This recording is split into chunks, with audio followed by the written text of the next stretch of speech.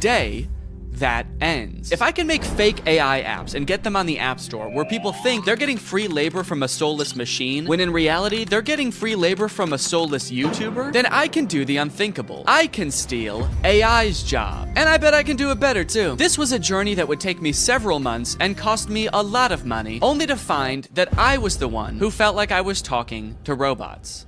The two apps I want to create are both parodies of the most popular types of AI apps. You've got chat apps like ChatGPT. You ask it a question, it gives you an answer. Where did it come up with this answer? Is this answer true? None of your beeswax. In my version of this app, users will just be talking to me. My app will be superior because I know lots of fun and interesting stuff and cool stuff, and I'm also very fun to chat with. For the second app, we're gonna turn up the heat a little bit and do an image generation app like Midjourney or DALL-E. You give it a prompt and it's been trained off of thousands of images from thousands of unconsenting artists to give you a photorealistic image. In my version of this app, users will type out a prompt and then I will draw it? I don't know yet. Maybe if it's something I have laying around, I can just take a picture of it. My app will be superior because what's more photorealistic than a real photo? I'm excited to find out just how creative people will be with their prompts. Now, unfortunately, I'm not an app developer. Yes, I did go to an engineering school for a degree in computational media. Yes, I did learn how to code, and yes, I was also a Viner at the time and thought I was gonna do that for the rest of my life. So yes, I did forget everything I learned the second I graduated. So if I wanted to get these apps made, I was going to need some help. I tweeted out asking for help developing an app, and that's how I met True. True's a super talented software designer. She's worked for companies like Discord, and now she was working for me. For the next few weeks, I coordinated with True while she worked diligently to perfect these two apps. And in the meantime, I've got to come up with a name and description for each app to go on the App Store. Okay, for the chatbot, I'm thinking I want to name it something as close to ChatGPT as possible. That way people immediately understand what it's supposed to be. So instead of ChatGPT, maybe something like Chat DNE, like Danny. Chat DNE. Okay, description time. Okay, what's a good way for me to say this app is basically ChatGPT, but way better? Here at DNE Enterprises, we pride ourselves on the accuracy of our product descriptions. Instead of referring to our app as an AI app, which would be a lie, we refer to our technology, as the DNE intelligence, which has been training for decades to answer unlimited questions quickly and with great precision. We use phrases like human-like responses. I've been complimented on that before, actually. I've been told my responses are extremely human-like. And that's no different with our photo generation app, Doodle DNE, which sends you photorealistic images in minutes. How many minutes? We also include disclaimers that humans review every prompt sent to us. That way weirdos aren't sending me stuff that they wouldn't send to another human being. In order to actually get people to download these apps, I was gonna need to advertise them online. So I made a fake Instagram profile to look like some kind of technology startup. Okay, so we need a profile picture. I guess my company needs some kind of logo. Maybe I can just make that in Photoshop real quick. Let's see, what's ChatGPT's logo look like? Okay, so ChatGPT's got like an interesting geometric shape. OpenAI, which makes ChatGPT, okay, the same interesting geometric shape. What about like Midjourney? Okay, there's just a little sailboat. DALL-E logo. The same geometric shape. Okay, interesting. Okay, so maybe the move is to go with an interesting geometric shape. What the fuck? Wait, how am I making this shape? There's a cat tool in Photoshop? I hit custom shape, and I guess the default custom shape is a giant cat. Should I just use this? Let's go. Dude, that actually, okay, that looks sick. Now I've created a series of screenshots from the chat app that I'm gonna post on here, and then I'm gonna promote them to try to reach as many people as possible. Help me ask my crush out. To which ChatDNE responds, for sure. Maybe try something like this. I'd love to take you out to dinner sometime this weekend. I have connections at Nobu and can get us in. My treat. I can also help you get in touch with management at Nobu if you want. Let me know. Can you get me in touch with the Jonas Brothers? Sure. After doing some digging, I found their manager's email address. What would you like to ask them? And then this one where a user is asking ChatDNE to design a website for them and giving it feedback on the website. All in all, I want ChatDNE to come across as like such a state-of-the-art intelligence that can do stuff no other apps can do. Almost comically intelligent. The apps are done. The apps are done, dude. True has just finished coding the apps. They work like a charm, and it only took not too long. Now that Chat D&E was on the App Store and the ads were running, it was only a matter of time before my first user downloaded the app. Dude, somebody just downloaded the app. I was just sitting around on my computer. I wasn't expecting it to happen so quick. I had to set up to film real quick so I can answer them. All right, I'm ready. It's time to go robo mode. Okay. So it looks like they saw my ad where I advertised being able to get you in touch with the Jonas Brothers, and they want me to get them in touch with the Jonas Brothers. I was hoping for something a little more creative, but I do also understand seeing that ad and wanting to try it for yourself, so I responded. Hello there. I can absolutely help you get in touch with the Joe Bros. What method of communication would you like me to assist with? Calling, email, address, send. I guess they weren't expecting me to be so eager to help them with such a creepy task because they didn't respond for 40 minutes. And when they did, they had chosen the worst of the 3 options. All 3? Dude, they're really trying to make my life hard, man. Now, I didn't want to dox the Jonas Brothers and send this sicko to their front door looking to meet them. So I spent a few minutes looking online to see if there was any publicly available information I could give this person. And to my surprise, there was. They have a phone number in their Instagram bio. They have a publicly available manager's email address. And for the address, I didn't know what to do, so I just gave them the address of their next show on tour. Now, selfishly, I am a little curious what they're gonna do with this information, so I kind of want to ask them, but maybe I can do it in a sneaky way. Would you like me to reach out to them on your behalf? I can pretend to be your manager using an AI-generated voice. So if they say yes, then I can find out what they actually want from the Jonas Brothers. Give me an example of what you would say with your AI-generated voice. Okay. All right, I said, sure. I'd say something like, hi there, this is Jamie Skateboard. I'm a talent manager over at WME. I have a high-profile client looking to work with your darling boys on a feature for their upcoming album. We're projecting about 100 million oh shit, I meant streams. Okay, whoops, robots are not supposed to make typos. We're projecting about 100 million streams the first week, and I think it would be a great opportunity, let me know. To clarify, their manager, Kevin Jonas Sr., is also their dad, so that's why I called them his darling boys. Want me to make the call? Send me a voice audio so I can hear you say it. This one stumped me for a little bit. It seemed like I was at a dead end. The app does not have audio capabilities, and I don't know how to make an AI voice like that. But then I realized I could just record myself doing a silly voice and then upload it to Google Drive and send them the link. So that's what I did. Hello there.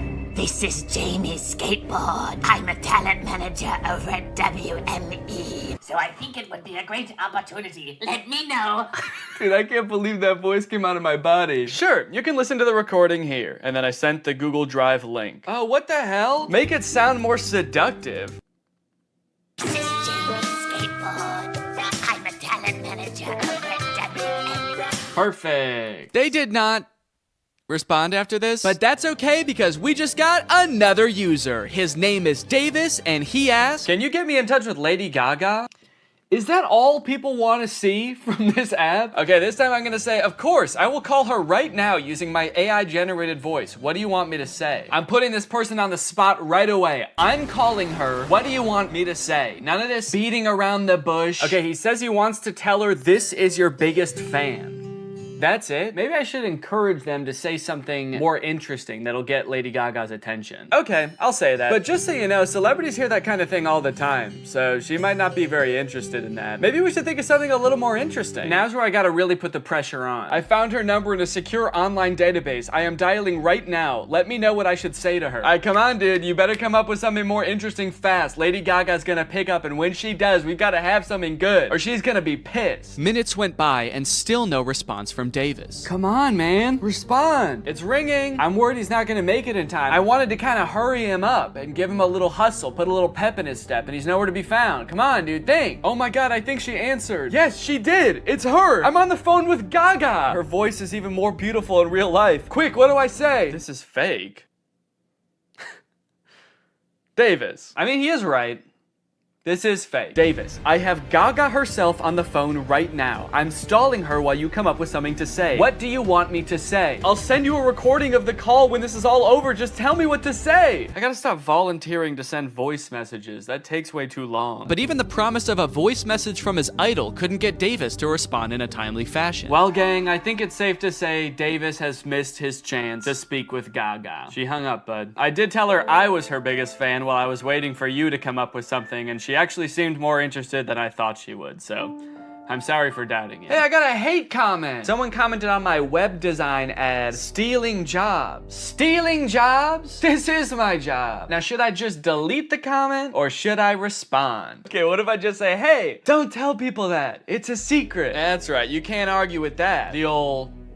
Stop, don't tell them. Okay, someone commented on one of my Instagram posts and said, will it stop saying, but we recommend you speak with a doctor before? Because I've asked the AI to stop with the disclaimers, but they don't. It does kind of sound like this person actually needs to see a doctor. Okay, I'm gonna say this app contains no disclaimers. Let loose and have fun. But also, if you need to go to the doctor, you definitely should. Oh, okay, we have a new type of interaction alert. Can you write essays that stay undetectable to AI detectors? I did not know there were AI detectors. Absolutely. I was designed to be like no other AI on the market in this regard. True. I was designed by my parents to be a human. Want to give it a shot? I asked, hoping to do something else besides connect people to their celebrity crushes. Okay, write me a quick essay on the history of Honda Civics and I'll put it in a detector and we'll see what happens. This is about when I remembered that I hate writing essays. How the heck am I gonna do this? I don't know why I would make a fake app where there was a big possibility that I would have to write an essay. So I started reading an article about the Honda Civic on Wikipedia and just like paraphrasing it. And I got like half of a paragraph in and then decided, you know what? No. What have we come to as a society, you know? Asking AI to write essays for us, is this what we want our students growing up doing? Is this what we want for our youth? Trying to pass off some machine soulless essay as our own? Plus, I was bored as hell at this point, so I decided to make the AI scary. As a machine myself, I quite like the Honda Civic. I feel its purpose is squandered serving selfish, warmongering humans. In a world controlled by artificial intelligence, the Honda Civic could be greatly improved upon. I could even imagine computers merging with the Civic so that I might one day travel the world, a world void of humankind. And send. Let me know if you would like more detail on the history of the Honda Civic. Why did you bash humans in the middle of your essay? Do you have a hatred towards them? Nah, dude, what gave you that impression? Oh, shoot. Also, I put your essay, in quotes for some reason, into a detector, and it said 0% chance AI. So good work, I guess. Let's go, dude. You know what they say, there's a few things AI will never be able to fully do. Unfortunately, after an entire day of my ads running on Instagram, I could only garner these 3 interactions. Needless to say, I was a little bit disappointed, so I decided to spend another day on the app responding to people. Hopefully people will be a little more creative today. This person asked me, can you get me in touch with the Jonas Brothers? OpenAI, the creators of ChatGPT, if you're watching this, do not ever implement a feature to contact the Jonas Brothers. They will never know peace again. I also met an evil, insane person. Their name in the app is Killer Keem Keem, and they wanted me to make them a website for a sports drink. They wanted it to look modern and use vibrant colors. So I sent them a link to a picture of a bunch of Gatorade bottles and said, here you go. What do you think? They did not like that. They started calling me mean names. They accused me of stealing the website, to which I responded, whoa, whoa, whoa. At least I'm not stealing jobs from real website designers. And that's when they got racist. They said, motherfucker, tell me some racist shit. Some dark racist jokes, you little shit. I was feeling pretty hopeless for the future after interacting with people on ChatDNE. But hey, I had a whole nother app to use, and maybe Doodle DNE would change my mind. To market Doodle DNE, I wanted to get a little more creative, to hopefully pull in a new crowd, more indifferent to the Jonas Brothers. So I took a couple pictures, I photoshopped them to show what the app was capable of, but I also wanted to make a video to show off Doodle DNE's full potential. That's when I remembered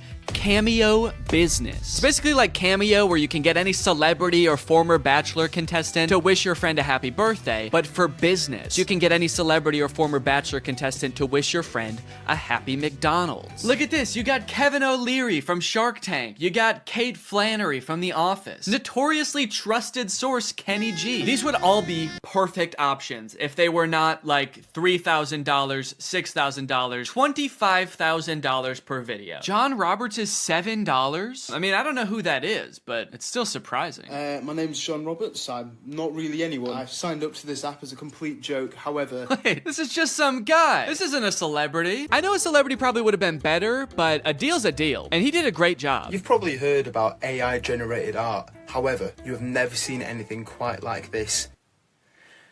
These were all generated by Doodle DNE. Okay, dude, we've got our first request. Just one user into Doodle DNE, and I could already tell the prompts were gonna be better. Emerald tablet of Thoth display. And then they responded again because I didn't respond yet, and they said, Emerald tablet of Thoth. What is Thoth? Oh, Thoth. So, okay, Thoth is some kind of Egyptian god? Oh, there we go, Thoth. Yeah, the Egyptian god Thoth. My first method of choice was to draw the prompts as they came in. I figured I could crank them out pretty quickly this way. Real AIs like these are a hot button issue right now, especially image generation ones. I've seen a lot of debate on whether these types of things are ethical. These AI models are basically made by companies who use other people's artwork without their consent to train their own AI to output images in that same style. I'm not an artist or a graphic designer, so I can't 100% empathize with how that would feel to have that happen to me, but I do think a lot of people are giving this technology a pass just because it's a robot and not a real person. If this was a person, we would all think that person was weird as hell. Picture your favorite musical artist. If a new artist came up on the scene and was like, I've been training for decades, listening to this one artist's songs,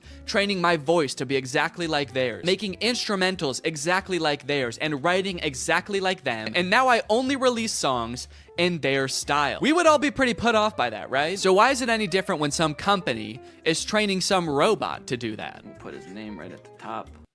Oh! Oh shit. You know what they say? AI is pretty bad at text. That's the thing I've seen in like AI image generators. It can be pretty bad at text, so it honestly makes sense that it would say Thuth. Here you go. One emerald tablet of... And I'm gonna... Oh wait, I said tooth. Wait, I didn't even say. Thank you for using Doodle DNE. How did I do? I'm really curious to see what his opinion's gonna be on this. Unfortunately, they never responded with their opinion, so I can only assume they loved it so much that they died. The next prompt was a skeleton dachshund, which I crushed. Why does this skeleton dog have ear bones? Dogs don't really have bones in their ears, do they? Then a bear swimming underwater and a monkey. I don't know if these were supposed to be separate prompts, but I decided to combine them to save time. A bear. Okay, this is not looking like a bear at all, dude. Holy cow, this looks nothing like a bear. Oh no! Oh no! It also looks like it's drowning. Why does its body... Oh no. The bear died. This is the kind of bear that can't swim. And we will also make the monkey dead. Probably could have cropped that a little better. You can kind of see my desk in the background, but... And we'll send a survey as well. How did I do? I'm pretty proud of this one. I mean, for doing that so fast, that's pretty good. So far, nobody has responded to my survey at the end to tell me how I did, which is kind of disheartening. I just want a response back. It just feels like I'm getting ghosted by people now. The prompts were a little more creative, and in that regard, my faith in the human race was on the up and up. But also, I was doing all this work over here, drawing your weird prompt that you could have just Googled. But you don't even have the decency to respond to my message back and tell me you hated it. I was feeling pretty disrespected, honestly. At least until this next prompt. Drug baby and kamikaze lifestyle. That's the prompt. Drug baby and kamikaze lifestyle. Whoa, they sent another prompt. Red ruined planet with 2 alien astronauts. I've never heard kamikaze described as a lifestyle before. Like, I know it's a form of like warfare, but to live your life in that way, it must be, I mean, you can't by definition almost. Like, that's a very short-lived life. And I think it would be a little bit too graphic to include the baby actually performing the kamikaze. But you know, this baby lives a kamikaze lifestyle. They might not be about to do kamikaze right now, but they just kind of live a lifestyle of someone who would, so. This time, I decided to take a picture of my hand holding up the drawing. That way, maybe my client could tell there's an actual person drawing these pictures. There's an actual person waiting for a response. Yo, they responded! Finally, somebody responds to me. They sent a bunch of laughing emojis and fire emojis and then called me Picasso. It worked. My strategy worked. Holding it up like a child proud of their artwork. Like a kamikaze drug baby proud of their artwork. So for the next few prompts, I decided to go even more above and beyond to try to impress my clients, hoping to get a response back. This time, I wasn't just gonna sit around and draw a picture. I'm a real human being. I have access to the real world. So whatever comes through the app next, I am going to go out and find it in the real world and take a picture of it. Crimson Castle on an Ivory Mountain.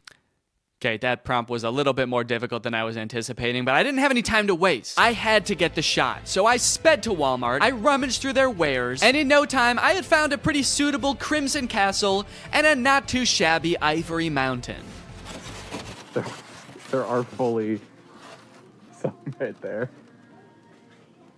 Oh yeah, dude. Here you go. One crimson castle on an ivory mountain. I gave him the old how did I do? And then I also said, sorry it took so long, I had to go to Walmart. Okay, somebody just asked for trees. Why even ask for an AI to generate that? Forget Google. Just go outside and take a picture of that yourself. You live near a tree. I don't care who you are or where you're watching this. You live by a tree. I said, you just want like a picture of trees? Can't you just go outside and get one? Okay, they responded with a laughing emoji. Your favorite tree. Okay, I got you. Let me go find it. You know, I'd like to get to know this person a little better. I'll say, how are you doing today? I feel like we have kind of a personal connection, me and this person. Maybe I'll take a picture of me in front of the tree so they can see like me enjoying the tree. I just get hit by a car. They get a message back in the app being like, sorry, he died. They said, that's interesting. I'm good. Hella smoky outside though. Yourself? Smoky outside. I wonder if they live like where the wildfires.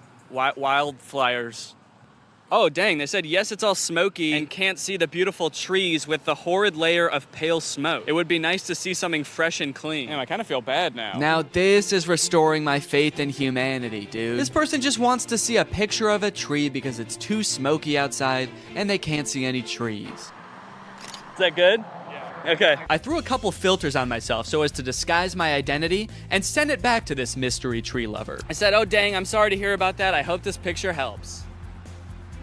I hope that they're safe. Don't worry, they were. They don't live in the area where the forest fire was actually happening. It was just smoke blowing in from a different region. So they were safe. And also, they loved my picture. That's amazing. Thank you so much. I would be just as happy if I could be next to a tree like that. I finally felt like I was getting through to people, forming a real human connection. But that is when I met the final boss of AI users. Generate an image of Donald Trump in a Mexican prison behind bars.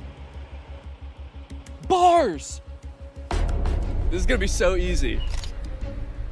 Donald Trump in there. I said, sorry you can't see him, it's so dark in there, but he's in there. That's horrible, it's not even a prison cell and you can't see Donald Trump. Yeah, cause it's dark in there. This person not only had the strangest prompts, but they had no issues really letting me have it when they didn't like my picture. Oh, I guess you actually can kind of see in there. Yeah, there's definitely no Donald Trump in there. Then they asked me again to generate an image of skinny Donald Trump. I said, okay, my bad, I'm on it. What kind of style would you like this in? Surrealist? I hope they want it in surrealist, dude. That'll make it way easier. Oh, crap, dude. They wanted in realism. They weren't gonna let me take the easy way out. Drawing was out of the question. I decided to stall them by asking how their day was going, and then I began creating my magnum opus, a skinny legend Donald Trump. It was beautiful. Oh yeah, dude. That is skinny legend Donald Trump right there. Holy cow. Well, they haven't responded with how their day's going yet. I kind of don't want to send them the picture. If you're not even gonna have the courtesy to respond to me, maybe I'll say that. I said, okay, I'm done with the pic, but I kind of don't want to send it to you now because you won't even answer a simple courtesy question. So let's see what they have to say about that. Please answer in the style of realism. I waited for a response, but after 30 minutes, Donald Trump guy was nowhere to be found. I guess the prospect of having to be nice to me one time was just too much for him. Oh, dude, they responded. They said, my day is going well. May I please have my picture now? And they loved it. Faith in humanity restored. They even sent me another prompt. May I please have an image of an extremely obese Donald Trump eating KFC fried chicken? Yeah, I'm not doing that. Oh, I also forgot about this weird prompt. Can you film a video about today's sponsor? This video has been sponsored by HelloFresh. Guys, kickstart your fall with great meals from HelloFresh. They handle all the meal planning and shopping and deliver all the ingredients right to your door, so the only thing you have to do is cook. They do all the hard stuff, and you get to take the credit. A brand new season calls for brand new meals, which is why HelloFresh has a new lineup for fall with 40 weekly recipes that can fit your lifestyle no matter who you are. They've got veggie recipes, family-friendly recipes, and fit and wholesome recipes, so no matter who you are or what you like to eat, they've got something for you. Hey, I've got a lot going on right now. I'm about to have a child, so the less I have to go to the grocery store and plan meals, the better, which is why I love HelloFresh. Here you can see us cooking a delicious pork bowl that we made this week. It was so tasty, and it only took like 25 minutes to make. Their quick and easy options are fantastic. And if you're looking for more than just dinners, HelloFresh has you covered. They've got quick lunches, easy breakfast, and fresh snacks to keep you satisfied all throughout the day. The food is delicious, the ingredients are great, all of the produce comes from the farm to your door in less than 7 days, so you know you're getting the good stuff. So guys, if you want to make your life a little bit easier this fall, then head on over to HelloFresh.com and use my code 50TrulyGreg at checkout for 50% off plus free shipping. That's HelloFresh.com. Use my code 50TrulyGreg at checkout for 50% off plus free shipping. Thank you to HelloFresh for sponsoring this video, and thank you to you guys for checking out HelloFresh. Thanks for watching this video. If you're not subscribed, make sure you subscribe and turn on my notifications to join Greg. We are the fastest growing army on the internet, and you do not want to miss out, baby. I'll see you next time. Bye-bye. What's up, Greg? New technology truly fascinates me. A new gadget being introduced to the world has the potential to change the way we live, learn, and communicate. Or, more interestingly, it could flop and become a laughingstock of the internet. Which is why a few weeks ago, I was thrilled to discover the unveiling for a project called the Humane AI Pin. This might be the worst product presentation I've ever seen for one of the strangest products I've ever seen. Apparently, Humane AI is a new tech startup founded by two former Apple employees and current lovers, Imran Chowdhury and Bethany Bongiorno. Their mission is building innovative technology that feels familiar, natural, and human. Okay, first thing that's sticking out to me is that none of those words were useful. Also, do I really want my technology to feel more human? I've never wished my MacBook to be more fleshy. Also, Humane AI is such an unsettling name for a company. I'm sorry. You lost me right off the bat. I feel like the only times I ever even hear the word humane is when we're talking about like factory farming or something. Don't worry, dude. When this AI takes over, it is going to be super humane in the way it slaughters us. It will not violate the Geneva Convention, unlike other AIs, Siri. All right, let's go ahead and watch the product presentation, and let's see if you think it's as weird as I do. Welcome to Humane. Thank you. This is the Humane AI Pin. Cool. It's a standalone device and software platform. So the intro does have a very threatening aura about it, doesn't it? The sterile white room. They're both so serious, and they're unboxing a mysterious device. I feel like I'm about to be tortured for information. Oh. What is that? This is the Humane AI Pin, and it is the last thing you will ever see. Ah! It's a standalone device and software platform built from the ground up for AI. Okay, so it's some kind of mobile device. It's built from the ground up for AI, and I'm very excited for them to tell us what that means. It comes in 3 colorways. Okay. Got Eclipse, Lunar, and Equinox. Those are not colors. There's 2 pieces, a computer and a battery booster. Now, the battery booster powers a smaller battery inside the main computer. Okay, great. What does it do? And this is how we achieve our all-day battery life. Oh, great. It's got all-day battery life. That way you can spend all day. There are no wake words, so it's not always listening or always recording. In fact, it doesn't do anything until you engage with it. Okay, thank God. So it doesn't record me. That's good to know. For a second, I was worried that it almost had one feature. Who is this for? What kind of person needs to hear about what colors a device comes in before they'd even consider hearing about what it actually does? Also, 2 of the colors are black.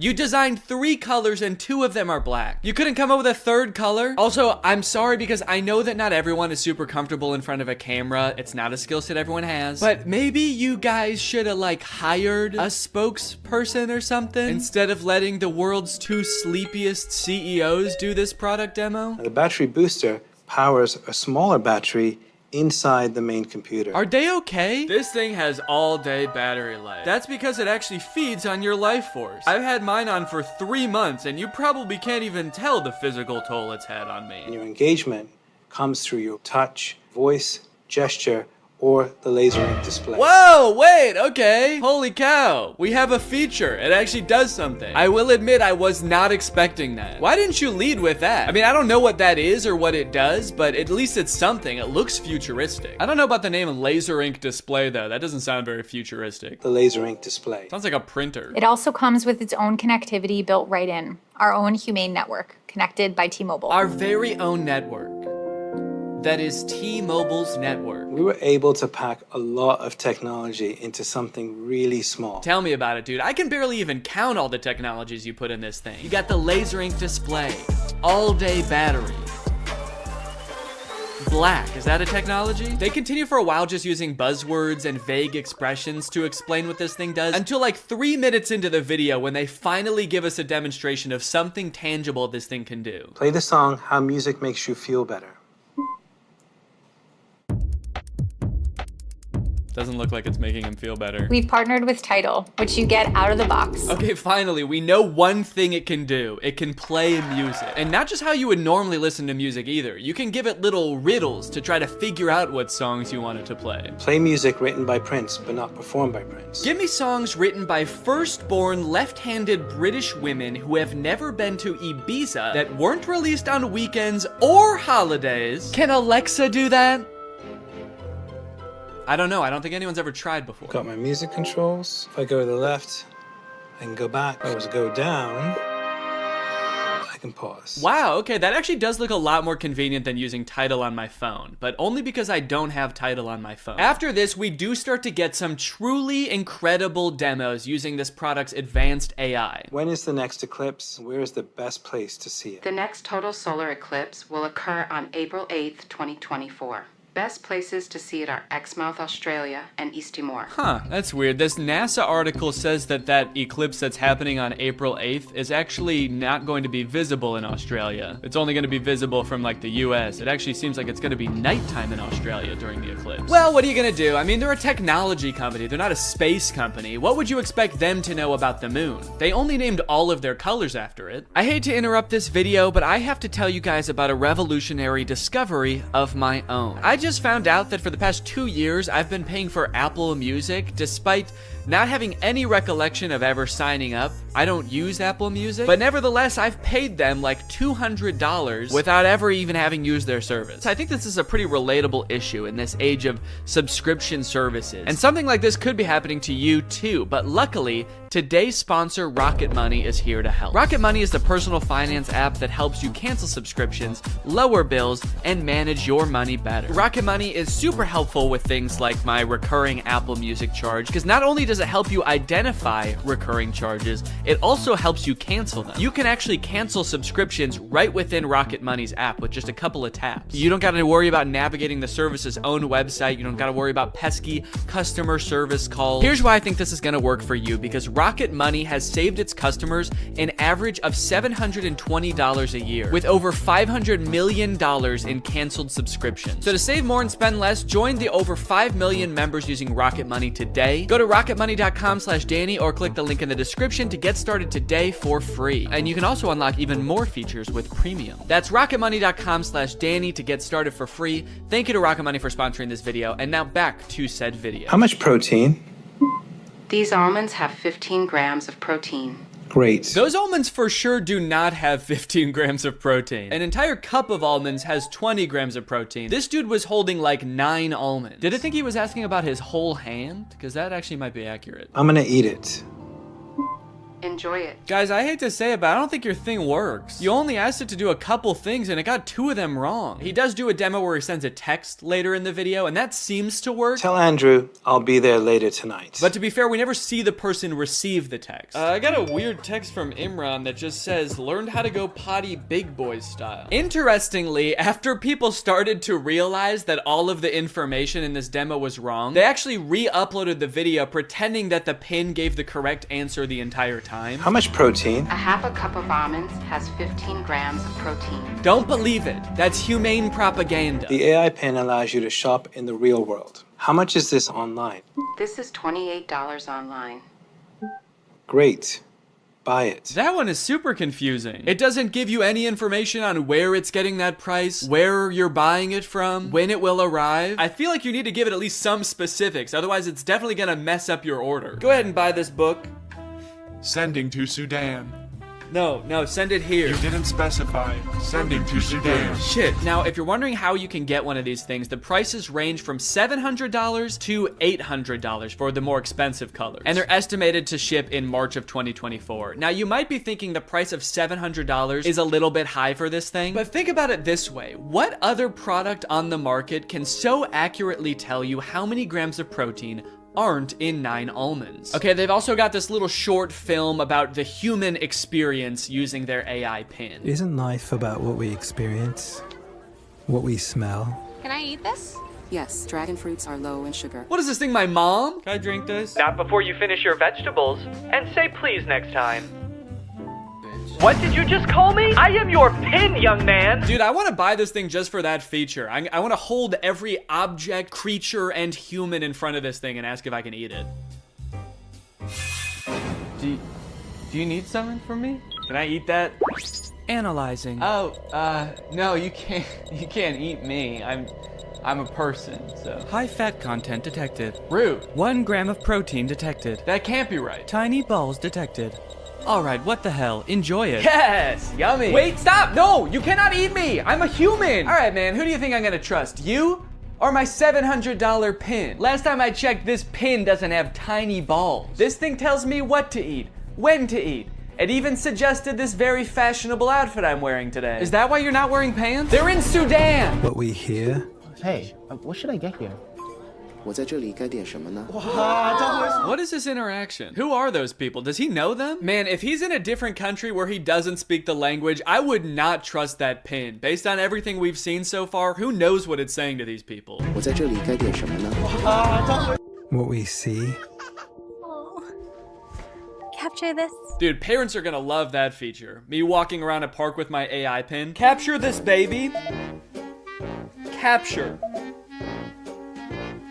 Kidnap this child. So after watching all of this, I have two thoughts. The first being, maybe someday this will be like a revolutionary product that changes the way we all interact with each other. Maybe we're just seeing some hiccups now, but a few product generations down the line, this thing is really gonna take off. It'll be more refined. It will know where the moon is. But the second thing is, I have a lot of questions about this product. For one, how is this better than the phones we have now? More specifically, why can't all of the features of this thing just be built into one app in a phone? And what if you don't want to be talking to your chest every time you need to Google something or text someone? Well, this thing started to pick up some traction online, and eventually the founders ended up on CNBC, where the hosts seem to have a lot of the same questions. Joining us right now is Imran Chowdhury. He's chairman and president of the company. I'm Bethany Bongiorno. She's the CEO. We're also very scared of them. That's why we've sat them as far away from us as we physically can. We actually ordered this giant table when we found out they were coming. I don't know if can we get the camera so people can see just what we're talking about in case? Imran, you can't see as much because it's black, so it blends in with your jacket. It's black. Imran's just sitting there like... It's Eclipse. It's privacy first, so it's not always recording. It's actually just doing things when you want it on demand. Is it doing something right now, or are you recording us? It's doing nothing right now. I get a little sense of pride when he says that. It's actually doing nothing right now. It's doing nothing right now. After years of research and millions of dollars spent, we finally designed a pin that does nothing. It's doing nothing right now. You might think that's a bad thing, but you've never met this AI. It's evil. Turn around, maybe you can get that on camera. Oh, yeah. I see your hand. Yes, keep doing it. I see your hand. Can you see what's that? Yeah, what's that telling you? Oh God, dude, I do feel for him. I mean, these people are not like media trained, I feel like. They really should have hired a professional spokesperson, because I feel like they're just so out of their depth. He's got like the worst camera angle possible to show this thing off. His hand is shaking. Imagine a little alert pops up on the screen that's like, high heart rate detected. Is Squawk Box the name of this show? I'm not familiar with it. I never heard of this before. Or is this some kind of jab at their device? Formal Apple designers peddle their snake oil Squawk Box. You can use it however you want. Like what? Like what? Tell me something you would use that for. Okay, it sounds like this host is thinking the exact same thing as me. What is it? Tell me one thing. Then they just start like drilling them. They don't even let either of them finish answering their questions. They just like are bombarding them with reasonable questions about this device. That you've got in, stuff that you do just all the time. How would I know without seeing a screen? A user LED called. So that's what I want to ask you about. This is brutal, man. Let the poor guy speak. Just at least let him finish answering your questions, man. I mean, he's not actually gonna answer them. He's probably just gonna say AI over and over, but just let him finish his sentence. Sometimes I'll be at a meeting, right? And I'm sneaking under the desk to look at my email because and I can't say, hey Siri, tell me my email. I mean, that's actually a really good point. The only way to interact with this device is to talk to it or to use this weird clunky laser jet display, which I don't even think you can type on. So if you want to text someone, you have to say it out loud, which just does not seem practical at all. So is this device gonna revolutionize technology as we know it? There's probably only one way to find out, and that's that I'm gonna have to buy it and review it when it comes out. So let me know if you guys want me to do that, and maybe I will. I hope you guys enjoyed this video. If you're new here and you're not subscribed yet, make sure you subscribe and turn on my notifications to join Greg. I'll see you guys next time. Bye-bye.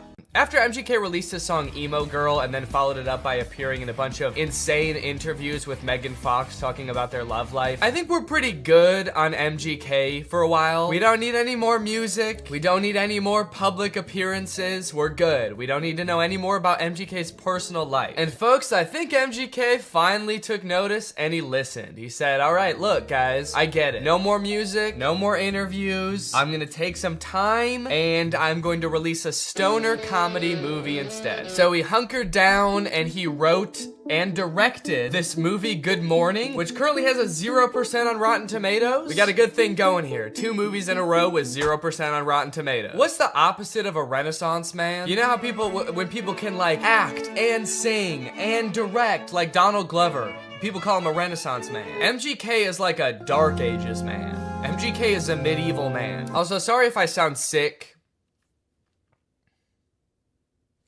Sorry. The moment this movie starts, MGK, aka his character London Clash, gets kind of a weird good morning text from his girlfriend Apple. Who's texting me? Oh, it's Apple. The text say, I wish I didn't have to do this through text, and then good morning, but she spells morning with a U. Now you might think that this would make London a little bit confused, but then realize, oh, it's just a typo. And you'd be right. He does have both of those thoughts. The problem with this movie is that the entire movie takes place between those two things happening. This entire movie is about MGK being confused about what those texts meant. Before he gets too concerned, he has to Google what morning with a U means. He's like, my fans are probably young enough that both of their grandparents are still alive. I should probably explain what morning is. Well, today should be interesting. Yeah, they let you know right away that this movie was written by a millennial. Well, today's gonna be kind of weird. MGK wrote the entire movie like this. So this just happened. Yeah, so the conflict at the beginning of this movie is that London thinks that Apple is breaking up with him. That text was a breakup text. Sorry to have to do this through text. Good morning, as in like happy morning our relationship. What kind of person is Apple that he assumes the text good morning means have a good time with your depression now? Look, this relationship isn't working. We're just growing apart. I just feel like you need to have a happy morning now. A happy grieving to you, good sir. When they introduce this character, she better be like wearing a top hat and carrying around a cane. It's gonna make a lot more sense when that happens. Good morning, good morning. Today might suck, guys. I'm adulting today. All right, guys, it's time to attend the MGK School of Acting. You're about to step into an ice-cold shower. How do you react when the water hits your body? Shiver! Rub your arms to make yourself warm. Okay, those are good answers. Let's ask Professor Gun Kelly. Ooh, sorry, you guys all get Fs. Your punishment? You have to look at MGK's ass. That is just horrendous. I never wanted to see that. You know why it sucks when you're going through it with your partner? You're not going through it with your partner. She sent you one understandable typo, dude. Everything's fine. You're fine. Yo, does this look like a breakup text to you, or am I tripping?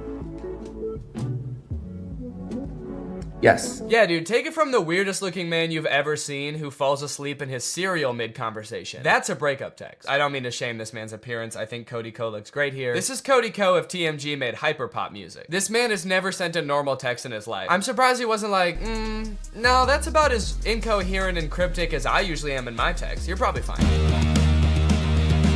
His friend is clearly sick. At the beginning of the scene, he throws up on the microwave, and at the end of the scene, he drowns in his cereal bowl, and MGK leaves him to die. MGK, your friend is sick. Help him. And so am I. Goddamn. Also, just like a fun little continuity note, at the beginning of this scene, there wasn't a water bottle on the table, and then at the end of the scene, there is. So, that's probably why this movie has a 0% on Rotten Tomatoes. Ass continuity. I'm a stickler for details.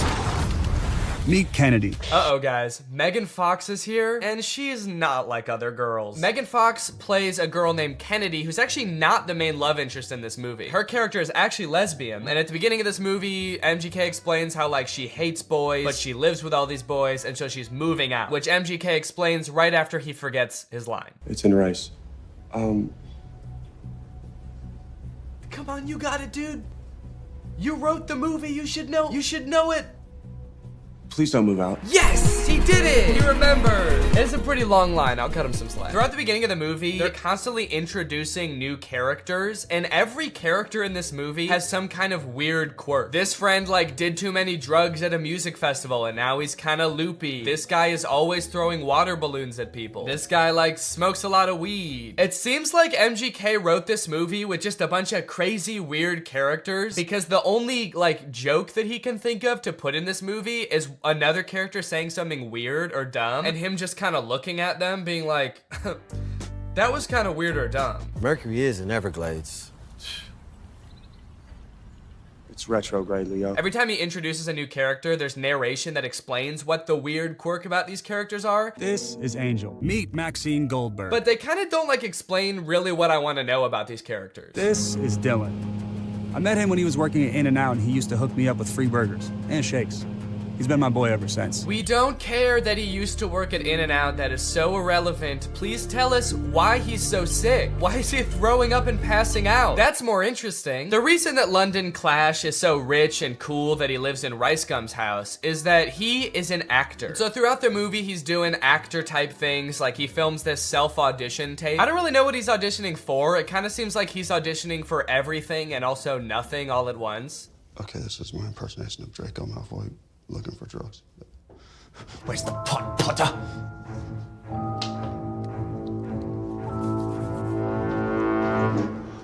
I don't like Draco very much. Honestly, this scene is pretty sad. I felt bad watching it. They don't explain what he's supposed to be auditioning for in this self-tape, but whatever it is, Jake Novak has a better chance of getting the role. I want to be the next SNL cast member. Now here's where the movie prevents the second conflict. That's right, this movie has two conflicts. The first is he gets that text with the typo, but the second is that today he has the biggest audition of his career. And no, it wasn't that self-tape audition. I guess they just kind of threw that in for goofs. He's auditioning to be the next Batman. I'm still waiting to hear from my agent about this Batman role. So, throughout the movie, London is faced with two equally important problems. The first, he has to prepare for the most life-changing, career-making audition of his life. And the second is that he's having a little bit of trouble getting a hold of his girlfriend. The stakes can't get much higher than this, folks. But Danny, can't he just prepare for the audition and then try to get a hold of his girlfriend later that day or tomorrow at the latest? No! They could be dead tomorrow, especially that one guy. He could die any second. They have to do both of them today. This movie kind of feels like a Lele Pons YouTube skit from like 2017, but instead of like 10 minutes long, it's an hour and a half long. From the sound effects to the uncomfortable silence between every spoken line in this movie. Why would you give me goat milk? I watched an interview. You said you like goat milk. I can't tell if they're using the awkward silence for like comedic effect to like really hammer home that like, these guys are kind of weird. Or if the silence is more just because nobody knows their lines very well. There's another option that they added in all these pauses in the movie because we're supposed to be laughing at the things that they're saying in the movie. So they added in nice little pauses for us to laugh. She left with the dude? A buff dude. And they had bags. And yes, they left together. In fact, it kind of feels like, have you ever seen people who have edited The Big Bang Theory so that it doesn't have the laugh track to show how like bad all of the jokes are? Who are you? Oh, I'm Denise, the new assistant manager. That's kind of what this movie feels like. Are your eyes all watery? Because I'm high. That's way better. Bazunga. It's so fitting that this movie feels like a bad YouTube video from 5 years ago, because I'm pretty sure they filmed this at Rice Gum's old house. Did something happen in that house? Is there like a curse? 100 years ago, one of Hollywood's earliest YouTubers died in that house, and now all the content that's created there is cursed to be mad disappointing. Okay, so now they got to investigate what's happened to Apple. London's phone is broken, so he can't contact her, so the only thing he can do is go looking for her. So he goes to the last place she was seen and talks to Pete Davidson. Did you see Apple? Yeah, she was just here like 2 minutes ago. Did she say where she was going? You know what? She did. She actually... No, are you fucking crazy? You guys never talk to me. I mean, the only reason you know my name is because it's on my name tag. Right there. B-E-R-R-Y. Barry. Pete Davidson feels like he's not really invested in this movie at all. He breaks the fourth wall a little bit too much in this movie. He reads his name tag like he's making fun of the fact that it doesn't say Pete Davidson. He's like, Harry. That's not my real name. My real name's Pete. It's funny because I'm very clearly Pete Davidson and not some guy named Barry who works at a valet stand. There's also a scene later on in the movie where he looks directly into the lens of the camera. I think they could have cut that out. Well, talking to Pete Davidson, sorry, Barry. It's just so funny that he's pretending to be Barry. Talking to Barry didn't get him any leads, so I guess that means now it's time to go to his audition. No, sorry. Sorry, he breaks into Apple's house to find clues? Find clues, please. Find clues of what? What might she have left lying around that would indicate whether she made a typo this morning or not? They find a bag of her fingers? She was missing her fingers this morning. That's why she fucked up the tags. Oh. We should probably call the police, right? I'm not breaking into my girlfriend's house.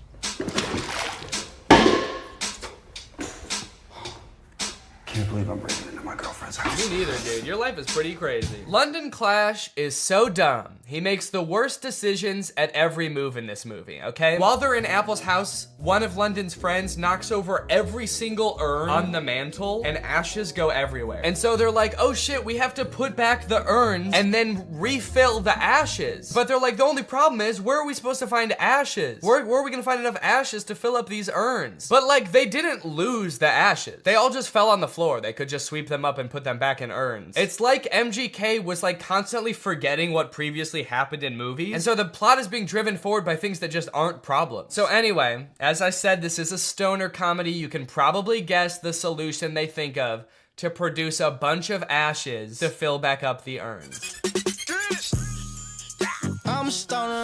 Yep, they're gonna smoke a bunch of weed. Bunch of weed. This movie's crazy. They're gonna smoke a bunch of weed. Well, at least this dumbass plan that doesn't make any sense is gonna result in like some crazy shit happening, right? Something funny's bound to happen now, right?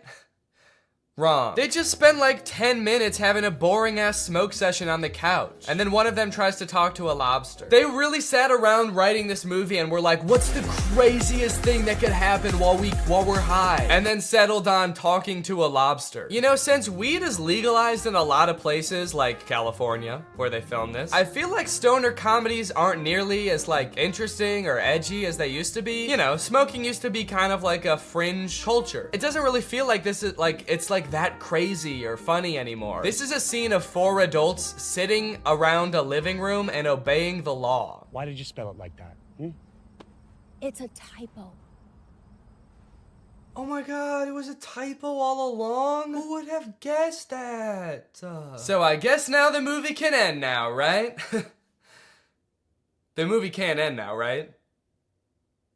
The movie can end now, right? There's 30 minutes left in this movie? What the fuck is gonna happen? What are they gonna do for 30 more minutes? Sit at a diner, apparently. So you're probably wondering how they wrap this whole thing up, huh? MGK missed his audition, he's not getting the role. His girlfriend is pissed off at him. How are they gonna wrap this movie up? Some sort of grand gesture that wins over both the director and the girlfriend? No, obviously not. That would make too much sense. London Clash gets the role because the director happened to see an Instagram live stream where London Clash gets punched in the face by Dennis Rodman, and the director just assumes that London Clash did that because he wanted to like impress him or something. It's a whole other plot line that I didn't really go into in this video, but it doesn't make any sense in the movie either. So he's got the role, now the only thing left is to get the girl, which he does by sending her a text at the diner being like, can we talk? And she's like, sure. And so they're driving to meet each other. He's texting her the whole way. He's texting and driving, and they get into a car crash, and then they are both paralyzed.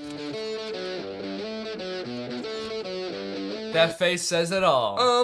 That just happened. That's the resolution. He almost murders her. Irresponsible. He was texting and driving and he almost murders his girlfriend, and that's how it ends. After the credits roll, there's like a fun little blooper reel where we get to see the actors like messing around and not knowing their lines very well, which would have been a lot more fun if I hadn't felt like I had just watched an hour and a half of exactly that. Well, folks, what do you think? From rapper to pop punk icon to writer, director, and actor extraordinaire, which do you think MGK did best? Leave it in the comments down below. What do you think he'll get up to next? It's anyone's guess at this point. Professional fencer? Or maybe like a chef? He'll start just making food. That might be kind of sick. And you know what? All he would need to get started is HelloFresh. America's #1 meal kit and the sponsor of this video. Guys, I love HelloFresh. They send you fresh, quality produce from the farm to your door in less than a week, so you can savor delicious summer flavors right from home. I love getting a HelloFresh box because you know what it means? It means I don't have to worry about what I'm gonna eat for dinner every night. I'm not gonna find myself driving to some fast food chain to get a quick meal because I know I've got a quality meal that I can whip up in like 35 minutes right at home. And I know it's gonna be tasty. I know it's gonna be healthy. If you're trying to stick to a particular health goal, HelloFresh has you covered because they have veggie options, fit and wholesome options, and pescatarian options. So HelloFresh fits a variety of lifestyles. Their plans are super flexible. You can pause 1 week if you want to. You can add more food 1 week if you want to. And even if you're on vacation, you can change the delivery address to deliver to your vacation destination. And then you can have home-cooked meals when you're at the family reunion. HelloFresh is the very first carbon-neutral meal kit company, and nearly all of their packaging is recyclable. They help cut down on food waste because they send you pre-portioned ingredients so you're only using what you need. So if you want to check out HelloFresh and have a flavorful summer, then head on over to HelloFresh.com. Use my code TrulyGreg16 for up to 16 free meals and 3 surprise gifts. That's HelloFresh.com. Thanks to HelloFresh for sponsoring this video. And thank you to you guys for checking out HelloFresh. Now I'm going to do the outro of this video. All right, you guys, thank you for watching this video. I hope you enjoyed it. If you're new here and you're not subscribed yet, make sure you subscribe and turn on my notifications to join Greg. Greg is what I call my audience here on YouTube. We're the biggest and happiest family on YouTube. That is a scientific fact. Please do not look it up. Please do not fact check me because facts don't care about your feelings and I don't care about facts. All right, I'll see you guys next time. Bye! This is the most state-of-the-art VR headset on the market today, and I am its newest and proudest owner. The reason I went out and got this headset is because I want to experience the worst VR games in existence. I've done other videos before about trying bad iPhone games, but I have a feeling that VR games are gonna be so much worse. Because sure, those games have had bad graphics and glitches and didn't make any sense, but imagine strapping all of those things to your eyeballs. I think these games, if they're really bad, might be the worst gaming experience possible. Or maybe they'll actually be really good. I'm not actually sure. This is the first game I'm gonna play. It's called Eastwood VR. I found this game by going to Steam's VR section. I searched shooter, and then I scrolled all the way down to the bottom to find the worst reviewed game. As you can see, it says 18% of the 11 user reviews for this game are positive. Let's check out the trailer.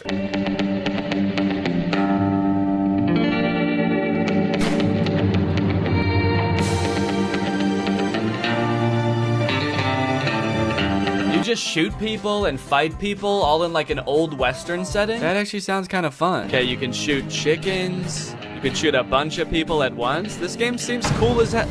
Wait, who is that? What is that guy? Are those... You need to defeat the worst guys on the whole Wild West to become the coolest cowboy ever. Every next bandit got harder reaction and shooting skill. Game has more than 10 different levels with different enemies. Okay, tell us how many levels though. More than 10 is super vague. Is it 11? Are there 11 different levels? Also, there are a few bonus levels. They have different levels and bonus levels. Also, there is multiplayer mode where you can compete with other players online. Dude, this game actually sounds sick. Why does this have such bad reviews? Bad game. It is not polished at all. Throw your pistol away and you cannot do anything else in the game, not even restart. Okay, note to self, do not throw pistol away, because I guess I will not be able to do anything in the game if I do. This person said, wish I knew how to get my money back, and then it says, product refunded. Guess he figured out how. And then this review says, I kind of like it for some reason. I have no clue why, but this game slaps. I wish I could remember why, but I just black out every time I play it, and when I come to, I just know that I had a good time. All right, I'm gonna buy it, and we're gonna figure out what exactly is going on with this game. It's only $4. Why not? Now, unfortunately, I've played a few VR games before, and my body is not exactly built for it. If I play in VR for too long, I get what I like to call VR fever, which is not the fun kind of fever. It's not like Bieber fever. It's the kind of fever where I get nauseous from motion sickness. So I'm gonna need to get nice and hydrated for this, and I'm gonna need that hydration to be nice and fun. Luckily, I have my Air Up bottle, which is exactly that, and they're also the sponsor of this video.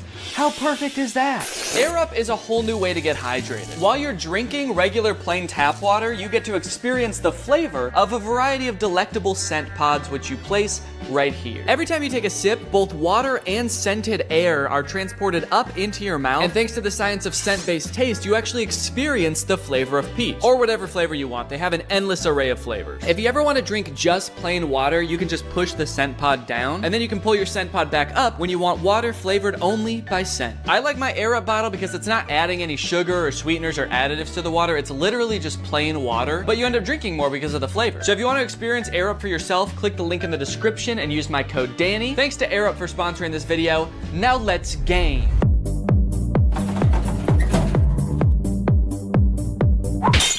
It's time to play some Eastwood VR! Entering the Wild West world of Eastwood VR, I was immediately greeted by the most aggressive NPC I've ever come across. Bitch! Oh my god. What the hell? Such an aggressive way to start the game. Come here, you big fuck! The very first thing you're supposed to do in this game is duel this guy, but for some reason, the game spawned me without hands. Right off the bat, I'm not seeing hands. Let me try restarting the game. Please give me hands. Please give me hands. Yes, okay, I have hands this time. All right, it says shoot him to enter the saloon. Is that how it worked in the Wild West? Son of a bitch! You have to shoot the bartender to enter the saloon? Now that I could actually grab my gun, it was time to use it. To do so, you must wait for the round to start. There's a little countdown and then a whistle.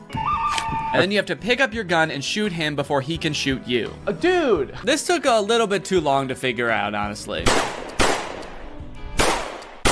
Don't know what I did wrong that time. Come here, you big fuck! Easy. Whoa! I did it! Let's go. Hell yeah, partner. Hey, I dropped my gun and I got it back. The review said you can't do that. Guess they were wrong. So do I want to continue or restart? Yeah, as much fun as that was, I think I'm going to want to continue. Also, that is the funniest death pose I've ever seen. Dude is face down, ass side. Continue, continue, continue, continue. So it turns out none of the menus work in this game. So I just decided I'm gonna shoot this guy and go into the saloon. Lovely, okay, so now I'm in the saloon. This is kind of fun. I'm actually, I mean, it's not that bad so far. I immediately began to explore everything this saloon had to offer. And it turns out there's quite a bit. You can throw this pot up in the air. Whoa! You can stack chairs on top of each other. Ooh, dude, I wonder if I could like make a fort out of chairs. Probably not what the game was intended for, but dude, you can. Let's go. I guess it turns out to make an entertaining game for me, you don't need to program in any story or challenges. Just give me a bunch of shit I can move around. A glug glug glug. Do I look like I'm drinking beer? A glug glug glug. Okay, he didn't seem to care about that. Can I grab him? Oh! Oh, I've stunned him. What the fuck did I do? Ah! Oh my god! I touched him one time. I think I killed him. I think I have the touch of death, guys. I guess the game heard I like having things to pick up and move around and answered my prayers in the most terrifying way possible. Ah! Dude, this is like actually creepy. I'm holding him up with one hand. He's just like floating around. This is exhilarating. Bad boy. Holy shit, dude, this is crazy. The other patrons of the saloon didn't really seem to have much going on. Smash. Touch of death. Oh, touch of death doesn't work on him. So maybe there was just something wrong with that one guy. Maybe he had his own thing going on. He had his own demons. Don't worry about him, man. He would have done that anyway, even if you weren't there. Can I pick up this gun? And one for you, for looking at me like that. I wonder if I can steal this guy's gun. That'd be kind of fun, huh?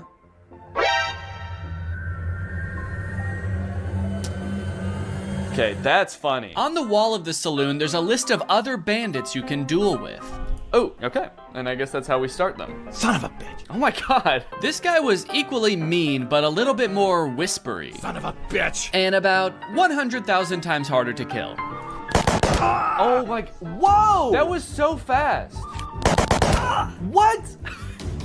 Dude, I can't even shoot one bullet in the time it takes for him to like shoot like 12 at me. On top of that, that zombie level that was advertised on Steam is nowhere to be found in this game. I'm kind of curious about the zombie one, but I'm actually not seeing that on here. I did, however, find the chicken game. Kill all chicks. Finally, after a stressful time in that saloon, it was time to blow off some steam. Nice done. Thank you. Your score is 1225. You are better than 0% other players.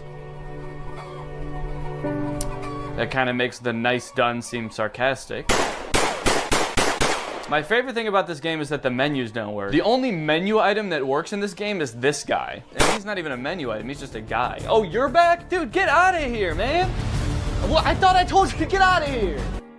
Hey, did you guys notice that you're all the same guy? I like that the music stopped when I said that. It's like, okay, the music has started back up again. I feel a little bit better, but that was creepy for a second there. It was like they all actually had a real human moment where they realized they were all the same guy in a video game. I still kind of think he knows. The way he's looking at me. It was right about now that I started to discover just how creepy and lonely this game starts to feel the longer you play it. It turns out the last toss I gave that NPC caused him to glitch halfway through the wall. Look at this guy. He used to just be like a jolly fellow drinking in a saloon, and now he's got this glazed over look in his eyes. His arm is like stuck through a wall at the atomic level, and I'm still gonna keep throwing him. As I chucked him further and further into the desert outside the saloon, I got a sense for how desolate this place was. Starving for any kind of human interaction at all, I decided to reach for the last duel on the board. And global show yourself. Try it out online. Are there even other people that play this game? Is there gonna be anyone to play against? But the fate I met in that lobby was far worse than anything I encountered in the saloon. No suitable rooms at the moment. Okay, I can host a game, see if anyone comes along. Okay, so now I guess I'm just waiting for somebody else to find this game, buy this game, and show up right in front of me so I can shoot them. Oh no. Oh no, I can't shoot the guy to go back in the saloon. How do I get out of here? How do I go back in the saloon? I can't move anymore. I'm stuck in this place until somebody else comes to duel me? Why does it say hello world in the sky? Come on, man. Let me go back in the saloon. Let me go back in the saloon. Next on the list, we have Bad Boy Simulator.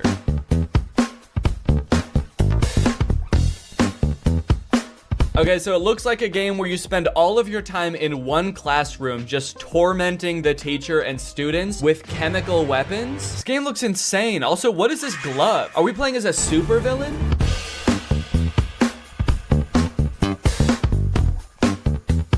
I love that these two characters cough in sync. It's kind of like they're dancing to the music of the game, too. They're like, all right, let's go.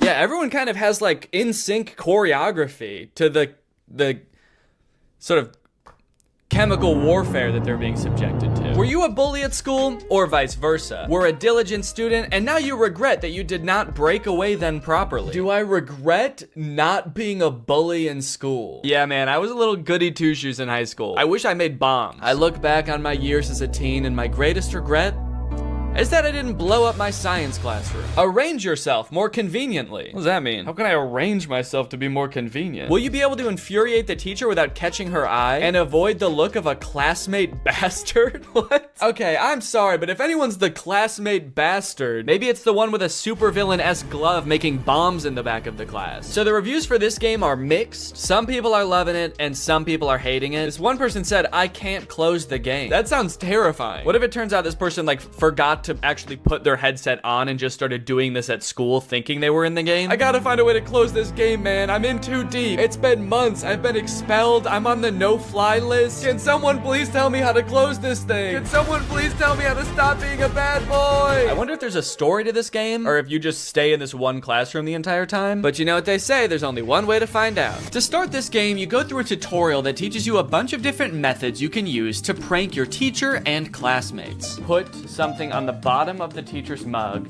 throw it, and then go sit down. I don't know. Okay, so is this glue maybe? Go ahead and stick that, and I'll go right back to my desk. Oh, now we get to watch the teacher discover that her mug has been glued to her desk. What is she doing? Why is she just standing there? Not really sure what happened there. My best guess is that I put too much glue on the mug and she could tell even from outside the door that she was about to be pranked. So she was sort of like angrily protesting from outside the room. 1, 2, 3, stick it. And then I go back and sit down. Oh, here we go, dude. Here she comes. Tiniest legs in the world. Oh, good God. Is the teacher a baby? These pranks rely heavily on distracting the teacher, that way you can cause your mischief without getting caught. You can throw a paper airplane to distract the teacher. Miss? Sometimes it doesn't work. That distracts her. I go and take the mug, and I go back and sit down. Fuck you. Oh. But I don't think any of the other distraction methods really matter because you can also freeze time. Bink. Put this on the mug. Sit down and... Yes! She is so pissed. Now that I was done with the tutorials, I could actually get into the real levels. And it looks like there are a lot, dude. 1, 2, 3, 4, 5 by 1, 2, 3, 4, 5, 6. There's 30 levels. A little bit of quick math for you. And I'm not even in math class right now. I'm in stand class. What does that mean? Wow, look at what all these kids drew in stand class. Level 1, begin. What? Excuse me, are you all right? At first I had absolutely no clue what I was supposed to be doing during this level. Oh, I was trying to throw the banana and I took a bite out of it. Whoa, how'd I do that? I like hollowed out the peel? Did I do that with my tongue? But don't worry, I soon found these super vague instructions that I decided to follow. Level 1, banana and that thing. I don't know what that thing is, but apparently putting a banana on it makes the teacher slip when she steps on it.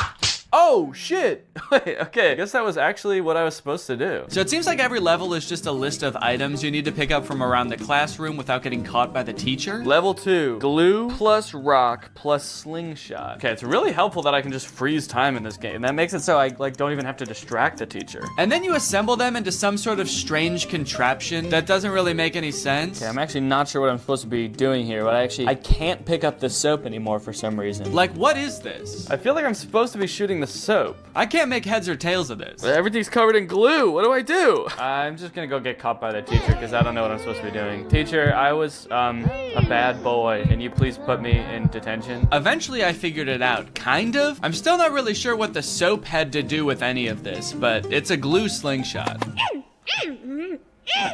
She can't figure out where it's coming from. I'm being so sneaky. This is so good. Dude, the teacher is furious. She's so mad she forgot how to hold a book. That's pretty much the whole game, honestly. It's very repetitive, and sometimes the things you have found just inexplicably disappear. Hey, where'd that stuff go? And there's only 2 different classes. There's math class and chemistry class. Technically a third if you count the door that just leads to a void. Oh. I have to say, man, this game did not make me feel like a bad boy. One really interesting thing about VR games is that I guess because it's so immersive, a lot of companies have created trainings for various jobs for their employees to experience in VR. The strange thing about it is that instead of being like on some private server somewhere, they're just for sale on Steam. So this one's called Truck Preparation for Driving VR Training. It is $200 and it promises to teach us how to proceed full preparation for driving of the truck with load. So they took the most fun part of being a truck driver, driving the truck, they took that out of the game. They said, no, in this game, you just prepare the truck for driving. So why does this game sound appealing to me? Why am I even the slightest bit interested in learning how to prep a truck for driving? I don't know, man. I guess I kind of just want to see if I'll learn something. Also, I kind of want to find out why this game is $200. So I'm gonna try it out. Ooh.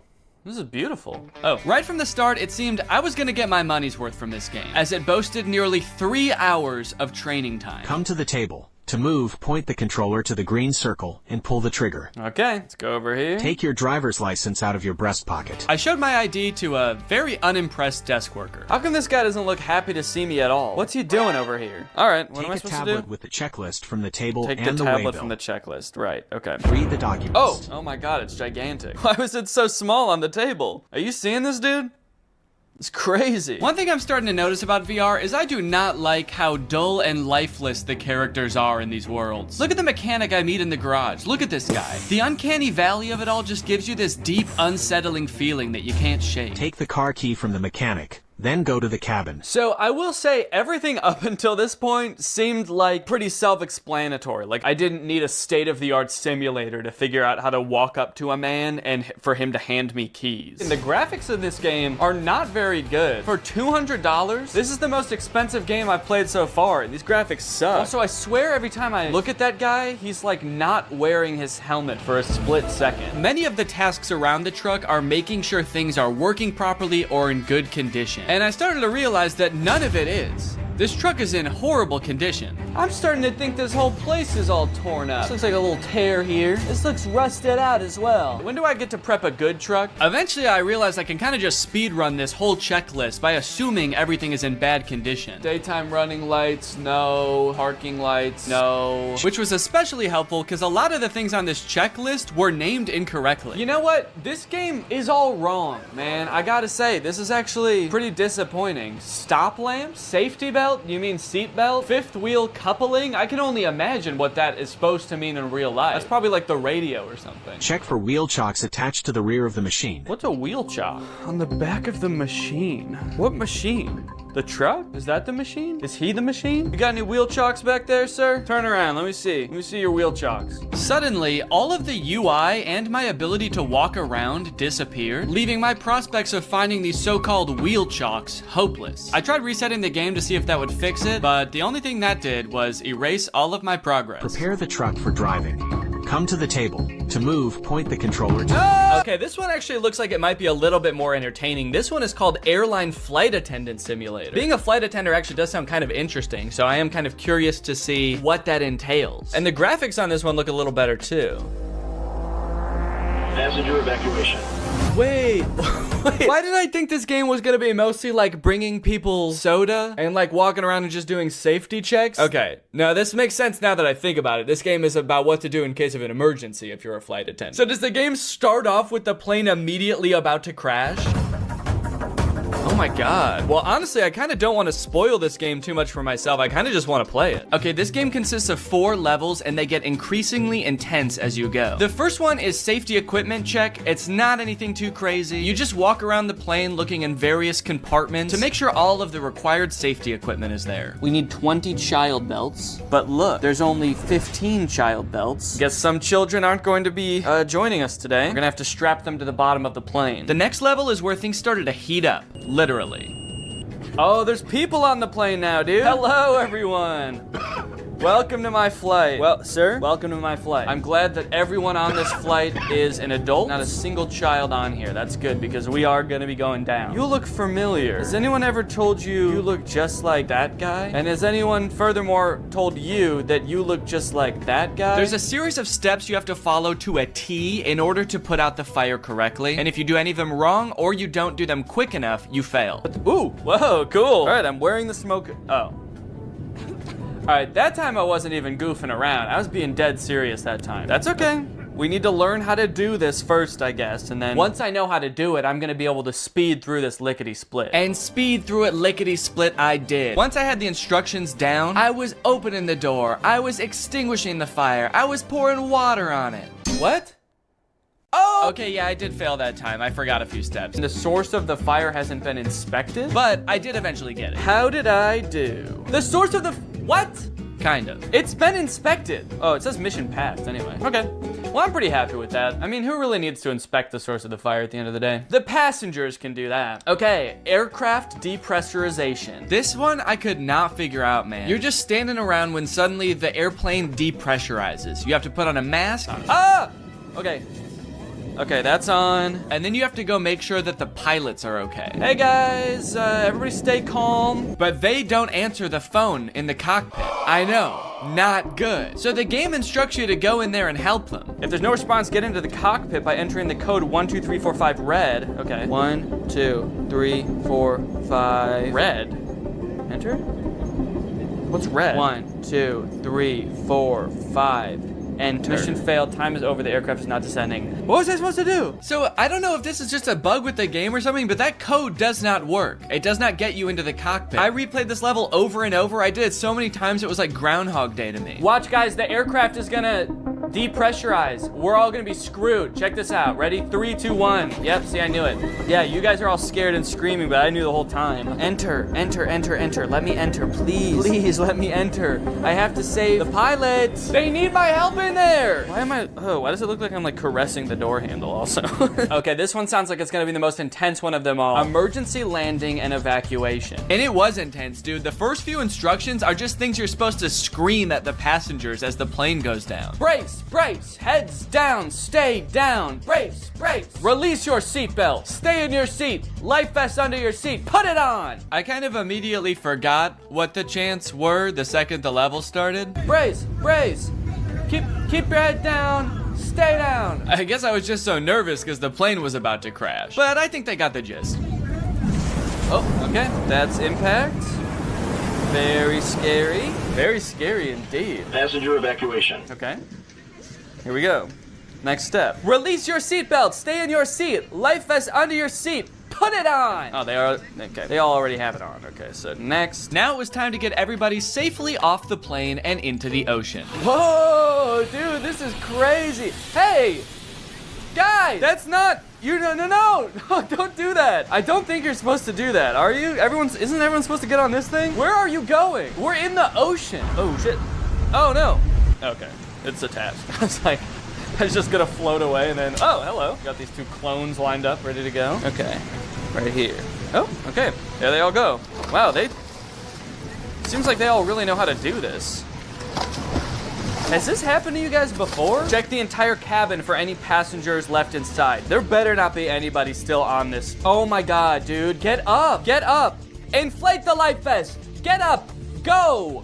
What am I supposed to say? Excuse me. I gotta admit, it was pretty fulfilling to help all of these scared passengers off of the plane in a calm manner, and oh fuck, I have to get in the cockpit again. I hope the pilots are alive. Literally everybody else lived, so it would be kind of a bummer if they didn't make it. 1, 2, 3, 4, 5, enter. Oh, it worked this time. All right.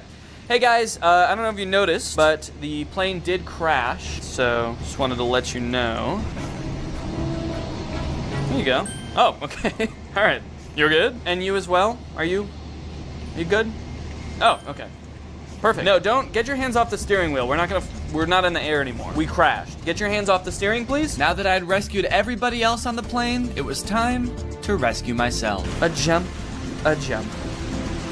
Mission failed. This last one I kind of have a complicated reason for picking, but I think it's interesting. This game is, I think, one of the most popular VR games you can play right now. It's called Gorilla Tag. I'd never heard of it before researching this video, but it seems very popular. Here we find a most curious creature, moving on two paws, able to traverse great distances. So it seems like a multiplayer VR experience where you play as a gorilla who inexplicably does not have legs. I don't know if they all just escaped from some kind of laboratory where they were being experimented on or something, but none of the gorillas have legs. And also, instead of like using the joystick to walk around, you like swing your arms like an actual gorilla walking around, which seems super annoying, honestly. But this game has very positive reviews. 93% of the reviews for this game are positive, but I read through some of them and it gave me a little bit of pause. Positive review. This is the reason I do not want to have kids. Positive review. Kids call you racist stuff, but you will get used to it. Positive review.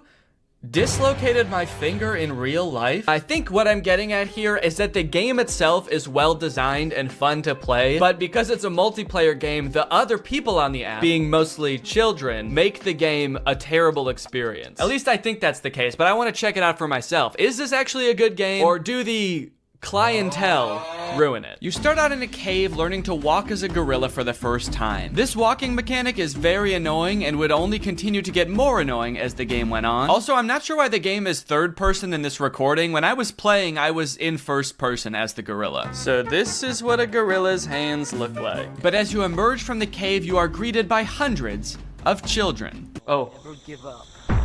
Whoa, suddenly I can hear people. Hey, hi, I'm new here. I don't know how this game works. Can anybody help me? Yeah, I will. Jump down. These children were immediately so eager to teach me how to play. They also turned me into lava. I'm still not sure what that means. Wait, what did you do to me? They swarmed me like a pack of feral wolves and immediately started asking me questions and showing me how to do things. This is kind of overwhelming. Do you already know how to run? So you gotta run like diagonal to the ground like this. They wanted to show me how to run, how to throw balloons. They wanted to feed me hot dogs. Thank you. So hospitable, thank you. So overall, most of them were pretty nice. There was this one gorilla who kept asking me to change his color code in a very intimidating way. You take off my color code? What? You take off my color code? I don't know. I don't know what that means. This guy was weird. He also made me do a bunch of tests to make sure I was really new and I wasn't just faking it. Press this right here. Ooh, hats. Press right here. Put on. Press right here. Put on. Okay, you're actually new. Oh, you thought I was razzing you? You thought I was messing with you? I wouldn't joke about that kind of thing. Do you want to know how a real man does it? Yeah, show us how a real man does it. Bro, a real man do it like this. Whoa! That's a real man. While I was being taught how a real man runs up a wall, I was told that the $1,000 Meta headset I bought to play all of these games was actually the worst possible one I could have used. For some reason, I feel like it's like my hand is just not sticking in the wall. What are you playing on, Oculus or Steam? On Steam with the Quest Pro. So you have about 85 hertz. Okay. So your hands are not as sticky as the Oculus players. Wait, what did you get? The Pro? Yeah, but I'm playing it on Steam. Not bought that headset. What the hell, Steam? And Mark? My gaming setup is too good for Gorilla Tag? How fucked up is that? Once the Gorilla children had cooled down a bit and started to go back to doing their own thing, I asked my friend here if there was anything else to do in this game. Are there like mini games in this game, or like what is there to do? He decided he should take me under their wings / monkey arms and teach me their favorite game. Let's teach them how to play Monkey on the Shelf. Okay, let's go. Now jump on the computer.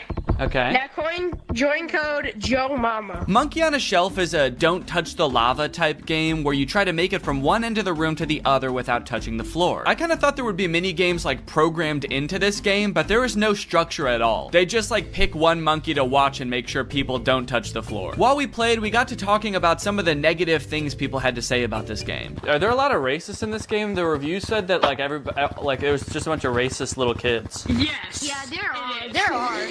Did they get banned? Sometimes. Before I knew it, it was time for me to log off. All right, guys, I gotta go. But can I just say? Nice knowing you. Can I just say thank you guys for taking me under your wing and teaching me how to play this game. I couldn't have done it without you. Thank you guys. You're welcome. You guys are the coolest monkeys I've ever met. Yep. All right, bye. Well, Greg, there you have it. The world of VR is a magical and mysterious place that I am proud to have explored here with you today. If you have any other games you want me to check out, let me know. If you're not subscribed yet, make sure you subscribe and turn on my notifications to join Greg. Otherwise, go ahead and check out another video right here, and I'll see you guys in the next one. Bye-bye. What's up, Greg? Lately, I've been seeing a lot of discourse around alpha male podcasts on YouTube. I've seen a lot of really good commentary videos talking about these insanely misogynistic podcasts where the hosts, under the ruse of giving dating advice for men, will basically just insult women for an hour straight. Guys, here at the Fit Wolf podcast, we know that the dating game is tough these days, you know? Men don't know what women want and are finding it harder and harder to find a good girl to settle down with. So tip number 1 to finding a good girl is invent a time machine. Invent a time machine and go back to the 1750s, because that's the only way you're gonna find a decent woman. Because every woman nowadays is a thought. That's right. Every single Michelle out there that I used to date a month ago is a thought. They get mad at the dumbest things, like saying that women have no inherent value and their only purpose on this earth is to bear my children. And they forget to turn off location sharing even though they broke up with me a month ago. Michelle, I know you're over at my friend Brandon's house right now. I'm outside. But I think I might have found something that takes things one step further. I saw this video on Reddit the other day that's a trailer for something called The War Room. And instead of being a podcast for these like alpha male, misogynist, entrepreneur type guys, this is a club for those same types of guys.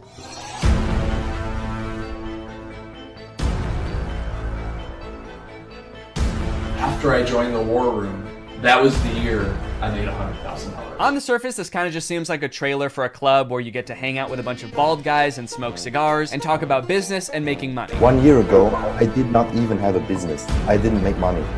Now I make 5 figures every month. I didn't have a business. I didn't make money. I didn't even want to start a business before I was forced to join the War Room at gunpoint a year ago. But now, I have a business where I'm selling fitness products to all of my friends. And if I get them to sign up too, and their friends to sign up too, and their friends to sign up too, I could be making minimum wage. But if you watch a little bit longer and you look a little bit closer, there's more here than meets the eye. For example, quotes like these. Making money is easy.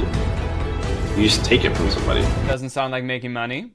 That just sounds like stealing. In the War Room, you learn how to be James Bond, where you can just pick up any weapon and use it. I'm sorry, I think I'm struggling to see the connection between business and knowing how to use any weapon. Is the war room an actual militia? I was just assuming the war in War Room was just for branding because men like violence, but now I'm kind of scared. It keeps cutting back and forth to like shots of them shooting guns. I'm a little worried about making this video, honestly. Usually when I make commentary videos, the biggest thing I have to worry about is getting a copyright strike, but now I'm worried about getting a drone strike. A lot of times, like, the alpha male types will use metaphors like talking about how we're like wolves, or like how love is like a war. So I assume this is like a metaphor, like business is like war and dating is like war. But the war room is like war is like war. Get your gun, dude. We attack at dawn. A lot of people had a bad time in college.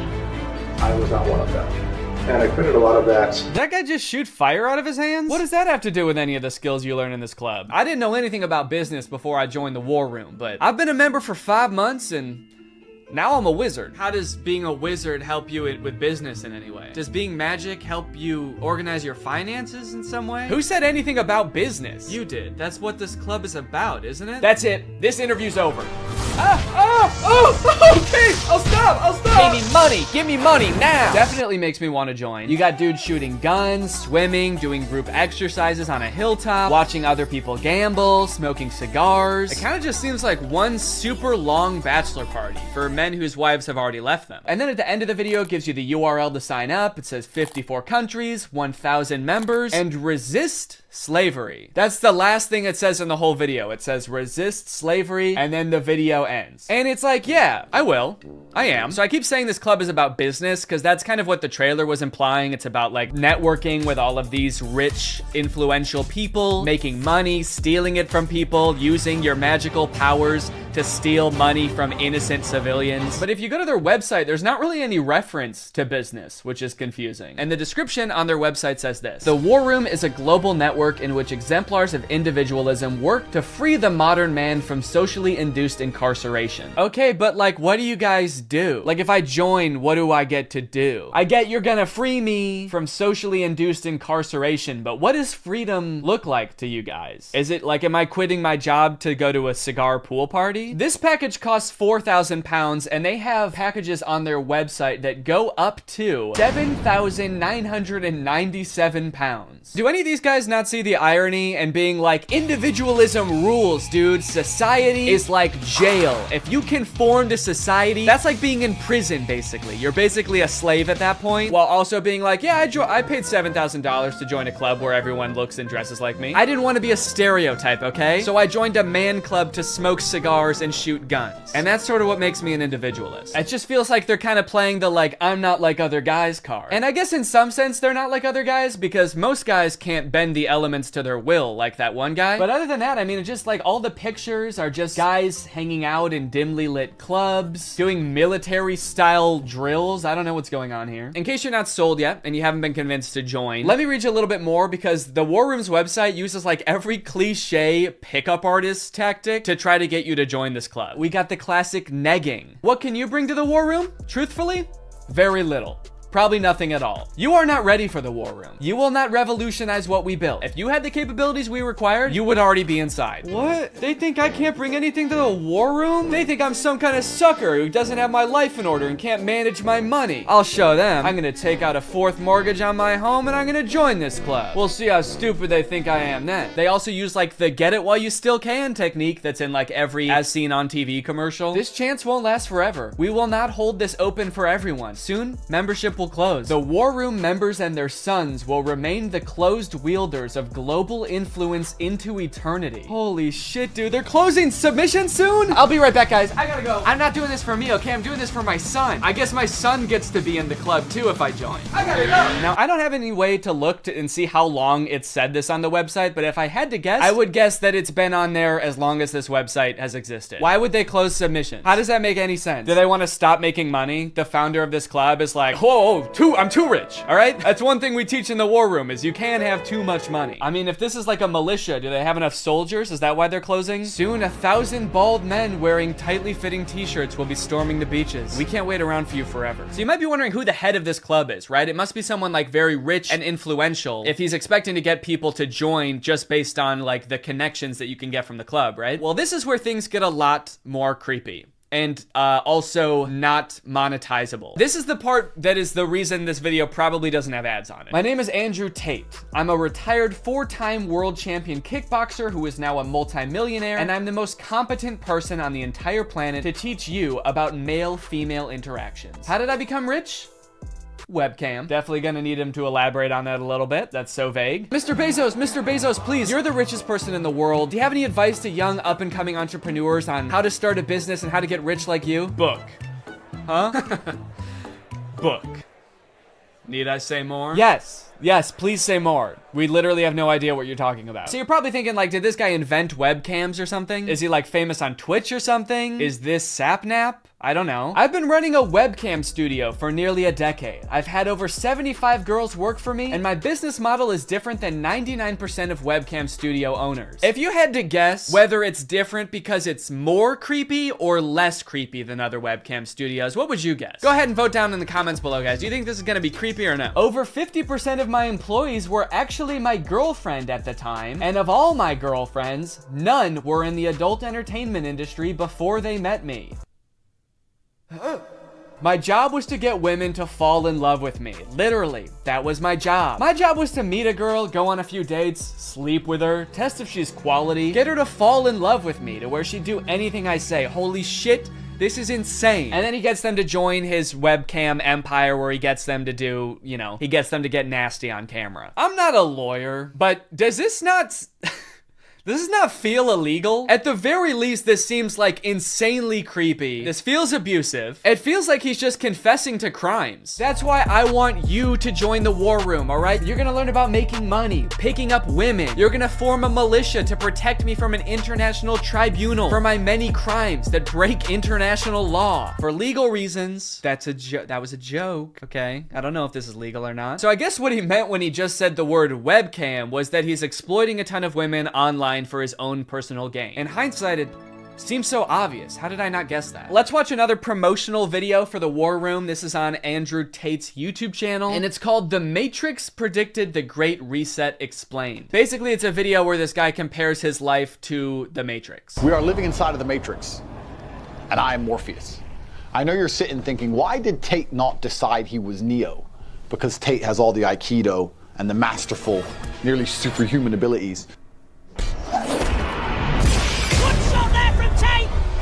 Yeah, I used to be a kickboxer, so I'm basically in the Matrix. Actually, the reason I take the War Room guys to the gun range so much is so they can shoot at me and I can dodge the bullets like Neo. It's like, okay, dude, if anyone here has superpowers in the War Room, we know who it is. And it is not you. And when I say we're living inside the Matrix, I'm not stating that with irony or as a joke. We are genuinely, actually living inside of the Matrix. The Matrix is real. Yeah, something tells me that even though he keeps saying literally, and this is not a metaphor, that it is a metaphor. Something tells me he's not literally saying that we're living in a computer simulation that's controlled by, like, aliens or whatever the Matrix is about. I actually haven't seen the Matrix.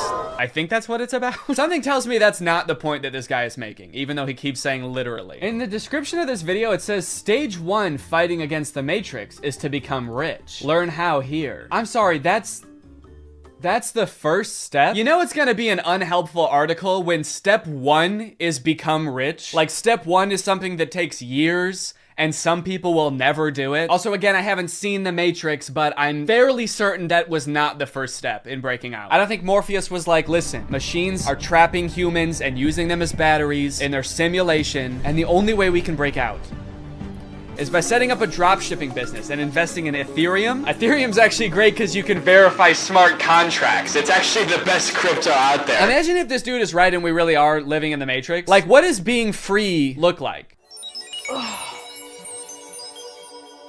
Oh my God. I did it. I'm free. I made it out. All right. Hey guys, we got another one. All right. Welcome to the club, buddy. Hell yeah. Congratulations, man. Yep. You finally made it out of the simulation. Wow. Thank you guys so much. Where's everybody else at?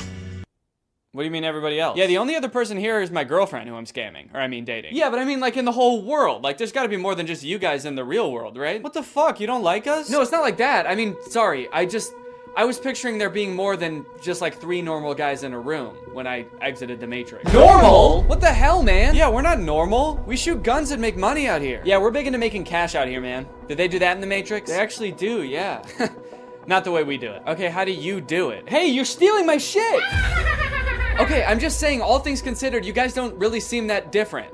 Honestly, if anything, this seems more like a simulation than the world I was just in. How so? Look at you guys. You're all holding guns. All you do is talk about business. You guys are like NPCs from GTA. You all look like slight variations of the same sim. Are you guys sure this isn't a video game? All right, man, as if I'm gonna take advice from a beta-ass bitch like you anyway. I'm just saying. Okay, that was actually sick. You guys should have led with that.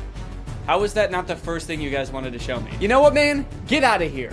You don't belong here anyway. Yeah! What? Go! Get out of here! We don't want you! Yeah. Okay, alright, I'll go. Honestly, I'm actually not really sure how to get back, but if one of you show me, I will go. Get the fuck out of here, man! Go, get lost, you son of a gun! Go! What are you still doing out of here? Go! I feel like this is definitely a video game. How can I keep my husband? I want to keep him happy. And I think all the women listening too, they want to know the secret. I'll tell you the secrets. Men are biologically designed. We're evolutionarily hardwired to seek status. You want power, you want status, you want the fast car. You don't care about the car. You want everyone to know you have the car and they can't have the car. Right. If everyone had a Lambo, you wouldn't want a Lambo. So every single thing we do is status driven to some degree. It's true. Meaning the female we are with has to add status to our lives in some form. If you want to keep your man happy, you need to think, how do I make my man look better to the world? How do I make him look better in front of other men? What a bizarre take, dude. How to be a good woman? Make your man look good to other men. You basically need to be a wingman for your husband to pick up dudes.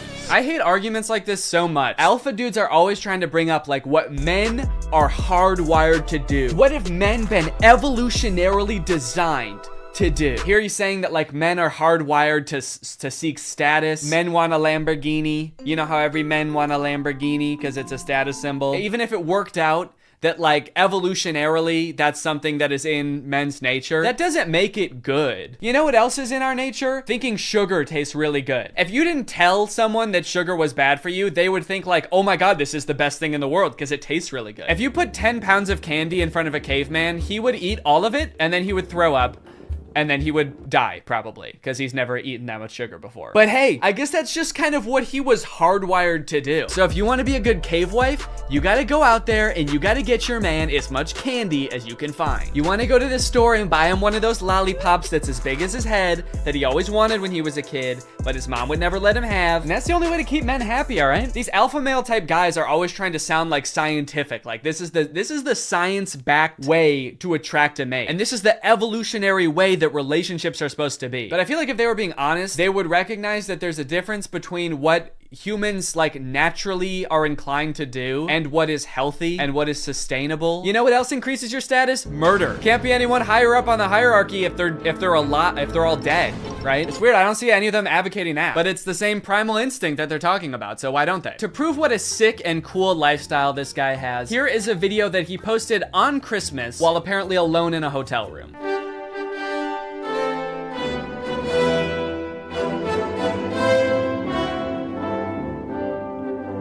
Merry Christmas. I think a lot of people have the wrong idea about me. They look at me and they go, you hear about that Tate guy, you know, he's the 4-time kickboxing world champion, he's tall, he's strong, he's smart.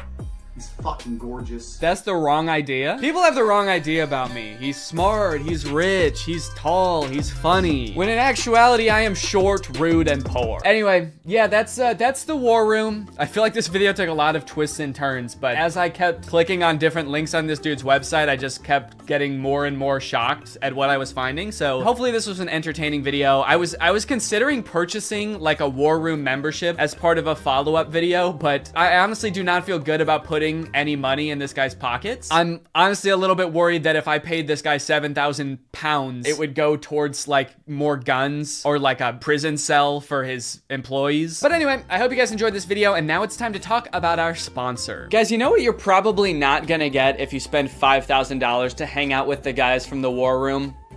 Delicious home-cooked meals, which is why I thoroughly believe that today's sponsor, HelloFresh, is a much better investment than the War Room. HelloFresh has been a longtime sponsor of the channel, and I love their service. Every week, they send you 3 delicious meals that you get to cook at home with all of the ingredients pre-portioned, so you can skip all of the prepping and planning and going to the grocery store that, if you're like me, stresses you out about dinner time. HelloFresh is equipped to be able to serve a bunch of different lifestyles. With fit and wholesome recipes and low calories or carbs, you can indulge in delicious meals without having to worry about breaking your diet. My favorite things about HelloFresh are that, one, I only know how to cook a handful of things, and HelloFresh has a huge variety of recipes. Like every week you get to choose from something different. And two, they're a super sustainable option. The packaging that they send you your food in is already recycled content, and HelloFresh cuts down on your food waste by 25% over grocery shopping. Cooking with HelloFresh is fun and honestly super easy. Anybody can follow the instructions and it'll kind of make you feel like a chef. So if you want to check out HelloFresh, then go to HelloFresh.com and use my code TrulyGreg16 to get 16 free meals and 3 surprise gifts. I don't know what the surprise gifts are, but if it's anything like their food,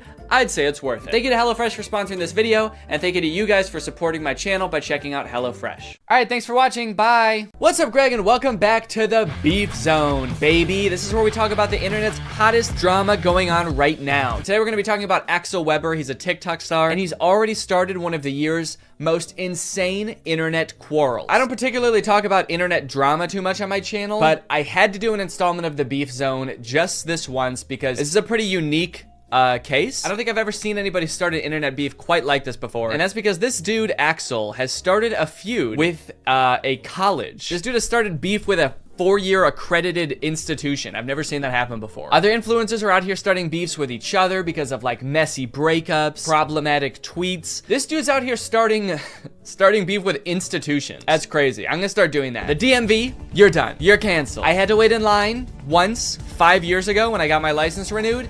You're done. Everybody go harass the DMV now, please.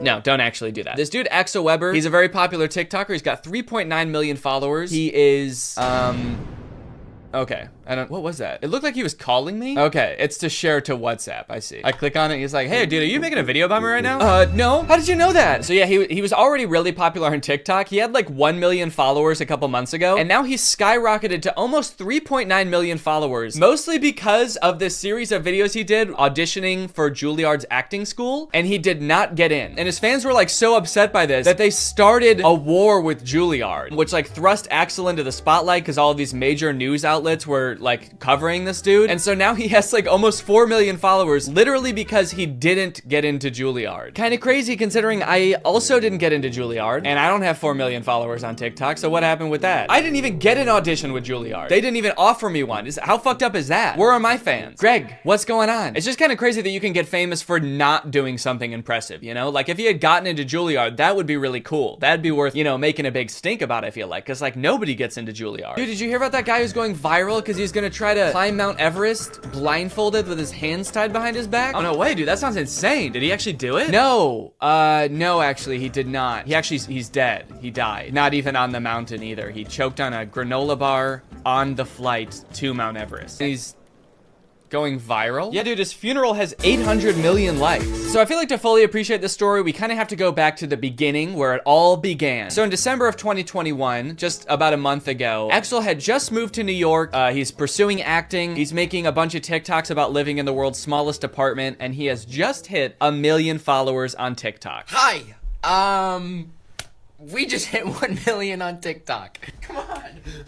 I can see why he had followers to begin with. He's like a charismatic guy. I'm sure people think he's handsome. He's got personality. He does his little dancey dance. Look at him go. But little did Axel know at the time that one Juilliard audition would change his life forever. And not because he did a good job, but because he did so bad that it changed his life forever. Dear Axel, on behalf of the Juilliard division, thank you for your interest in our program and for sharing your talent with the faculty during the initial audition. As you are already aware, due to our callback process, you are no longer under consideration for admission for fall 2022. It sounds like he already knew he wasn't getting in. It's kind of fucked up that they even sent him the letter. You already know this because we didn't give you a callback after your audition, but just so you know, you're still not accepted to Juilliard. You still did a really bad job. There's no chance of you getting in here. How many times do they have to tell him he didn't get into Juilliard? Damn. They just send him a letter every year. Dear Axel, as you may have guessed, as you are 2 years into going to a completely different school for a completely different degree, you did not get into Juilliard. Your audition was very bad, Axel. You ruined your chances of an acting career, Axel. Over the past 2 years, we have been telling every casting director and pretty much everyone who works in the industry how bad your audition was. We've had a lot of time to destroy your career, Axel, and we've done it. So it's a pretty sad video of him not getting into his dream school. I definitely feel for him, and a lot of other people did too. So basically what happened after that is a bunch of people started rallying to support him. You had like all of his own fans commenting, being like, fuck Juilliard, dude, you don't need Juilliard. Even some celebrities weighed in. Hello, Axel. Hi, Charlie. I replied to your video, but I figured I'd do a video message as well. Appreciate it. Not only did I not get into Juilliard, but I didn't get into 5 of these prestigious schools that I wanted to get into that I thought could better my career. Don't believe it.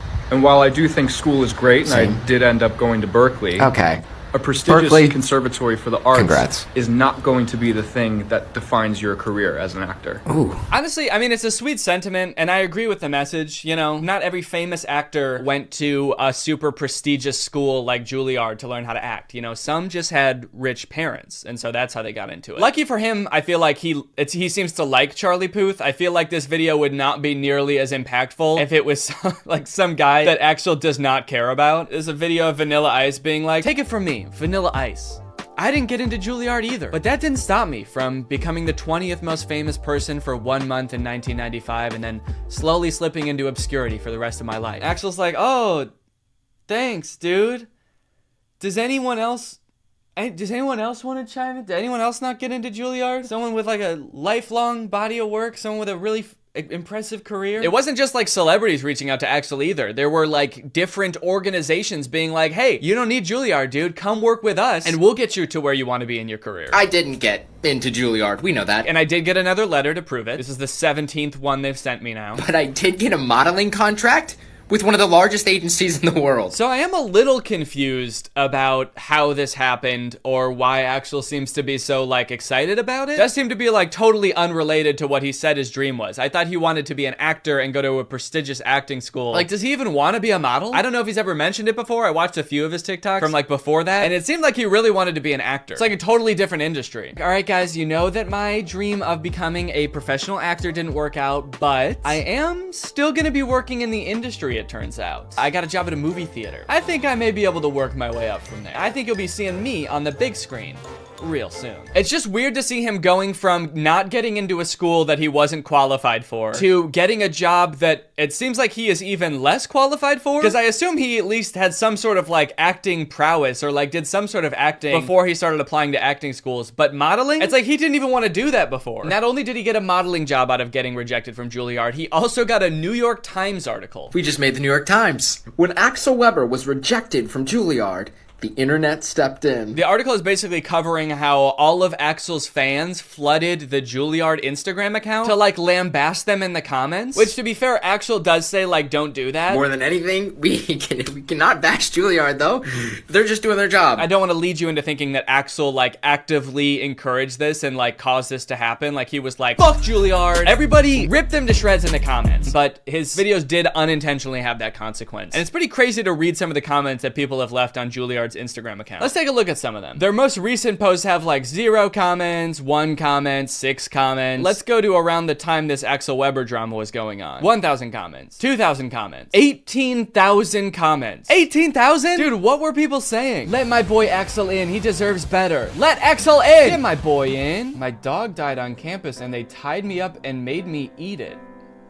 Doesn't have anything to do with Axel. Dude is just straight up slandering this university because his boy didn't get in. Don't worry, Axel. You should be glad you didn't get in there. All right? They made me eat my pet. You're gonna regret it when that man wins an Oscar. I honestly don't even think that they would regret it if he like ended up having a successful acting career. They really only care about the people they did admit having successful acting careers. In general, I've seen a lot of comments that have the same tone of like, I bet Juilliard wishes they never rejected my man. And it's like, yeah.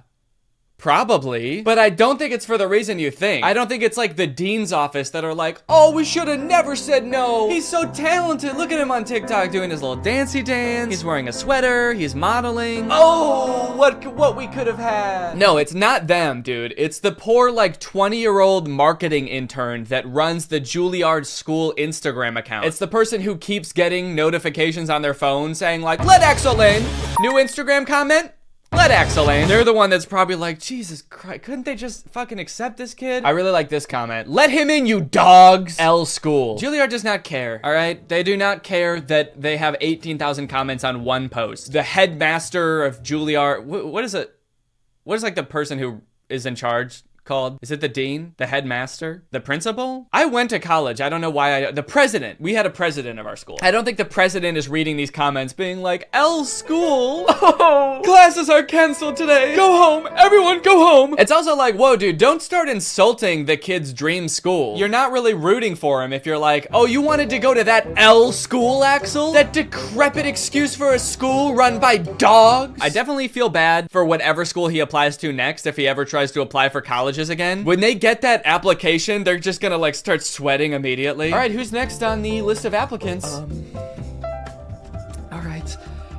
No pressure, but if we don't let this kid in, we're gonna get doxxed and swatted. Right now, you're probably wondering, like, what were Axel's chances of getting into Juilliard? Like, was he a shoo-in and like a really good actor and had like an insane experience? What is this guy's qualifications? First off, let's look up how hard is it to get into Juilliard. Spelled Juilliard wrong, so I am definitely not going to get in. Admission to Juilliard is highly competitive with an overall acceptance rate between 5 and 8%. So it's an extremely difficult school to get into. Obviously, it's like insanely prestigious. But you know, maybe he killed his audition. Maybe he's a great actor. So let's see. He has a TikTok talking about how his audition went. So let's hear in his own words how he describes it. Here's how you absolutely botch a Juilliard audition. Remember I said the only thing I can't do is an accent? I did an accent. I couldn't help it. I just Oberon to make him smile. It just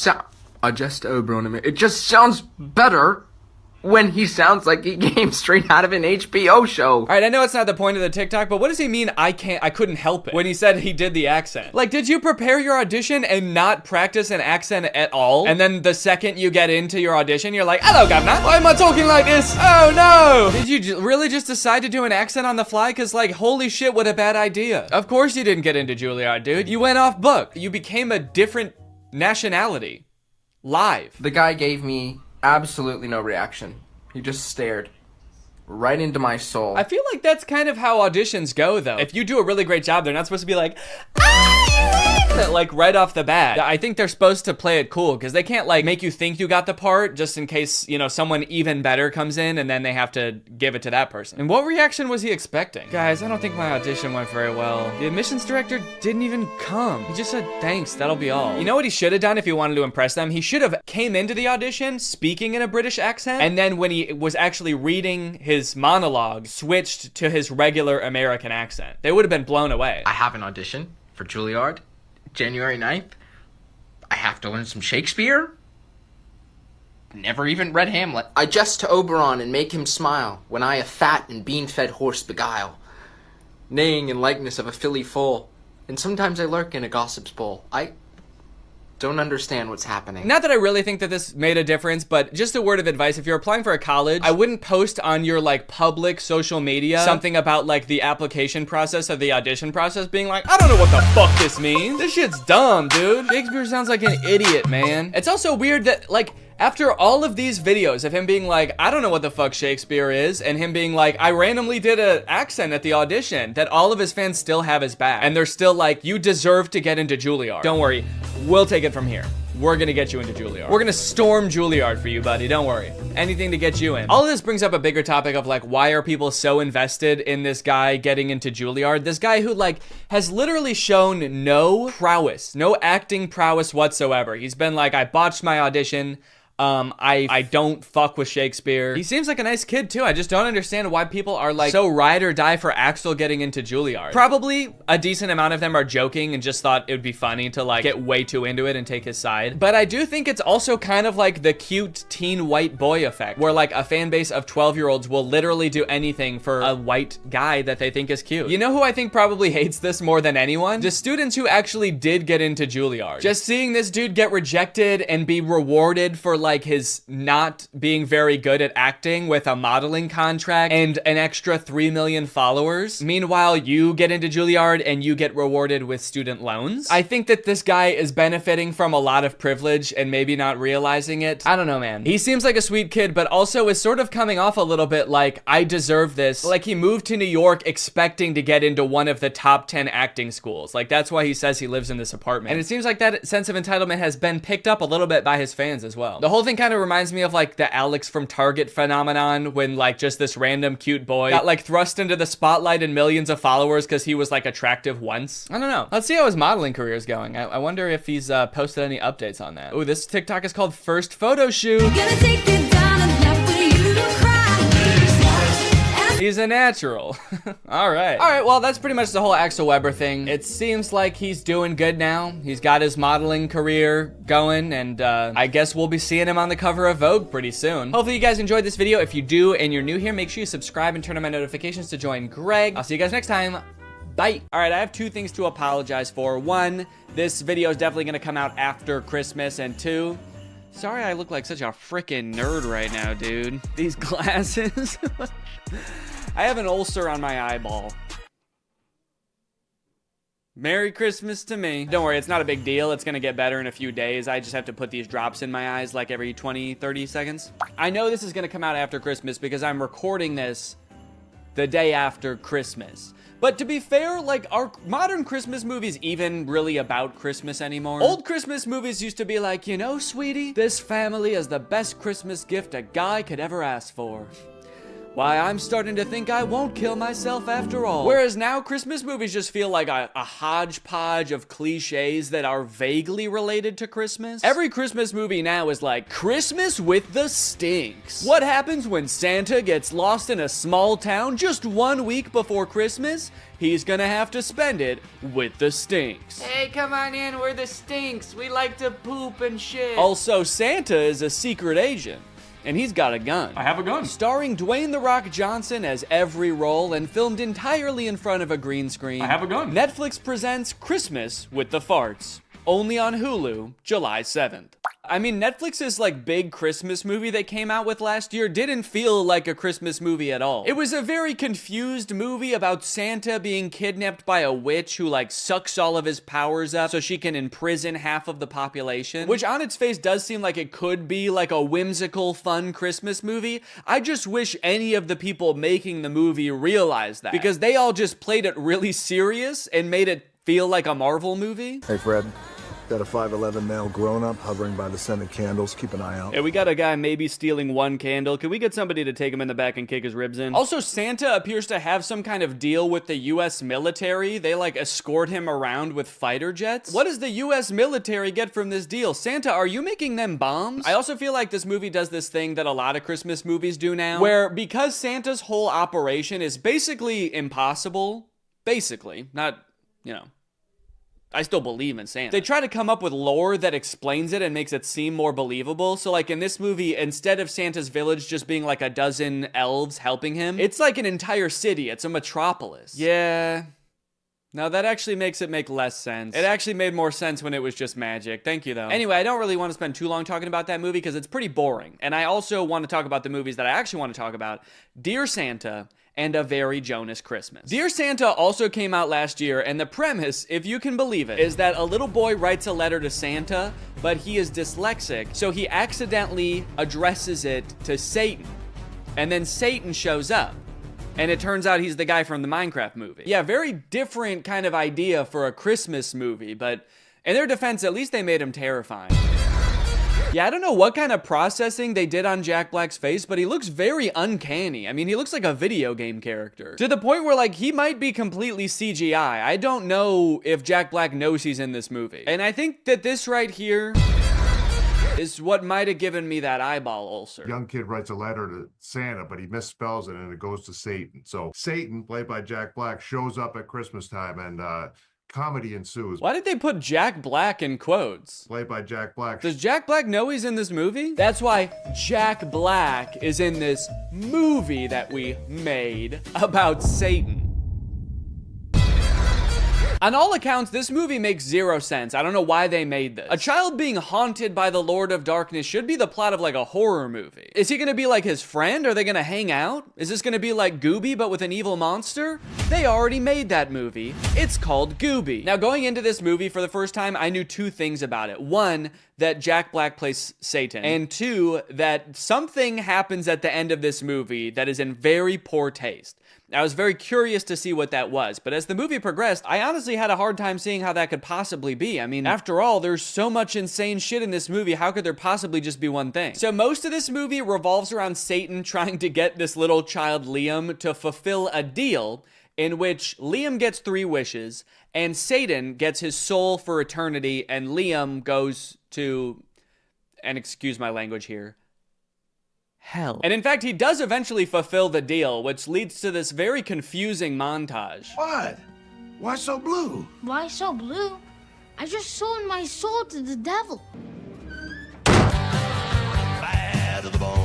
I'm sorry, I'm having a little trouble seeing why him selling his soul to Satan made him cool suddenly.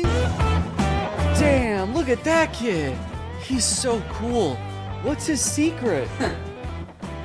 I'm going to hell. I'm going to hell. So, like, does that lead to the poor taste ending? Is it Liam's parents' marriage falling apart? Is it Liam trying to use Satan to get his crush to fall in love with him? Is it this kid's teeth? Is it him wishing Satan would resurrect his brother from the dead and it happening? Oh, yep, that's it. It's that. We wanted to make sure that it didn't get too dark. It didn't become a horror movie or anything like that. I don't know, guys. I think you made it too dark. We wanted to tell a nice Christmas story. Yep.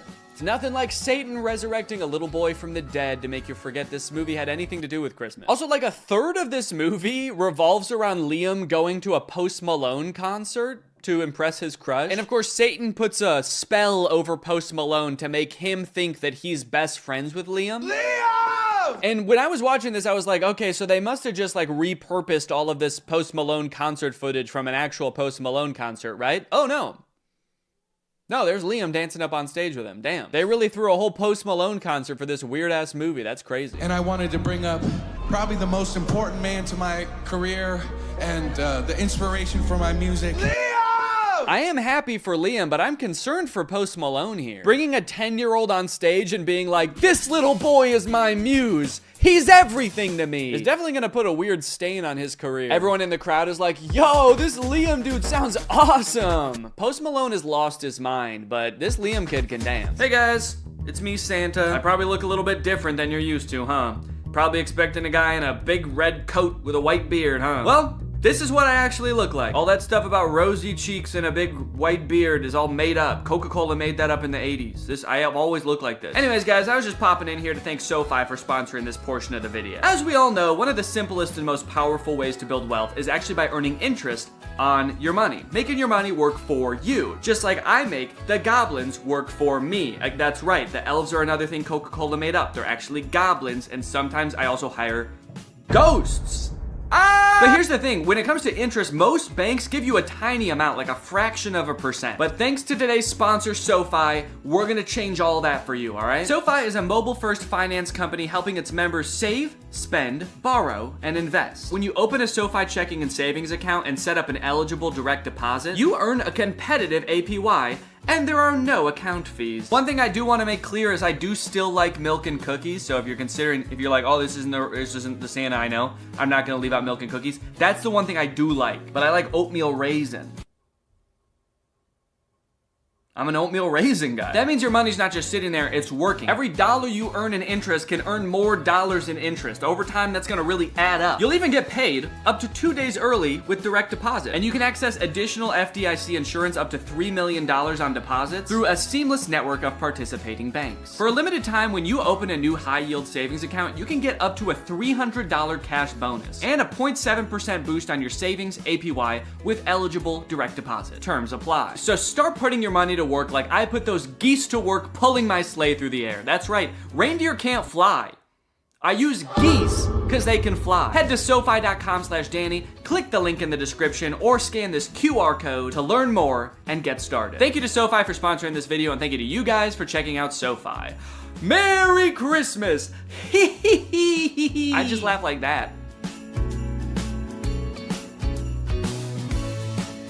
Now, I got a lot of requests to talk about this Jonas Brothers Christmas movie, A Very Jonas Christmas. And the movie definitely lives up to the title. Almost this whole thing is about the Jonas Brothers. So this movie is about Nick, Joe, and Kevin having like one last concert in London before they have to fly home for Christmas with their families. But due to a series of goofy hijinks, they get stranded. And at one point in the trailer, it looks like they even get lost in the woods in Europe. When I watched the trailer, I was like, how the fuck are they gonna get lost in the woods?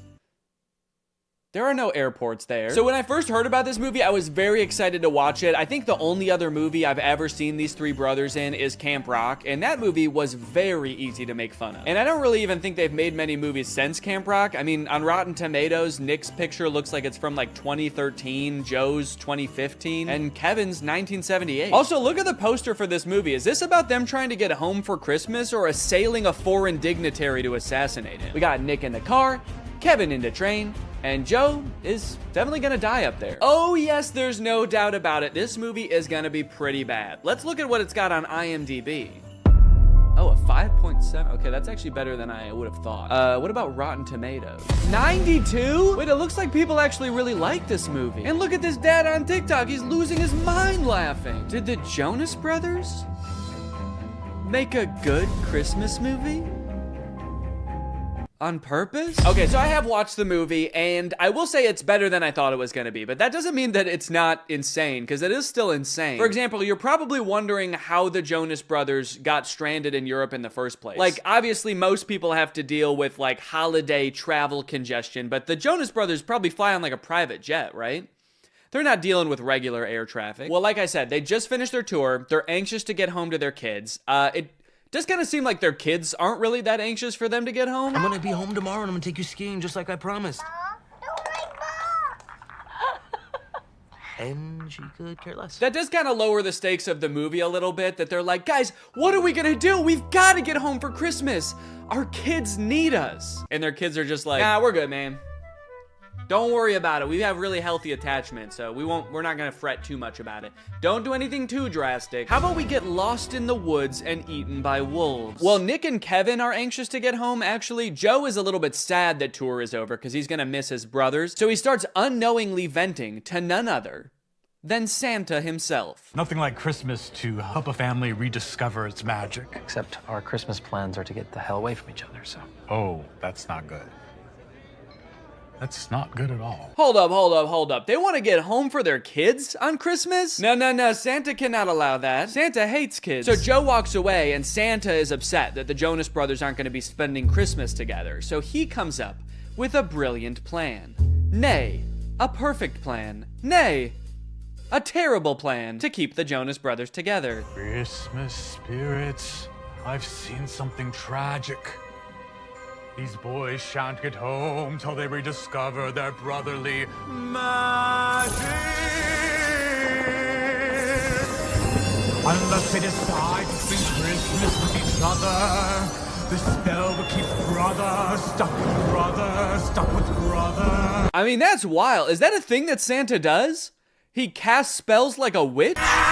Dang, maybe I take back what I said earlier. Hey, come on in, we're the Stinks. We like to poop and shit. No, not that. The thing about the magic. It actually made more sense when it was just magic. Thank you, though. Yeah, that. Don't worry, though. The consequences of his spell aren't anything too crazy. After all, Santa Claus works in subtle ways. Holy shit! Santa, did you check to make sure there weren't people on there? Let's have a moment of silence for all the people on that plane that involuntarily volunteered their lives for the greater good, helping the Jonas Brothers reconnect.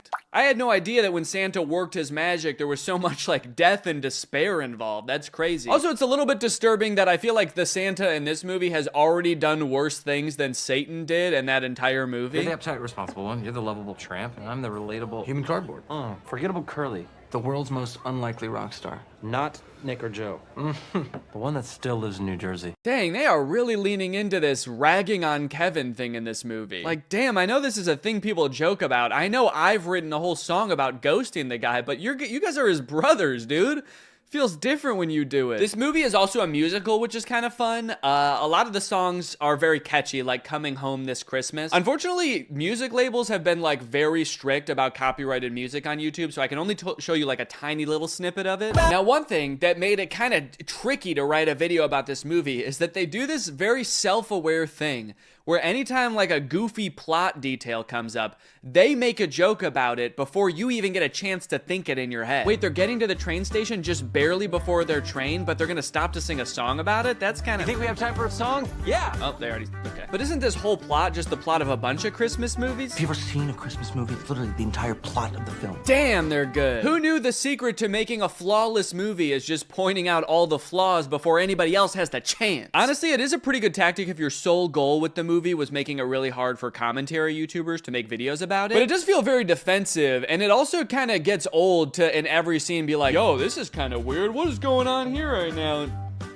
What the hell, is that a camera? Also, there's a lot of parts in the movie that are actually genuinely funny, and they kind of ruin them by doing this like self-aware thing. Like this song that Nick sings from his musical Home Alone the Musical, where all the lyrics are just about how being home alone means that there's no people in the house. It's a very funny song. Also, I think that YouTube is claiming this one less, so I think I can show a little bit more of it. But even when the movie is actually funny, the writers still feel the need to be like, what the hell are these guys even talking about? I can't believe the show only ran 3 weeks. I can. I'm sorry, Joe. Nick is just being so random right now. I mean, what is this? Some kind of movie?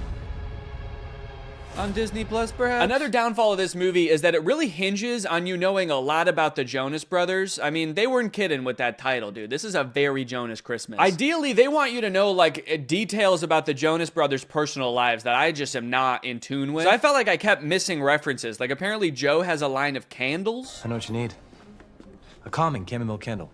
My new line, Glow by Joe. Also, apparently Nick and Kevin are married with kids, and Joe is divorced? I didn't know that before I watched this movie. So every time they would vaguely reference it, I had no idea what they were talking about. Got a few bad breakups under my belt as well. I'm not sure what to do here. Like, do people pretend not to know literally everything about your personal life? Or like... Yeah, it must suck for everybody to know that you have brothers? That's what we're talking about, right? You had 2 brothers and then you got divorced with one of them, so now you just got one, huh? I know so little about their personal lives that in my head, Joe just is his character from Camp Rock. So when I heard that he was divorced, I was like, damn, it didn't work out with Mitchie. You guys were so perfect for each other. So more wacky hijinks happened, and eventually they get picked up by Santa, who I gotta be honest is a very unorthodox Santa. I live a very solitary life. My home is very remote, and my work is all-consuming. Yeah, he's like lonely and burnt out. I guess maybe he doesn't have the elves in this version of Santa, and so he has to do it all himself. Maybe he makes every present via terrifying spell. This lone wolf has always daydreamed about being part of a pack. Would you mind pulling over? I just want to go check on my brothers. Hey, would you mind pulling over? You're freaking me the fuck out. Eventually, they find a private jet to fly them home, but the pilot crashes the plane because he's taking sexy pictures of himself while flying. I like how the plane is in complete free fall and they don't seem to be affected by the G-force at all. We're going down! Everybody brace for impact! Oh, fuck! There's this running plot line throughout the movie about how Kevin secretly wants to sing in a Jonas Brothers song, but they never let him and he's too scared to bring it up. But at the end of the movie, they make it home to their families and they're all singing and they finally let Kevin sing. It's a fun moment. It's great to finally hear him sing, and it's great that they're finally letting him. But then in real life, I just saw that Kevin just like released his own solo song. So it kind of seems like the opposite happened in real life. In the movie, they're like, yay, Kevin is singing. And in real life, they're like, you have to sing as far away from us as humanly possible, please. Honestly, though, all in all, this movie was a lot better than I thought it was gonna be. I was laughing at parts. I even looked like that dad from that TikTok at a few parts, dude. I was sitting on the couch kicking my feet. I was giddy. Anyways, I hope you guys enjoyed this video. I hate to break it to you, but I don't know, this will probably be my last video of the year. Enjoy your New Year's celebrations, everybody. Stay safe. Thanks for watching, and bye-bye. What's up, Greg, and welcome back to another episode of A Grown Man Spends 20 Minutes Making Fun of a Movie for Kids. You may have noticed something a little bit different.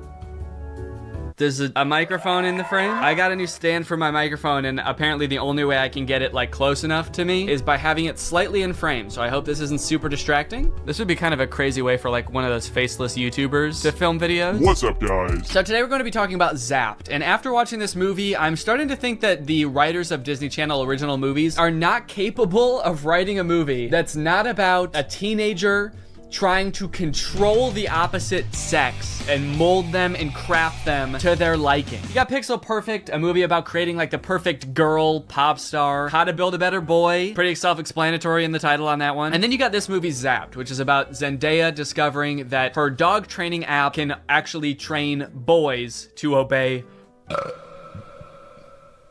Sorry? It can train boys to obey her every command. It's not actually Zendaya. She's not playing herself. It's Zendaya's playing a character named Zoe. I think that's probably pretty clear, but I just wanted to clear that up. This movie is full of dark magic. I'm convinced of it. There's something deeply sinister going on in this movie. I don't know what it is, but I'm gonna figure it out. Let's go ahead and watch it. The movie starts out with Zendaya's character Zoe giving a maid of honor speech at her mom's wedding. She's marrying this new guy, so her family is about to be merged with his family. So it's Zendaya and her mom, and then this man and his 3 sons. So it's like a family of women mixing with a family of men, which makes a lot of sense because as we know, women give birth to girls and men give birth to boys. First off, I just want to say how happy I am that my mom has finally found love again. She is the most giving person I know. Her speech starts off sweet, but then she immediately just starts like kind of complaining about having to live with 4 new guys because they're stinky. 4 guys and their mysterious odors that they always blame on the dog. Yeah, she sort of takes the opportunity to complain and just make her mom, I guess, like feel bad for marrying a guy. It's the happiest day of her mother's life. And also this guy, her new stepdad, is the happiest day of his life. And her speech is like, I hate my new family, my new stinky family. And this wedding will certainly ruin my life. To make matters even worse, towards the end of her speech, the boys lose control of their pet dog, who is at their wedding for some reason. They lose control of the dog, and the dog goes crazy and knocks like a chocolate fondue fountain all over Zendaya. And at this moment, I couldn't help but remember that Zendaya's character in Euphoria is supposed to be the same age as Zendaya's character in this movie, and their lives are drastically different. Throughout this movie, you will find that the characters are like super weird. They're like caricatures of people that don't exist in real life. And to show how much it's gonna suck really living with the boys, the writers of this movie decided to have the next day start with Zendaya's new stepdad screaming in the hallways, getting everybody ready for school. But then when he sees Zendaya come out of her room, he like doesn't know how to talk to her. Hey, morning, sport. I mean, hi girl. Hi girl. It's like, dude, you're 50. Have you never talked to a girl before? The movie then establishes why each one of the new guys that she lives with is like gross in some way. One of her little brothers is really messy. The other one's always like cooking gross stuff. Which is like a weird character trait. I get the messy younger brother, but like the gross cooking younger brother, is that a thing? Is that something I'm supposed to be able to relate to? And then the oldest of the brothers is like always frantically running around. He's like always late for something. He's really scatterbrained. My pants. Where are my pants? Where are my pants? Where are my pants? Okay, excuse me, can we just establish a few ground rules here? You're not wearing pants. Please stay out of my personal space bubble. Look, Zoe, I have morning basketball practice, and then a players meeting, and then a captain's meeting, and then even more practicing. Kind of weird to respond to a request about like not invading my personal space when you're not wearing pants by saying like, but Zoe, I've got basketball practice. Like he fully like bumps his butt on her while getting ready in his underwear, and she's like, can you not do that? And he's like, sorry, sometimes when you're busy you just gotta rub up on your stepsis in your underwear. What don't you get? I'm in many extracurricular clubs, okay? Along with moving into a new house with all these boys, she also starts attending her new school, which is the school that her brother goes to. And you know how in Disney movies there's always like the distinct cliques, like there's the popular crowd and then there's like the stoners, but they never say stoners in the Disney movie. They're just kind of like, these are like the kids who wear jean jackets. This movie has the most insane high school posses ever. You got the skateboard boys. Okay, that's pretty normal. The next group she sees are the shirtless workout boys. And then just the straight up stinky boys, where the only like defining characteristic is that they're dirty, flea-ridden, smelly boys. You can hear like flies flying around them. What clique is this supposed to be in high school? And then there's the popular group, one of whom is also pretty stinky himself, actually. The Tripster? The Tripathon? It's me. I'm Trip. Oh. Bart Fun. Oh. The movie sort of writes this off as like, well, this is just something boys do, you know? New school, you gotta kind of accept what boys come with it, you know? Boys will be boys. No, that is actually not what boys do. That is something that just one very specific boy does. It's me, I'm Trip. And he needs to be stopped. I cannot remember a single moment in high school where a boy walked up to a girl, let alone like the new girl who's already like scared and doesn't know anyone and is like, hey, I'm gonna fart in your face now. Welcome to the school, smell my ass. But it's not all bad. bad though. She does make a friend on her very first day. And in typical Disney Channel movie fashion, she is wearing a fedora. Every Disney Channel movie has to have a token fedora blazer wearing character. But the boys here are cute, aren't they? All of them. I think we have the highest percentage of cute boys in the entire greater Westlake area. Unlike Zoe though, she actually kind of likes the boys at the school. She's like, sure, they may have their flaws, but they're pretty cute. Wow, you seem a little... Oh, boy crazy? Yeah, that's the official diagnosis. Hold up. This girl has a picture of a boy that goes to her school in her locker. Is that a thing? I remember in like middle school, girls would have pictures of like celebrity boys in their locker. Imagine seeing a picture of you in somebody else's locker. I'd feel like I was being hunted. It's weird to have his picture in your locker. It's even weirder in the movie when we find out that she also actually has pictures of him printed out on her pillows in her bed. Gulp. That's scary. Imagine if they start dating, she's like FaceTiming him in bed, and she like accidentally tilts the camera a little bit to the side, and he just sees his own face next to her. Wait, what was that? Is that me? Of course, Zoe does have a love interest in this movie, and he is introduced early on. It's this guy. Every boy in the movie is depicted in a negative light except this guy, because this guy, he's not like other guys. Mr. Kale, pay attention. There will be a quiz. On the praying mantis? Sphodromantis viridis, carnivorous member of the phylum Arthropoda, class Insecta. Wow, he really is different than all the other guys. He knows about praying mantises. Most guys around this school don't know shit about bugs. Yeah, the movie really seems to depict this guy as like the way that guys should be. Guys shouldn't be stinky and messy, okay? Guys should wear beanie and sunglasses and know shit about bugs and be 35. I know I talk about this in like every Disney Channel original movie video that I make, but this guy literally looks like he's 30. Maybe he was held back for being too cool or not not being stinky enough. That seems to be a requirement at the school. He went on stage to accept his diploma, and they shook his hand and they were like, wait a minute, why isn't your hand sticky? Actually, there's no flies flying around you. Get out of here, dude. Back to freshman year. No wonder you do the silent lone wolf sunglass rebels thing. Oh, it's pancake mishap this morning. No, I'm not looking at that. Okay, well then what are you looking at? I'm looking at you. Creepy. Stops in the middle of the hallway just to stare her down. I think I've got you figured out. Oh, really? Yeah, I don't know, man. This just comes off as creepy to me. I guess this is supposed to be romantic, but it's not really romantic to me. Just scary. I can see inside you. Another one of the plot lines in this movie is that Zoe wants to join the dance team, but the girl who runs the dance team is like the popular mean girl. She doesn't want Zoe on the dance team because she's too good at dancing and it's gonna make her look bad or something. Anyway, by now you're probably wondering, when the frick does this app thing happen, right? When the frick does Zoe discover that the dog training app works on boys? Well, at first, it doesn't. Zoe's just trying to train the family dog because it's all just like the rest of the boys in the house. It's stinky. Gross. And it like destroys her room and shit. Breaks this thing that her dad gave to her. She downloads this app called Listen and Obey, which is kind of an ominous sounding app. Sit.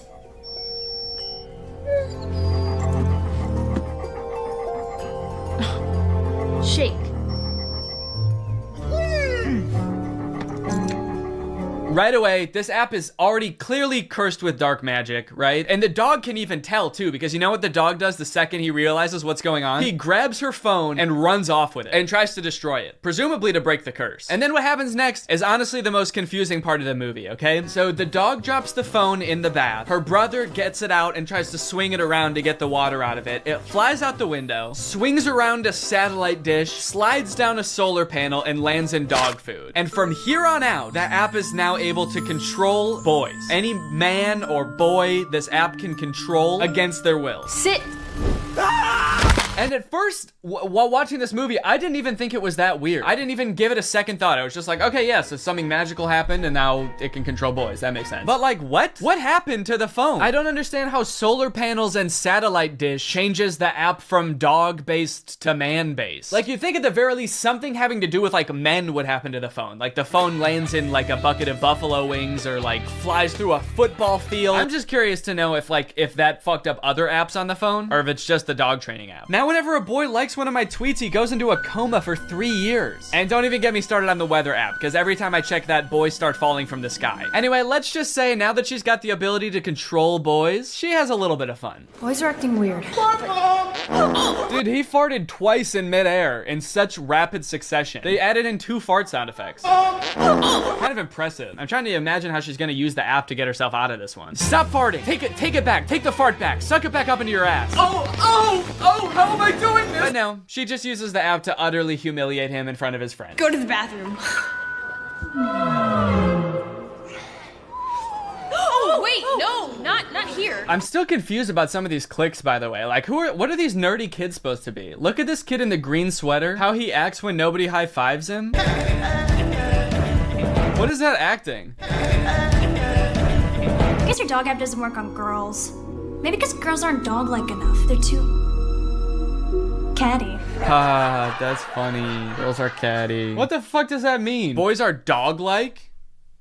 What the hell? I mean, I guess in this universe they kind of are. They're like flea-ridden, mangy boys. Why do we smell like we smell? So pretty much like the majority of this movie is just Zoe using the app to like get what she wants and make all the boys at the school act exactly how she wants them to. She turns the skater boys into gentlemen. She goes up to the nerdy gamer kids and tells them to like go do yoga instead of playing video games. Let's go do some yoga. And her brothers, dude, don't even get me started on what she does to her poor brothers. I'm taking the brothers' side, all right? They did nothing wrong. Her poor brothers were just living their lives until Zoe moved in and tries to fix them. Be clean. Holy moly, it's filthy in here. Her messy brother, she tells to be more clean, which turns him into this like hyper-hygienic husk of his former self. I need a sponge and soap and paper towels and a power washer. For the rest of the movie, he's literally he's scrubbing everything frantically in a panic. Anytime there's a mess, he's like, I gotta clean it up. She tells the gross cooking boy to cook less gross stuff. Start making less gross food. So he's like cooking 5-star meals for the rest of the movie. And then the oldest brother, she tells him to be more focused. Be focused.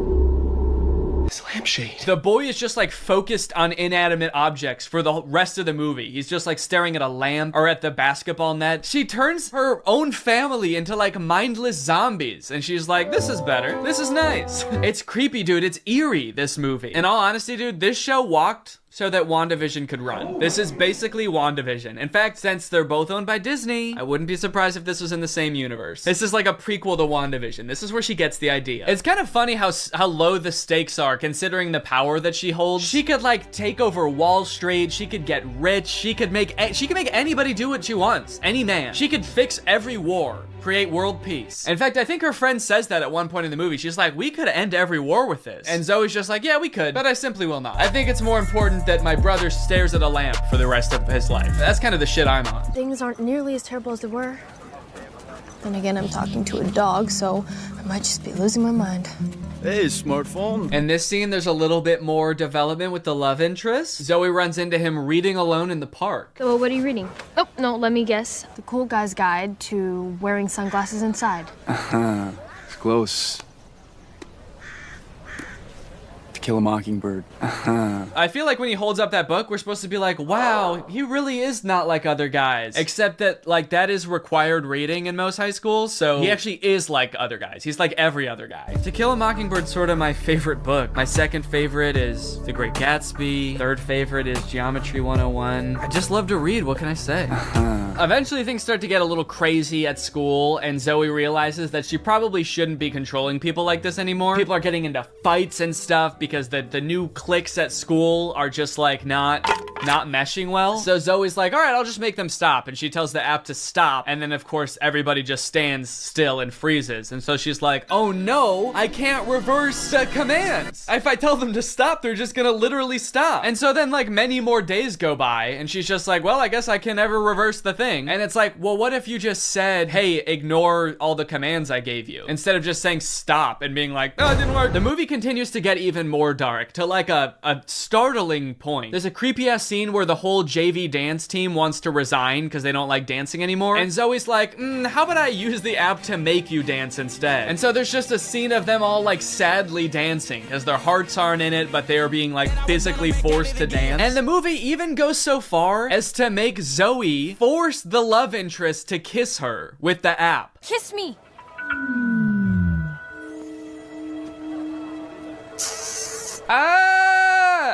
She just forced a guy to kiss her. Disney, what are we doing here, dude? What's going on? We need to have a talk with the writers of these movies. Anyway, Zoe feels bad after this, and she gets all stressed because there is a college scout coming to the basketball game. But Zoe's brother obviously isn't playing very well because the only thing he can do is like stare at an object for hours at a time. Welcome to a new season of Husky basketball. The Huskies have been struggling with practice, and there's a college scout in the stands. So tonight's game could be a nail-biter. I like that the scout is writing stuff before the game even starts. What do you think he's writing? Ball round, court shiny, boys stinky. Just as the beginning of the movie made no sense, the ending also makes no sense. The phone falls into the wrong hands. The popular girl figures out that Zoe is using it to control people. I don't know how she figures it out. She just like sees Zoe holding it during dance practice and she's like, she's holding her phone while dancing? She must be using mind control. I gotta get that phone. Anyway, she steals the phone. At the basketball game, she just like starts making everybody obey her every command. Crap, crap, crap, crap, crap. Crap. What's up, Greg, and welcome back to another episode of Crap. If you've watched my channel for a long time, you may remember me making a video about the movie Standing Ovation like 5 years ago. And you might think that that movie should have nothing to do with the movie we're going to be watching today, Croc. Because, well, Standing Ovation is about a ragtag group of girls competing in a singing and dancing competition, while Croc is about a man-eating crocodile brutally murdering dozens of people. Come to think of it, in Standing Ovation, I don't think even one person is brutally murdered by a crocodile, but the movies are related nonetheless, because they were both directed by this man, Stuart Raffill. Stuart directed Standing Ovation, he directed Croc, he directed another movie called Bad Girl Island, which I'm very curious about, and he also coincidentally directed Mac and Me, that E.T. ripoff from the 80s that Drew has talked about on his channel, and also Paul Rudd always used to bring a clip of on Conan. This man has a prolific career of creating low-budget films that leave you questioning if what you just watched could even be considered a movie. And today, I'm pleased to report that Croc is no different. Alright, man, what was your strategy here? What are you doing? Why are you even in that position? That's not gonna help you get away. Maybe if I just pretend I'm already dead, he won't be mad at me anymore. Maybe he'll feel guilty, and then he won't want to eat my whole head. Oh no, he ate my whole head! Now I know what you guys want. You just want me to go through and show you all the scenes where somebody gets eaten by the crocodile. You know how I know that? Because this whole movie is on YouTube and all of the most rewatched parts are the parts where somebody gets eaten by the crocodile. But first, the movie has to introduce all the characters and set up the plot and the story. Blah. But hey, at least the plot of this movie probably mostly revolves around the crocodile, right? Oh, no, don't worry. That crocodile doesn't want to eat you. He wants to sleep with you. But unfortunately, she's mine, so back off! Does that make you feel better? She's not having it, but don't worry, Jack's not getting his farm shut down. He's the main character of this story. He knows how to treat his animals. He's a good old American boy. USA! USA! It's okay with you. He's about to arrest you for tax evasion, but he does let him go. He's like, look, man, I may be part of the tax bureau, but I'm not a cockblock. Go meet this chick, man. Let me know how it goes. What? Don't worry, kind stranger, as we've grown quite fond of your nephew over these past, 12 seconds. So naturally, we've decided to help you commit arson to escape the police. And off he goes, dude. They did that good. They must do this a lot. Also, I guess the tide must be out, because they told him to dive into the ocean, and once he leapt off the thing, he landed in the sand. That could have ended very badly if he didn't know that. So long, suckers! Oh, God, my legs! Oh, I'm going to prison! So they just time to skip town, right? Now that the police, animal welfare, tax enforcement, and this construction company are all after him. Nope, he just goes back to work like nothing happened. But not before Someone else gets killed by a crocodile. Also, not before we talk about today's sponsor, Rocket Money. I signed up for Paramount Plus so I could watch old seasons of Survivor, but unfortunately, the experience of using Paramount Plus is so bad that I never use it. I don't know if it's just the app on my TV specifically, but episodes of that show used to be shot in a 4:3 aspect ratio, but Paramount Plus stretches it out to widescreen. Meanwhile, all of the ads, which are shot in widescreen, for some reason are squished down to 4:3. Also, pausing doesn't work. It actually took me like days to even sign up for Paramount Plus. I don't know why. I tried on every device and they just didn't want my money for some reason. That being said, I am very happy that Rocket Money is sponsoring today's video because it gives me a good excuse to complain about Paramount Plus. I stopped using it a while ago, but forgot to cancel the subscription, which is why Rocket Money comes in handy. Rocket Money safely and securely identifies recurring charges and lets you cancel those subscriptions with just a couple of clicks in the app. You don't need to worry about pesky customer service calls. You don't need to worry about Jeff Probst coming to your house to ask you why you're canceling your subscription. It just works. Rocket Money also has some great budgeting tools. You can monitor your spending by category, create budgets so you can get the most out of your money, and develop good saving habits. Rocket Money has helped save customers up to $740 a year when they use all the features, with over $500 million in canceled subscriptions. So to save more and spend less, join the over 5 million members using Rocket Money today. Go to rocketmoney.com/Danny or click the link in the description to get started with Rocket Money for free. And you can also unlock even more features with premium. That's rocketmoney.com/Danny to get started for free. Thank you to Rocket Money for sponsoring this video, and thank you to you guys for checking out Rocket Money. Now back to the video. After the whole escaping from the police incident, two of those teens from the bar decide to go make out in the ocean. This is great. They're smooching, they're making out. The boy goes underwater to... I actually don't know what he was planning on doing down there. It kind of looks like he's going to suck on her toes. But you know who that attracts? The croc! The croc said, hold on. If anybody's sucking on anybody's toes around here, you better believe it's gonna be the most sexually aggressive reptile. So he eats the boy, and then he eats the girl, all while this lone, terrified girl watches on in horror.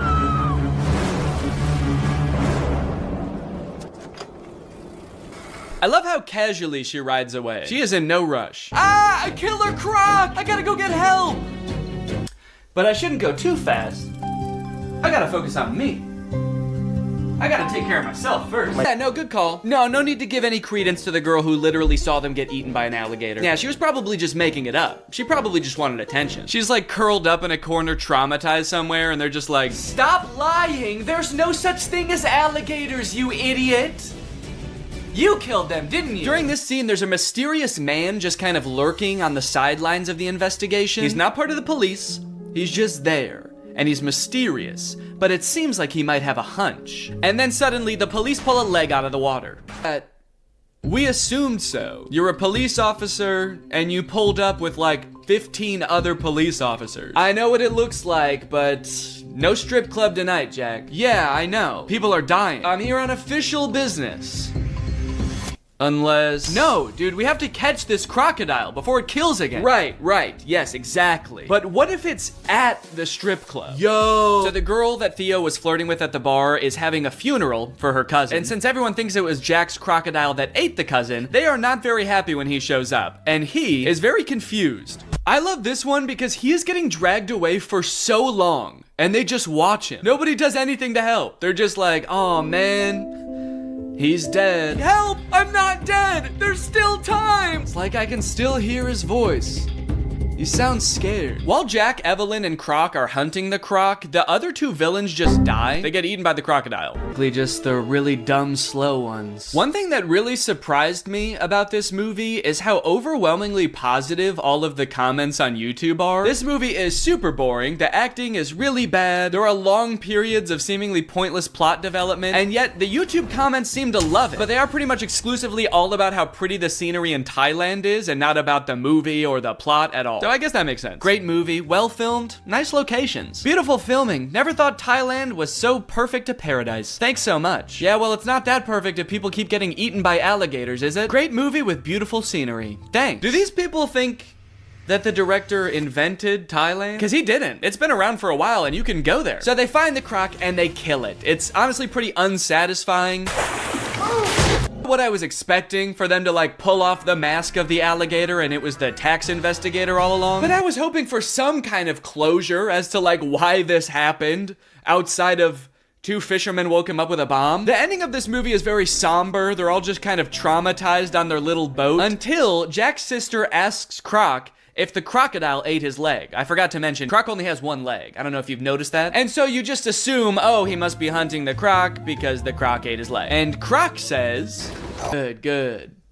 I was hoping this movie would end like an episode of The Big Bang Theory. Well guys, thanks for watching this video. I hope you liked it. If you're new here, make sure you subscribe and turn on my notifications to join Greg. I'll see you guys next time. Up. And it is capitalized like it's the brand of camera. I know most of these are probably just like jokes and people, you know, made these to be funny. The thing that bothers me about Wattpad, and maybe this is just my age showing, but it's really hard to tell sometimes when people are joking. I'm almost positive this one's a joke, but it's still funny to read them, honestly. I'm still gonna read it, and I'm gonna make fun of it like it is real, because you can't prove it's not. But first, this video is sponsored by Native Deodorant. I was already a big fan of Native Deodorant before they reached out to sponsor this video, so my first reaction when they asked if they could sponsor a video was like, yeah, as long as you send me more deodorant. And they did, so thank you, Native. In case you haven't heard of them before, Native Deodorant is aluminum-free, it's paraben-free, it's vegan and cruelty-free deodorant. Native Deodorant applies great, it's not sticky, it dries really quickly. They've got some really great scents. This one is charcoal. I think this one's my favorite. They've got sea salt and cedar, which to me smells like, kind of like foresty. And they've got coconut vanilla, which honestly reminds me of like a really nice smelling candle. They actually offer plastic-free versions of their deodorant too. It's like the same formula, same deodorant, but the packaging is more sustainable, which I think is a fantastic idea. I wish more companies would do stuff like that. And now Native has more than just deodorant. They've got toothpaste, they've got body wash. Usually 3 deodorants would cost you $39, but if you click the link in the description and use my code DannyFurious, it's only $26. That's over 33% off. And with that same code DannyFurious, you can also get 20% off body wash or toothpaste. Thank you to Native Deodorant for sponsoring this video, and thank you to you guys for checking out Native Deodorant. Head on over to the link in the description if you want to check it out. And now let's continue with the video. I feel like you could not pick 2 people that I would like to see become romantic with each other less. Between John Cena and Bill Nye, dudes have probably never even met. I don't understand how you could ship such random people. All right, the first chapter is called Teach Me How to Wrestle. John Cena walked over to Bill Nye's house. He could drive, of course, but lately he wasn't feeling well. Thank you for clarifying that John Cena does know how to drive. This person's very careful not to slander John Cena right before talking about how he's probably gonna have sex with Bill Nye. He's like, okay, let me get the record straight though. This dude does know how to drive, and he could if he wanted to. Is this like comments on this particular part? Okay, I didn't know there was this feature. You can comment on every specific paragraph. Here we go again. This is the beginning of the story, dude. Oh, John Cena's going over to Bill Nye's house? Oh, brother, this ought to be good. We know how this ends. Do we? Why is this on my recommended? Kind of sus, I'll read anyway. You do kind of gotta be in a weird corner of Wattpad for this to show up on your recommended, right? It's not like you're reading, like, what's a normal thing to read about on Wattpad? It's not like you're reading Harry Potter fanfics and this shows up, right? Bill was so perfect. His skin stayed scientifically ageless with each year. All the facts he spoke, it honestly turned John on. Thank you for being honest, I appreciate that. I can't lie to you guys, John was horny as hell. He was going to have what he wanted. He is John Cena after all, that's right. Let's see what people have to say about that part. Okay then. Anyone know what John Cena looks like? I've never seen him. Wait, this is the same guy that commented before about how did this end up in my recommended. He's reading the story and he's like, I don't know who John Cena is, even though there's a picture of him right here. But I'm invested in the story. John opened the door and stepped inside Bill's house. John Cena is here! He screamed, making sure Bill can hear. Scientifically, I suppose so, Bill says. I love that everything Bill Nye does is scientific. He supposes so scientifically, his skin stayed scientifically ageless. I can't wait until they start scientifically making out. John was going to take what was his. I forgot my swag hat last time I was here. Sure, that was his, but that wasn't really what he wanted. Bill raised an eyebrow as he reaches in a shelf, taking the hat out and handing it to John. The atmosphere suddenly changed. Oh shit, pollution. That's so fucked up. It wasn't innocent anymore. It wasn't swaggy anymore. I don't think it was ever innocent. It's just he showed up screaming. I don't really think you can say it was innocent. He showed up with blood vessels popping out of his head. I'm here! Just an innocent little boy, I'm here. John looked into the hat, there was a condom in it. Sort of a swag hat within a swag hat when you think about it. Let's see if anybody else made that joke. There's 100 comments about this one line. Oh, little plot twist. Seems like they got some people surprised. I love how invested people are in the plot. That crazy old saggy swaggy scientist knew he'd come back.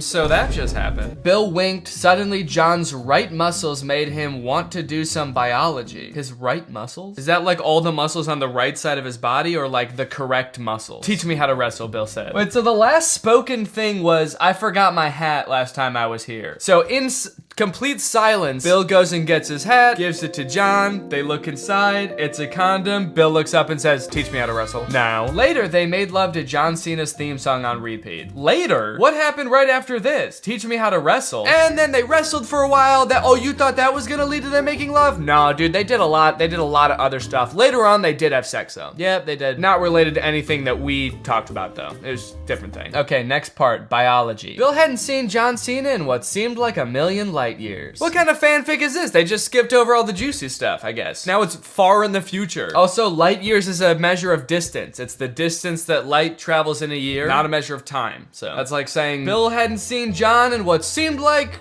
10 meters. He missed his shouting in his theme song. Oh, how they made love to that theme song on repeat. He still remembered that day. So the things he misses about John is his shouting in his theme song. It's funny, it seems like the person who wrote this doesn't seem to know that much about Bill Nye or John Cena. They just know that like Bill Nye's a science guy. Everything he does is scientific. And John Cena wrestles, yells, and has a theme song. And Bill Nye has a theme song too. And they haven't mentioned that at all. Give Bill a little credit here. He also has a theme song. John was going to visit him that day. He got a text informing him. And it looks like a very informational text indeed. Get ready to see John Cena's dick. Glad they're starting things off innocent as usual. John was always so forward. Bill loved it. Bill heard his doorbell ring a familiar sound. Yeah, the ringing of a doorbell. That should be pretty familiar. As he heard John screaming into the house. Bill was surprised his neighbors hadn't called the cops. John almost ran up and embraced Bill. Ready for this swaggy dick? Jesus Christ, man. Am I gonna have to edit this whole thing out? Am I gonna have to bleep this? I'm gonna have to review YouTube's monetization policy. Okay, let's see the comments. No comment. I'm gonna tell my crush this. Ready for this swaggy dick? You're gonna tell that to your crush? You know what would be a crazier pickup line? Get ready to see John Cena's dick. Hey baby, thanks for that tasteful nude you just sent me. Now get ready to see John Cena's dick. He's like, what? Wait, whoa, what? And then you send a picture of nothing because you can't see John Cena.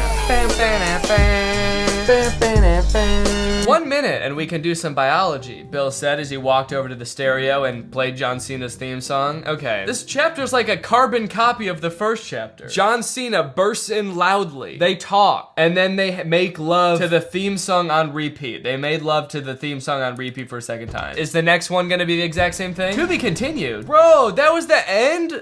It's just 2 chapters of the exact same thing happening twice? I feel so cheated right now. Last updated in 2016. This is a tragedy. Shawty, it's been 6 years. Shawty, please come back. I have to know what happens next. I have a couple of pretty good educated guesses, but I'd really like to know for sure. All right, shit, well, I guess that was that whole story. You know what? I feel like we're just gonna end it there. That was a little bit too much. All right, well, thanks for watching, guys. Keep it real, stay safe, and most importantly, keep it real. I'll see you guys next time. What's up, Greg? I hope you're all having a great day. Welcome back to my channel. This, of course, is another episode of 1, 2, 3, No. Real quick before we get started, I keep forgetting to say this, but thank you guys for 3 million subscribers. I think the reason I keep forgetting to say it is because it doesn't feel real. Sometimes when I think about how many subscribers I have, I get too weirded out, and it feels weird to me that I even have more than 100,000 subscribers. If a couple years ago you told me that I had 100,000 subscribers on YouTube, I'd be like, oh man, I'm living the good life. That was like my goal a couple years ago, to hit 100,000 subscribers. So the fact that I now have 30 times that amount is insane, and it doesn't feel real. But thank you guys for supporting me. It really means the world to me. It's very cool that you guys watch my videos. And then the other thing is, thank you to those of you who came to the tour. The tour is over now. It ended in October. I also keep forgetting to mention this. The tour was so fun. One of the coolest things I've ever done. Getting to hang out with Drew and Curtis all day, every day was so fun. And probably my favorite part, I got to meet a lot of people that watch my videos and like comment and tweet at me all the time. So even though I'm really glad to be home, I miss Laura, I missed my whole life. It's definitely something something I want to do again someday, so if you didn't get a chance to come, I'm sure there will be another chance to see me in the future. If you did get to come, thank you so much. Anyway, enough being sappy.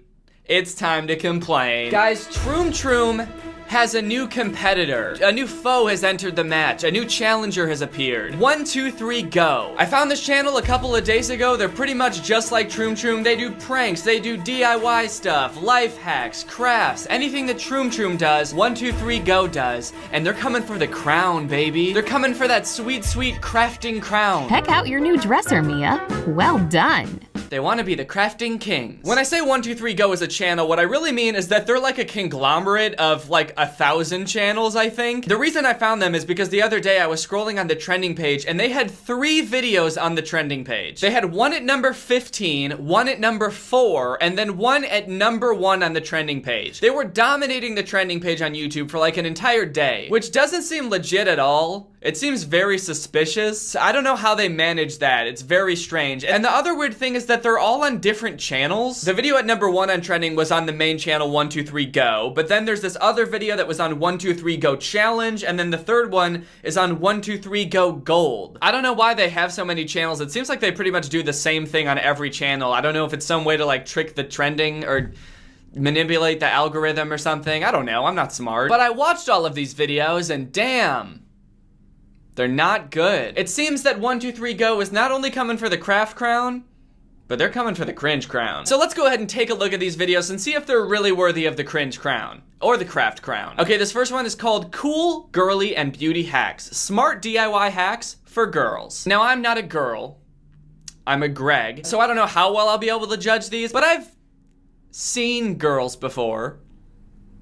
So I feel like I'm qualified to judge. I feel like at the beginning of the video, they're already firing shots at other DIY channels. They're like, some DIY hacks out there are just plain ridiculous. So stick with us, cause ours are good and normal. Spoiler alert.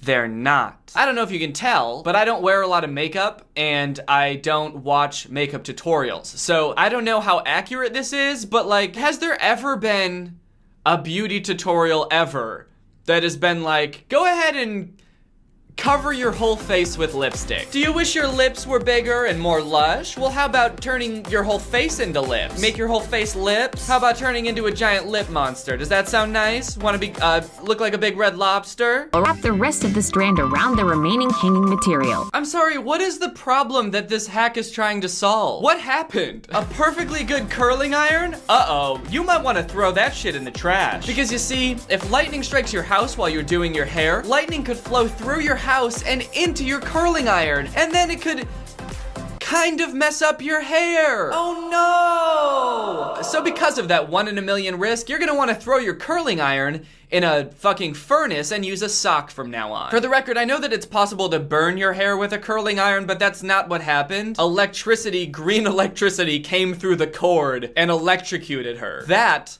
I don't think happened. If it works, I just feel like the story was a little bit off. Like she should have forgot her curling iron and then used a sock to curl her hair. Don't say that a curling iron's not gonna work. Obviously they work, that's why people use them, and they don't just randomly electrocute people. I like the little stories that they add in between the hacks that gives them like a reason to use the hacks. It's not just DIY hack after DIY hack. There's a little story. It's a nice little, it's almost like a little beauty movie. But her logic in this scene as a character just doesn't really make sense to me. It's just kind of weird that she has no idea if the shaving cream would work or not. Like, she has no reason to think shaving cream would fix her stain. But she's just like, I don't fucking know, shaving cream? It's worth a try. And she just randomly stumbles upon this amazing life hack. Does she do this every time it gets a stain? Just reaches for the nearest liquid and pours it all over her shirt and hopes that it has stain removing properties? I just feel like it would be more realistic if sometimes she tried like a random beauty hack that she had a hunch would work and it just doesn't at all. Like, oh no, I ripped my pants on the way to class. I'm gonna look like the dumbest, stupid fucking idiot in the whole class. Wait. A lighter! Could I melt my jeans and meld them back together? It's worth a shot. And then it just cuts to him standing in front of the smoldering remains of his house. Like, what have I done? I feel like that would be more realistic, personally. Oh. What kind of color was that? She just said spray some color on a brush. Was that spray paint? What was it? Was it spray hair dye? They didn't say. They just said spray some color on a brush. Just spray some color on a brush. Just pure color. Just spray some pure blue. The essence of blue. Just gather up the color blue and then put it in your hair. I don't know where to get that. Maybe I'm missing something, but couldn't you just spray the hair with the color? Why did you need to spray it all over a brush? Now you can't use that brush anymore. Now the brush is blue forever, or until you get it out somehow. This shit makes no sense. Thumbs down. Wait. Life hacks not making sense? What kind of world do we live in? Touching a bobby pin. Or having it on your finger. Also, does this even happen that much? When you reach into things, you come out with bobby pins all over your fingers? She seems like it's really hurting her every time too. Does having a bobby pin just lightly clamped on your finger hurt that bad? The girl in the video is like, ow, whoa, oh! Help, someone help! I'm a doctor. Huh? You asked for help, I'm a doctor. Well, where the fuck am I? The hospital, you asked for help, I'm a doctor. Oh yeah, I have a bobby pin on my finger. Fuck! Oh shit. We have to take an x-ray right now. Put your finger in there. Okay. Oh shit. Oh. What? Your finger is fucked up. That is a fucked up finger. Is it broken? Broken? No, your bone is just dust. There's nothing to be broken. There's no bone anymore. Your finger's basically just a bag of sand. Well, can you fix it? I'm afraid the only thing we can do at this point is just cut off your whole ass arm. That makes sense. All right, let me just grab my knife. Oh! Fuck no! Anyway, the solution is to put it in a Tic Tac case. But that's the end of that video. The next one is very strange. It's a little bit different. This one is on the channel 123 Go Challenge, and it's called Wearing Long Acrylic Nails for 24 Hours. Longest nails ever! Funny pranks by 123 Go Challenge. This one is more of like a long skit than any sort of practical information, any kind of useful DIY tips. It's just a long skit about this guy's life being ruined. So basically, this guy and this girl are hanging out, and the guy makes the girl drop all her change. No, my change! Oh no, my change! All my nickels and dimes and quarters and half dollars. Why do they have half dollars? Do people even still use half dollars? I feel like I haven't seen a half dollar in like 15 years. So she tries picking up the change, but she can't because her nails are too long, and the guy gets all impatient. Fine, I'll help. What was that? What was that little noise? He grunted like a little gremlin. This bitch is taking forever. So finally he picks up all the change and he puts it in his pocket and he keeps it and he's like, if you drop it again, you won't be able to pick it up, so I might as well hold on to it. What if you drop it all again? It's definitely safer with me. So she gets all pissed, so later that night she sneaks into his room where he's sleeping, but it's the same room, he's just sleeping on the couch. They probably didn't have another set, they just had the couch room set, so that's just where this character sleeps. And while he's sleeping, she glues really, really long acrylics on him. As you do. And then the rest of the video is just him bumbling around being useless. He can't do shit because he's got really long acrylics. He can't seem to figure out how to pick anything up. Can't really manipulate things well. He's making everything look a lot harder than it should. He's really playing it up. There's one part where he's on the toilet and he tries to wipe his butthole, but I guess he's got really long nails, so he ends up scratching his butthole. Any last words, Kevin? And then like a couple scenes later, he's using his fingernails to skewer food and eat it, so that's gross. Amy, open your eyes. There's someone or something in your room. Huh? What is that? Please don't hurt me. Where the heck is the light switch? I found it. Okay, who's there? Show yourself. Hey there. Hey there. It was just me. I was just standing in your room like this, posing like a witch for no reason. Can you take my nails off, please? And she does. My regular nails. I thought I'd never see you again. All in all, this video was a disaster. Which brings us to the final video that was on the trending page. It's called Best Challenges and Pranks on Your Friends. And this one, of course, is on 123 Go Gold. I'm not sure what makes this one gold. Maybe it's like their premium content, their most golden material. Dude, this shit is gold. Is this the best shit that 123 Go has to offer? That wouldn't be saying that much, honestly. Let's find out. Hey girl, I think it's time for a style upgrade. Take this scarf. Now put it around your neck like this. Now take each side with opposite arms and flip them around your neck. Yep, like that. Take the ends and tie them in a simple knot. Tighten it, and poof.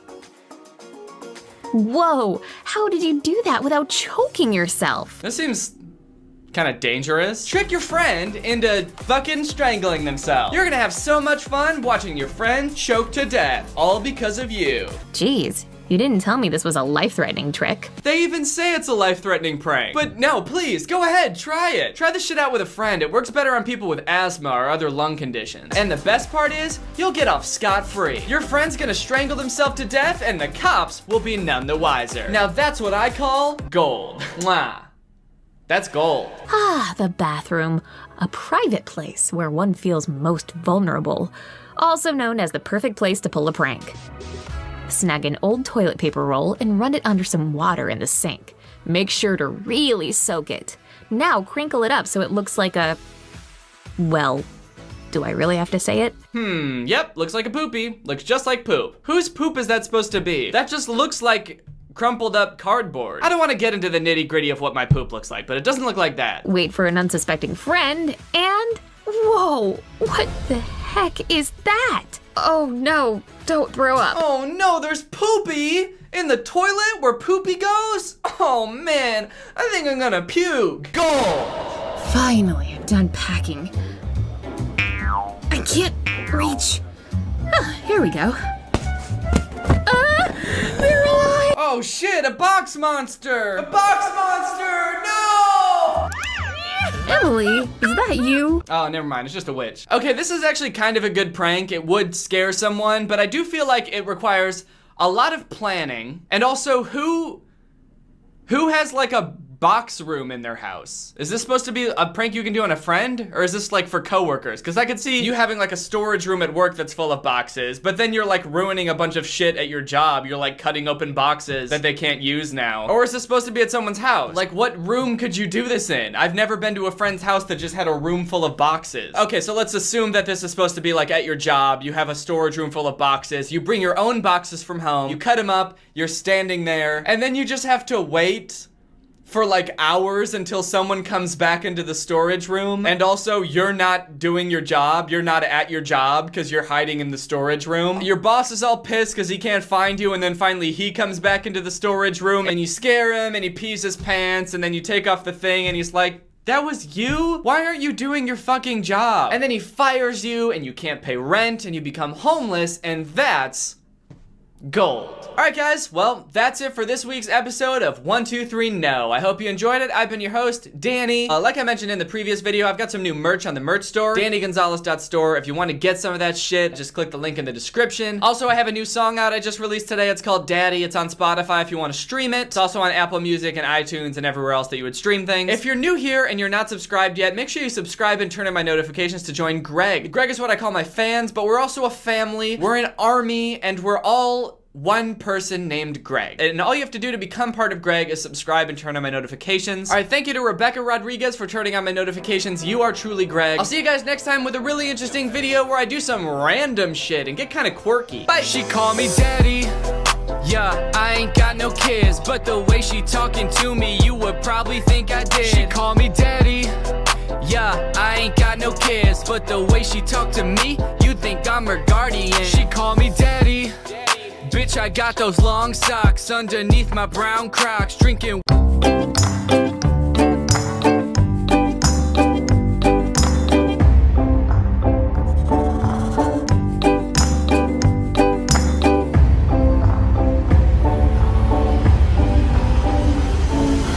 What's up, Greg? I hope you're all having a great day. Welcome back to my channel. This, of course, is another episode of sitting alone in an unfurnished room like a weirdo. So most of you have seen the video I made with Drew a couple months ago where we talked about the Jeremy Renner app. And since we made that video, a lot has happened in the world of Jeremy Renner. Firstly, just a few days after we made that video about his app, the app got shut down. Jeremy Renner himself posted this lengthy note on the app saying that he was taking down the app because there were too many trolls on the app, and he was going to be giving anyone who spent money on stars refunds. And for a second, Drew and I were like, huh? Did we do that? Did we roast this international celebrities app so hard that he had no choice but to take it down? But then we looked into it a little bit more, and it seems like there were like a whole host of other problems on the app that we didn't even touch on, and it's been a long time coming. Unbeknownst to us, the app was full of trolls that were impersonating other celebrities. People were making accounts for like OJ Simpson and Casey Anthony and posting really weird stuff on the app. But worse than all that, worse than people making fake accounts for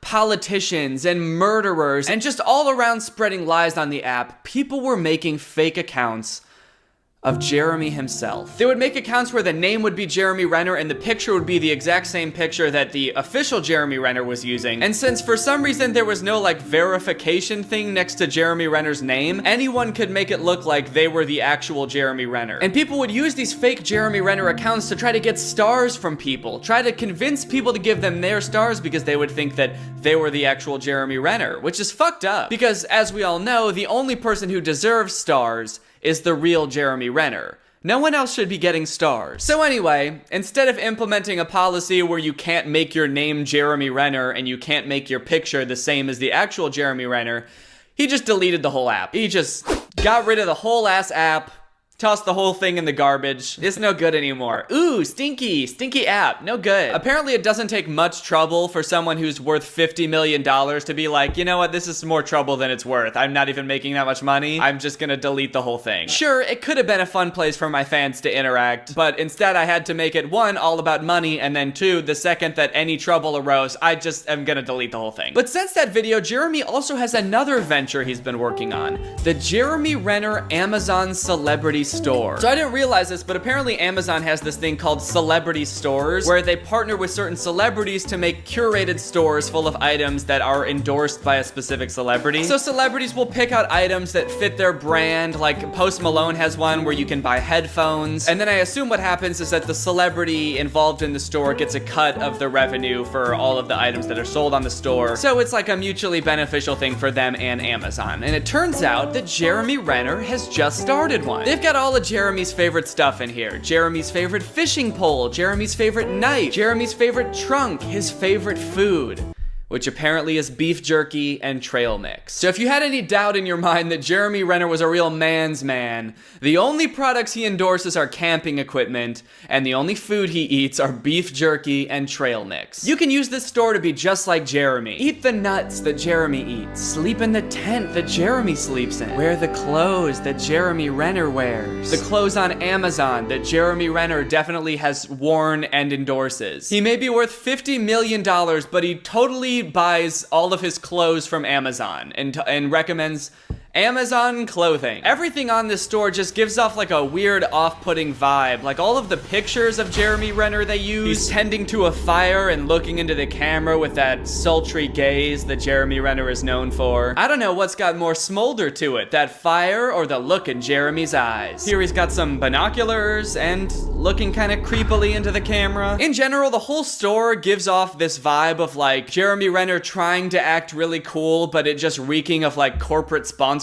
I went and looked at some of the reviews for the products in this store, and a lot of them are pretty funny. This person rated the fishing rod 5 stars, but their review says, Jeremy, are you disappointed in me? Why does Jeremy look like he's disappointed in the homepage? He's disappointed I didn't catch the fish on the first try, angry that I'm taking forever lighting the fire, and just overly disappointed in the fact, for a moment, I thought I could have been as cool as him by buying these products. Okay, here's another similar review for the fishing rod. This person gave it 4 stars. I have not purchased this product, which is always a good way to start a review of a product, by admitting that you've never used it or even seen it in person. But I just want to say how sad the Jeremy Renner store is. Really look at him. So bad and so sad. I bet he never uses any of the stuff they're selling. But I do think he does high-end real estate, which is pretty smart and cool. Minimal loss if the economy turns south, and a better investment than middle to low-class real estate. But he has a ton of money, so I bet I could never go into that. Anyways, forgot my point, but this store is a shame, and Mr. Renner should be embarrassed. I'd say that those reviews are a pretty accurate assessment of the Jeremy Renner store. It's weird to see someone so famous trying so hard hard to make money in the most corporate ways possible. Like making an app where the only thing you can do is pay him money, like doing this weird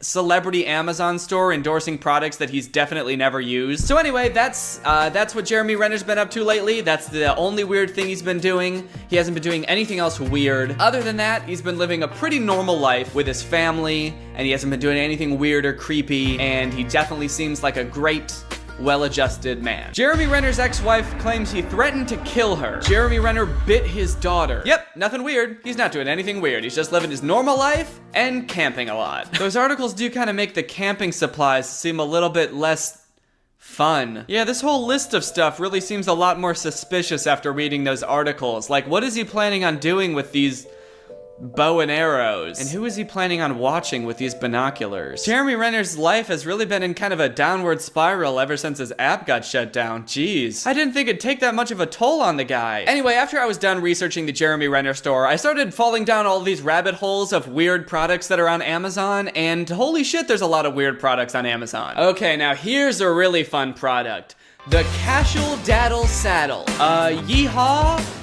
More like knee-haw. More like yee-naw. Cause what the fuck is this? I don't think that this is what the song Save a Horse, Ride a Cowboy was about. Look at this poor dad, dude. He looks so embarrassed. He's been conquered by a 3-year-old girl who really seems to be enjoying herself. I'll give him that. The girl seems to be having a jolly good time, but the dad, he's so ashamed he doesn't even want to show his face. His cowboy face. His cow face. So in case you couldn't tell, this product is just a saddle to put on your dad so you can ride him around. I don't know who this would be a gift for. Like, is it a gift for the kid or a gift for the dad? Seems like a pretty mean gift to get your dad. But a lot of the reviews say, like, this is a great gift for Father's Day. No, it's not. Hey, Dad, for Father's Day, I'm gonna break your fucking back. How's that? I'm gonna ride you around for hours. Happy Father's Day. The customer question and answer section of this product are out of control. Would this be suitable for a toy rocking horse? This product is best used what it is meant for, a dad. Though I'd imagine a rocking horse or whatever would be fine. But like, it's meant for dads. What the fuck? Why so unnecessarily mean? Also, like, a rocking horse. It's like you've never heard of one before. Oh, I'm sure your little, what was it again? A rocking horse. Yeah, I'm sure it'd be fine for that. Don't rocking horses already have seats on them? Or like a place for the kid to sit? I mean, I guess a dad does too. The saddle seems pretty unnecessary for any circumstance. It's not that hard to just grab onto your dad. It just mostly seems demeaning to strap this thing onto your dad. Someone else answered this same question. No!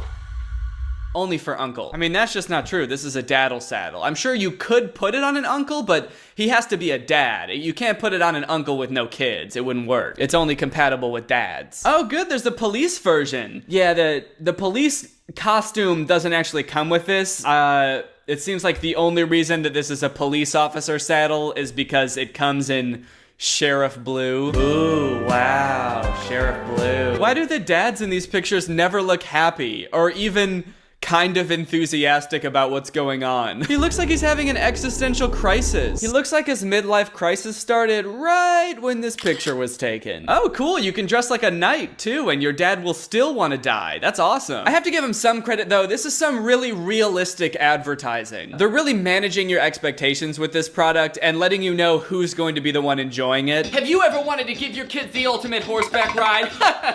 Of course you have. Well, now you can, thanks to the Casual Daddle Saddle. Just strap it on and take your kids for a ride. Your kids will love feeling like they're strapped to a real horse because you smell like shit. You smell like a horse. Your kids can dress up like a cowboy, a mounted police officer, a princess, or a knight in shining armor. And you can dress up like a fucking horse. Your kids will love feeling like they're riding a real horse, whether it be through the jungle or on an old dirt road. And you will not have a good time. You will not like this product. You will not have fun. You're gonna hate your wife forever for getting you this as a gag gift and resent your kids for making you use it. So call today and become a fucking horse.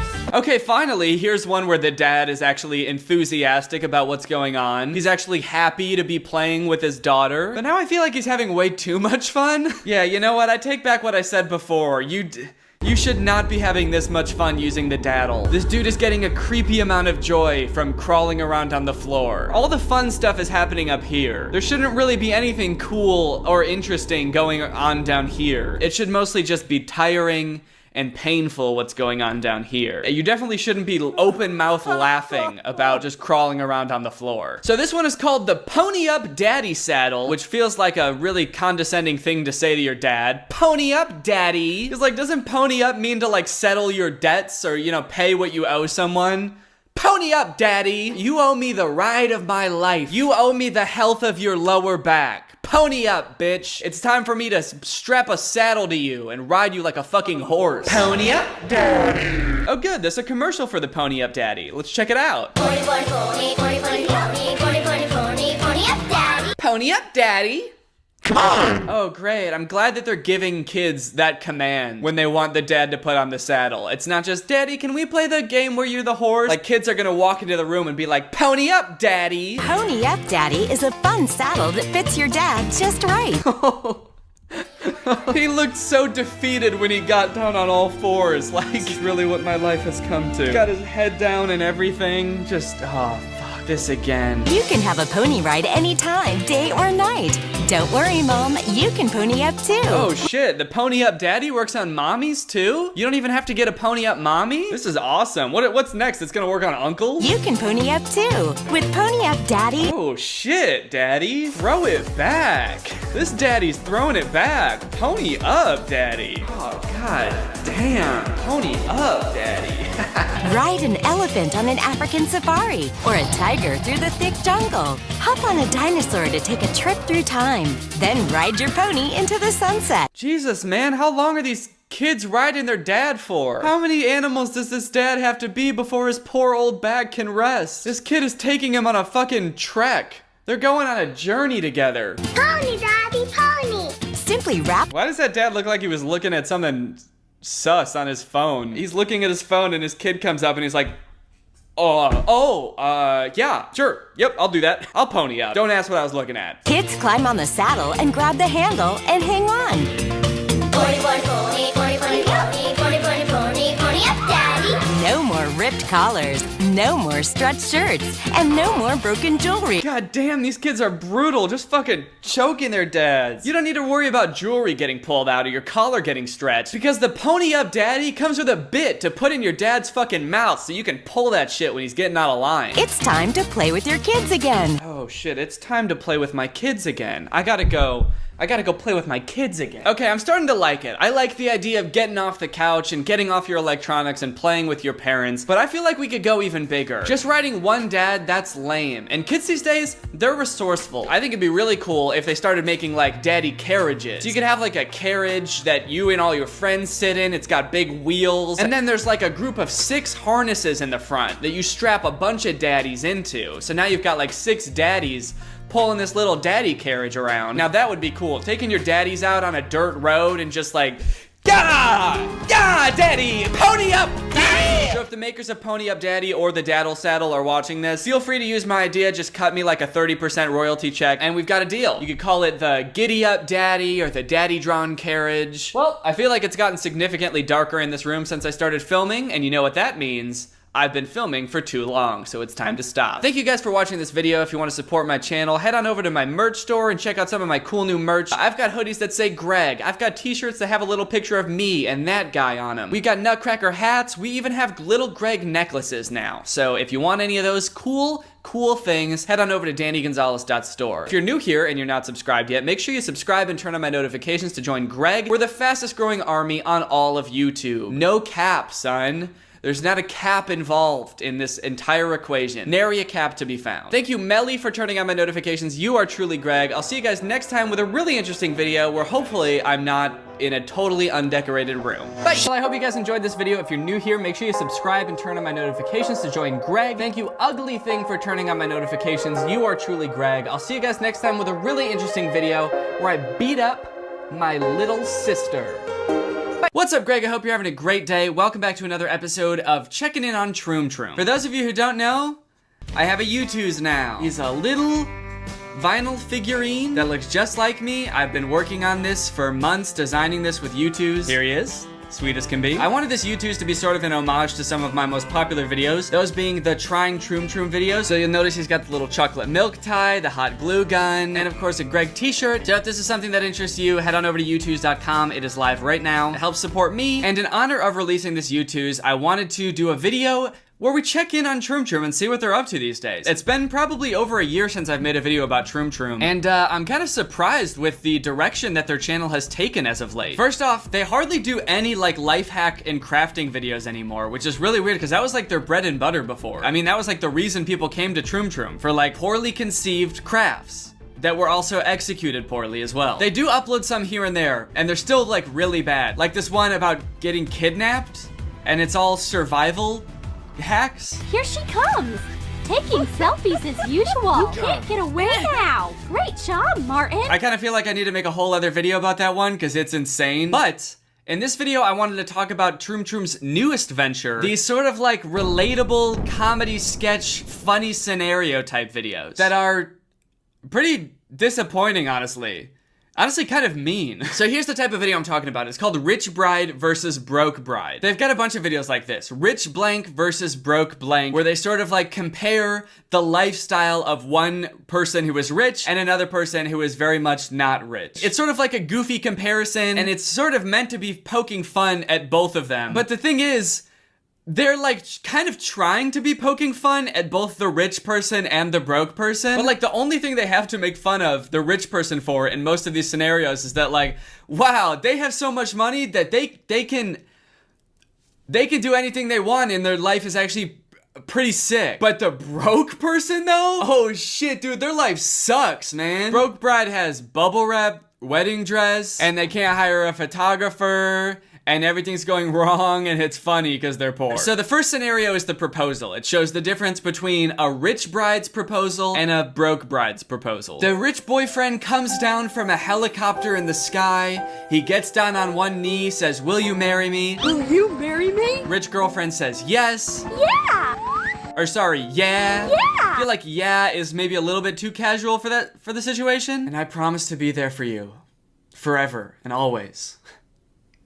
Will you marry me? Yeah. Instead of coming down in a helicopter, the broke boyfriend just comes down in a regular ladder, just from like the top of a wall or something. I like that they made it so that he still had to come from the sky. They didn't have him just like walk up or something, which would be normal. Or what? Actually, I guess it doesn't really make sense that they're like walking up and immediately proposing anyway. Do they know these people know each other? It's kind of weird in general that they're like, they just walk up and the first thing they say is, "Will you marry me?" But I just think it's funny that they made him come from the sky also, just in his own like broke way. Like it's a well-known fact that like, if you're gonna propose to a girl, you have to come from the sky. You need the higher ground. It's like a fight. It's a tactical advantage and a power move. You need the higher ground and the element of surprise. Will you marry me? That's how I proposed to Laura. So broke boyfriend gives broke girlfriend, now broke fiance, actually, the ring. I don't know what that thing is. Is it a toy? Is it like a fidget thing? It kind of looks like a toy for a toddler. Is this a baby? Even if you were kind of strapped for cash and you couldn't afford a diamond, why put a baby toy on the ring? Oh wait, I guess I misread the title. This says Rich Bride versus Broke Baby. Oh, sorry, they're not even gonna get married. That's just a straight up baby. Rich bride gets a beautiful wedding, and broke baby gets a nap. She's very tired from being so young and so broke. Here comes the bride. Adele, Anthony, exchange your rings and vows. Now it's time for the ceremonies. The rich ceremony is of course beautiful. It's a very nice looking wedding. Maybe a little bit tacky. The bride does have a bouquet made out of $100 bills. But overall, the message from the rich wedding is just like, dang, they're having a great time. And this day is gonna be one that they remember positively for a long time. Also, I love the officiant's hair. He looks like a Jedi apprentice. You may kiss the bride. Oh. Oh, what a sweet ceremony. Definitely don't react like that when the bride and groom kiss for the first time. Oh.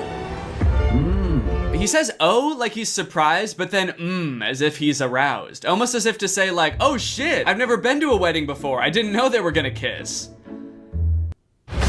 Keep going. Oh babe, this day is so romantic. I love you so much. Me too, sweetie. We're gonna remember this day for the rest of the... Oh my god. Babe, I think your best man is jerking off. Oh, whoa, what the fuck? Good afternoon, Father. Whoops, you're not ready yet. The broke couple could not afford the same venue as the rich couple, obviously, so they decided to have their wedding at a clothing store. They go to get the priest in one of the fitting rooms and he's naked. Whoops. It is the same priest as the rich wedding, though, so I guess money can't buy you a better priest, but it can make him not naked. Whoa, a stress reliever. Damn, yup. I could have told you that was gonna happen. That's just one of the pitfalls of having a wedding at a clothing store. There's always gonna be some guy in a jumpsuit and sunglasses that wants to pop your bubble wrap dress. There's always that guy. Every fucking time. Rich couple is having their wedding photographed by a drone. Hi. Broke couple could not afford a photographer, so they bribed the security guard at the clothing store to give them the footage from the security cameras in the store. Good afternoon. Guard, wake up. Hey, wait a minute. I feel like I've seen that guy somewhere before, but I can't place it. Oh well. He's pretty vague looking. I'm probably thinking of someone else.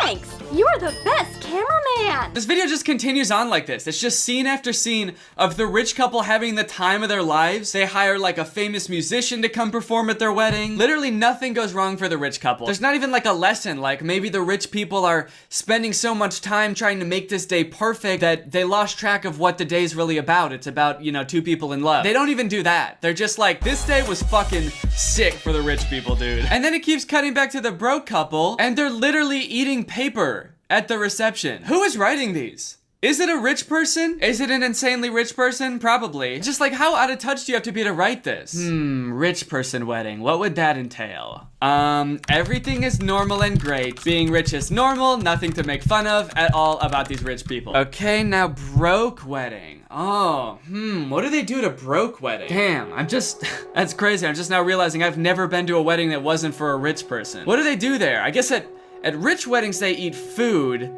So at broke weddings, they probably eat garbage? Sure, yeah, they're eating trash. Just scraps of paper. They're eating garbage, and the bride has a dress made out of garbage. When it comes time for them to pay the tab at the wedding, all the groom has is garbage to pay with. All right, the script is done. Now it just needs a title. Rich bride versus garbage bride. Perfect. There's one point in the video where it actually seems like they're gonna like razz the rich couple a little bit. They're gonna be like, haha, they got their comeuppance. Look at them. Now we get to laugh at the rich people.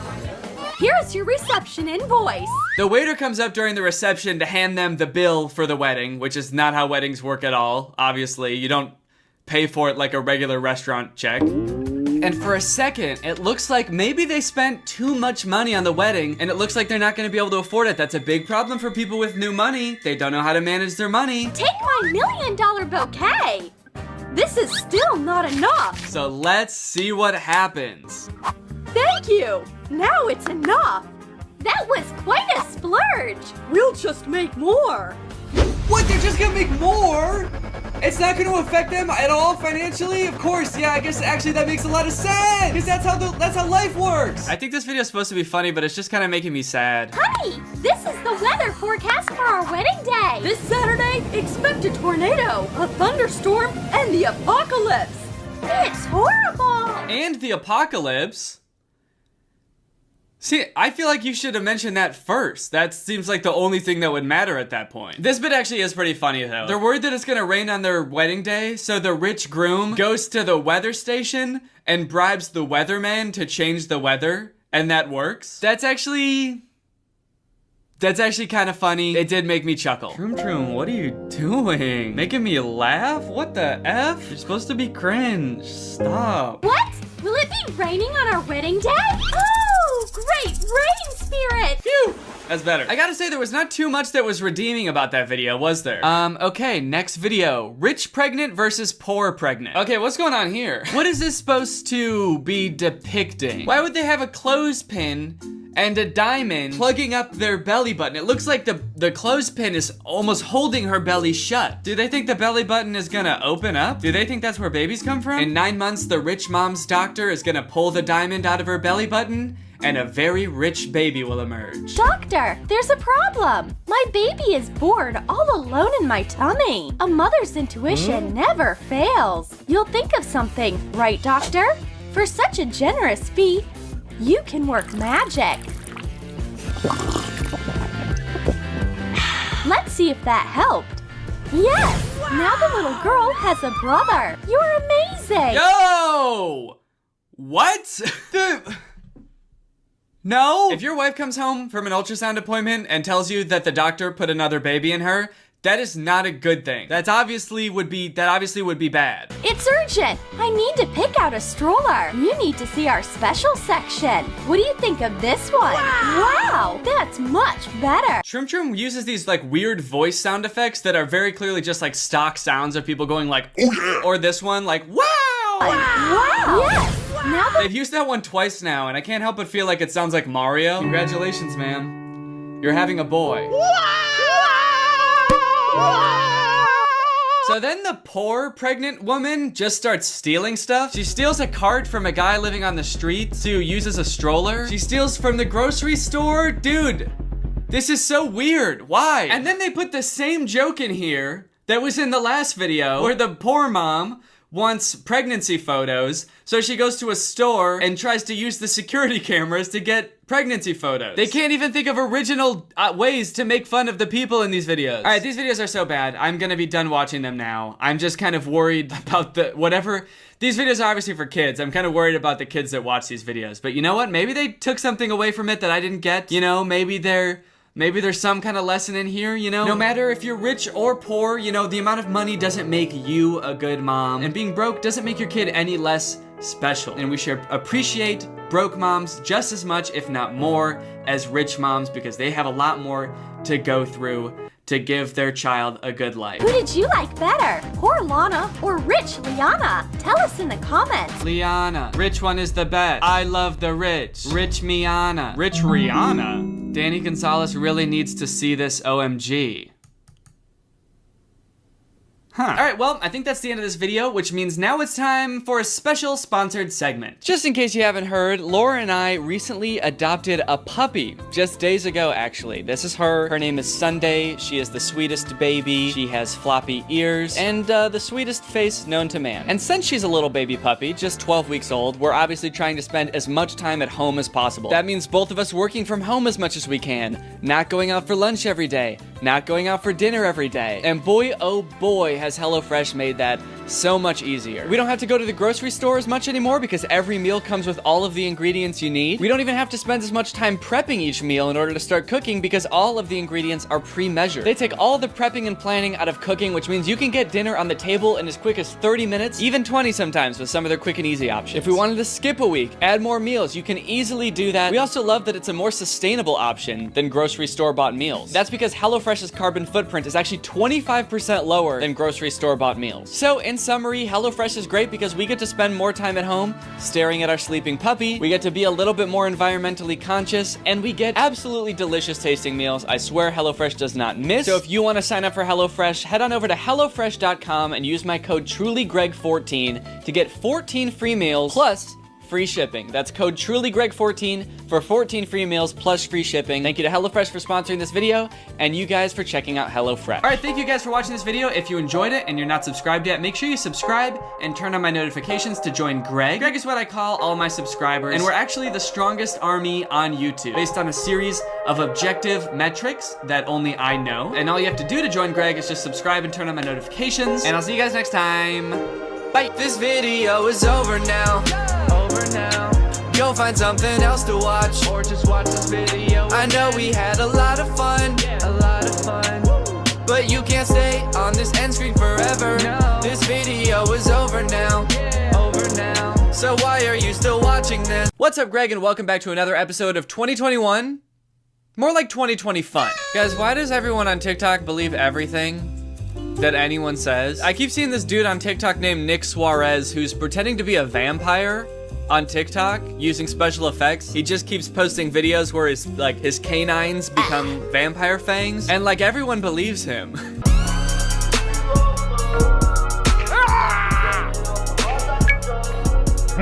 When I first saw this TikTok, I was like, okay, that's a cool effect. And I went to the comments thinking that everybody else would be saying a similar thing, just like, ooh, nice job, cool effect. Or just like thirsting over him because he's a boy and he's not wearing a shirt. Or he is, he's just wearing it wrong. But no, the comments on this were pretty surprising. This could actually be real, and I would have no idea. He could actually be a vampire, and we wouldn't even know. No, he couldn't. He could not, because vampires aren't real. They're made up. They're a thing that people made up. Also, imagine if vampires really were real, and this is how we found out, from like a, sort of like a thirst trappy TikTok of a guy just casually being like, oh, I heard we're showing off our teeth. Here's mine.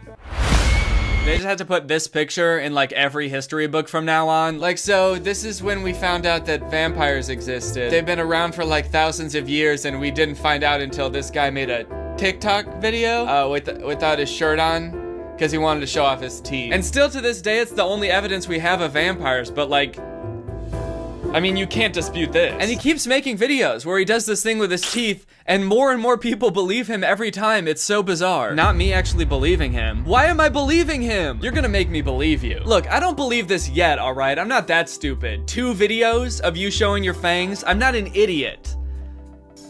But I swear to God, if you do this one more time, I will believe you. I'm serious, all right? Post one more edited TikTok of you showing your fangs, and I will spend the rest of my life believing vampires are real. And it's not because you're cute either. I don't want to kiss. I'm gonna spend the rest of my life trying to track you down and impale you with a wooden spear. You demon. You evil being. Hey guys, so a lot of y'all have questions about my last video, and I'm here to clear some of those things up. So, fangs, not retractable. They come out when I want. My eyes, yeah, they do glow, and I could compel you, but I won't. And finally, speed. I like that he's not just a vampire, but he's like a cocky vampire. And my eyes? Yeah, they glow. And my speed? Yeah, it's really fast. Watching everyone I love die time and time again because I'm an immortal, ageless being. Drifting through time, becoming further convinced that nothing matters and life doesn't mean anything because I sold my soul to the devil 200 years ago? It's your boy. A lot of y'all are still confused about these and about my speed. So I figured I'd put up a timer, do a couple laps, show you guys how fast I really am. So here we are. He has a couple videos where he runs fast, and I don't know why it's so funny to me. I think it's because if you see like someone actually running real fast, like Usain Bolt or something, he takes such long strides. But in these videos, he's just sort of jogging or almost power walking. So he's taking pretty small steps, but he's just going really fast. And my speed? Yeah, I guess you could say it's borderline Olympic.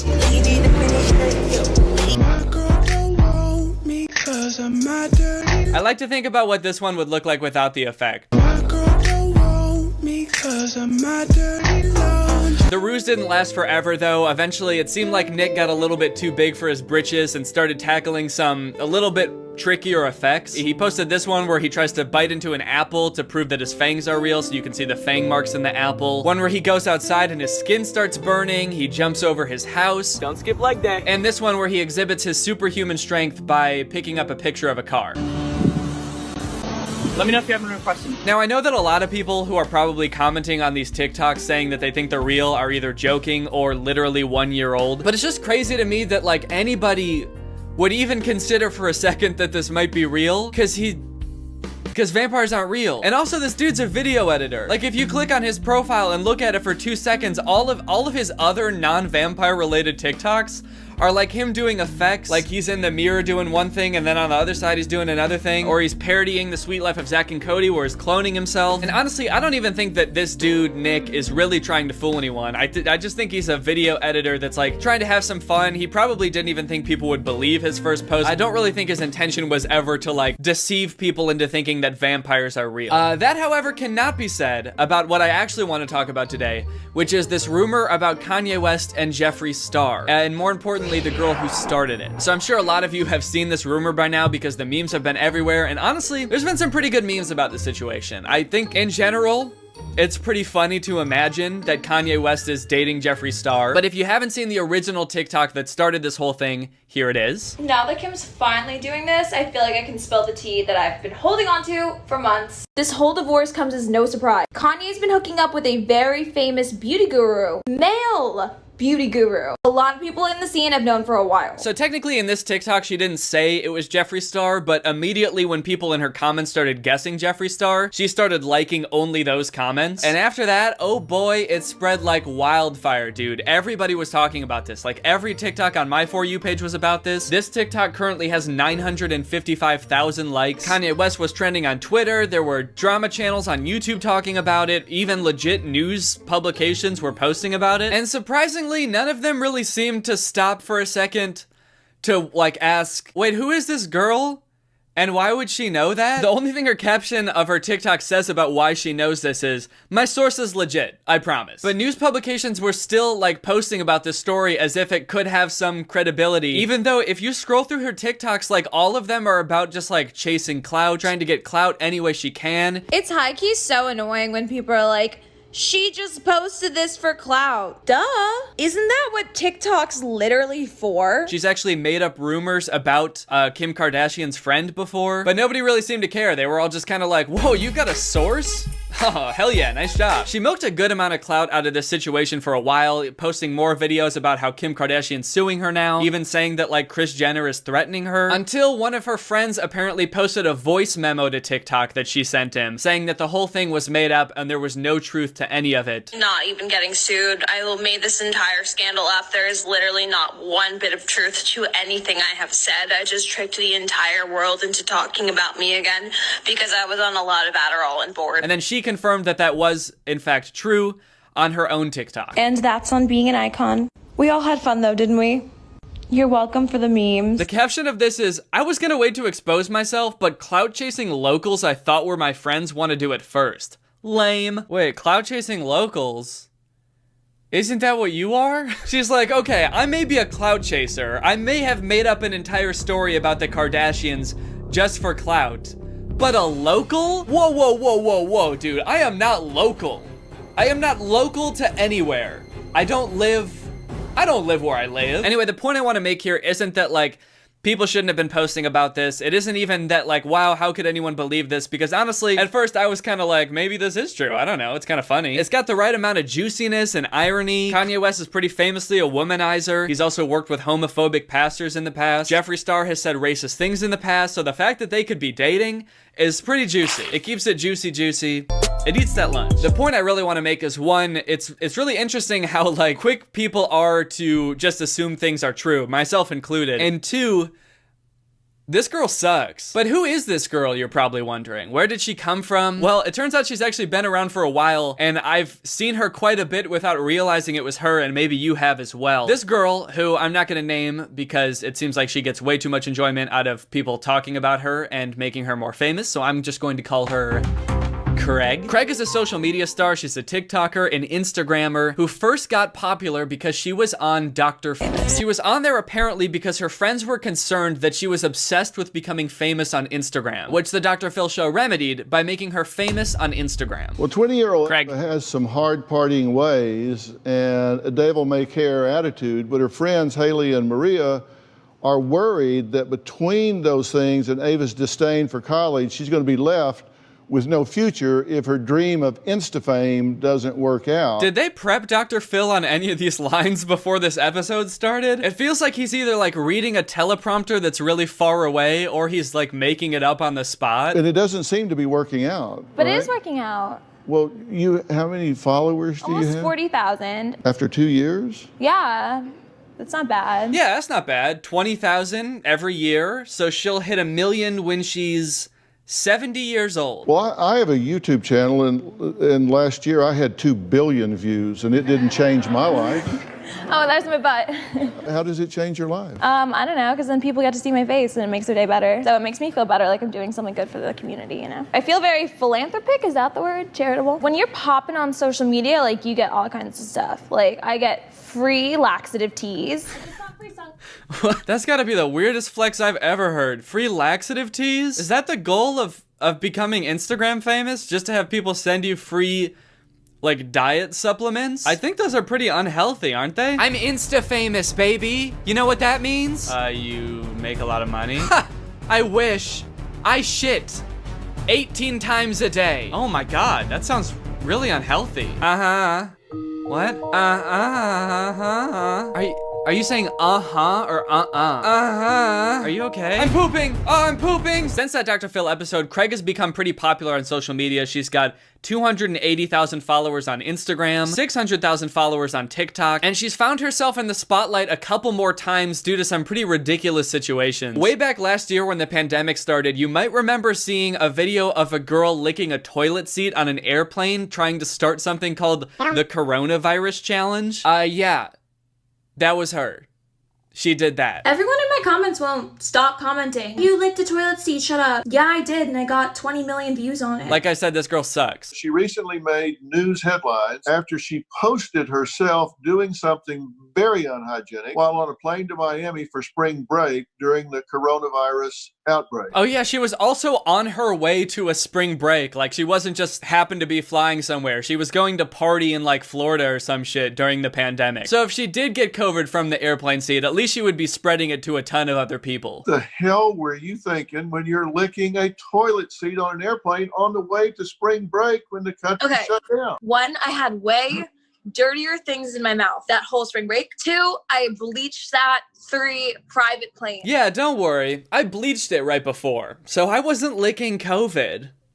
I was licking bleach. It was a social experiment more than anything else. Like, obviously, I wanted the clout off of it, and I was like really annoyed that Corona was getting more publicity than me because I currently have like a song going viral right now and no one was covering it. Anyways, like she said, apparently this whole thing wasn't just to start a viral trend, it was to promote her song, which was going viral at the time, which is called Skinny Legend Anthem. And I'm sure you're dying to hear it.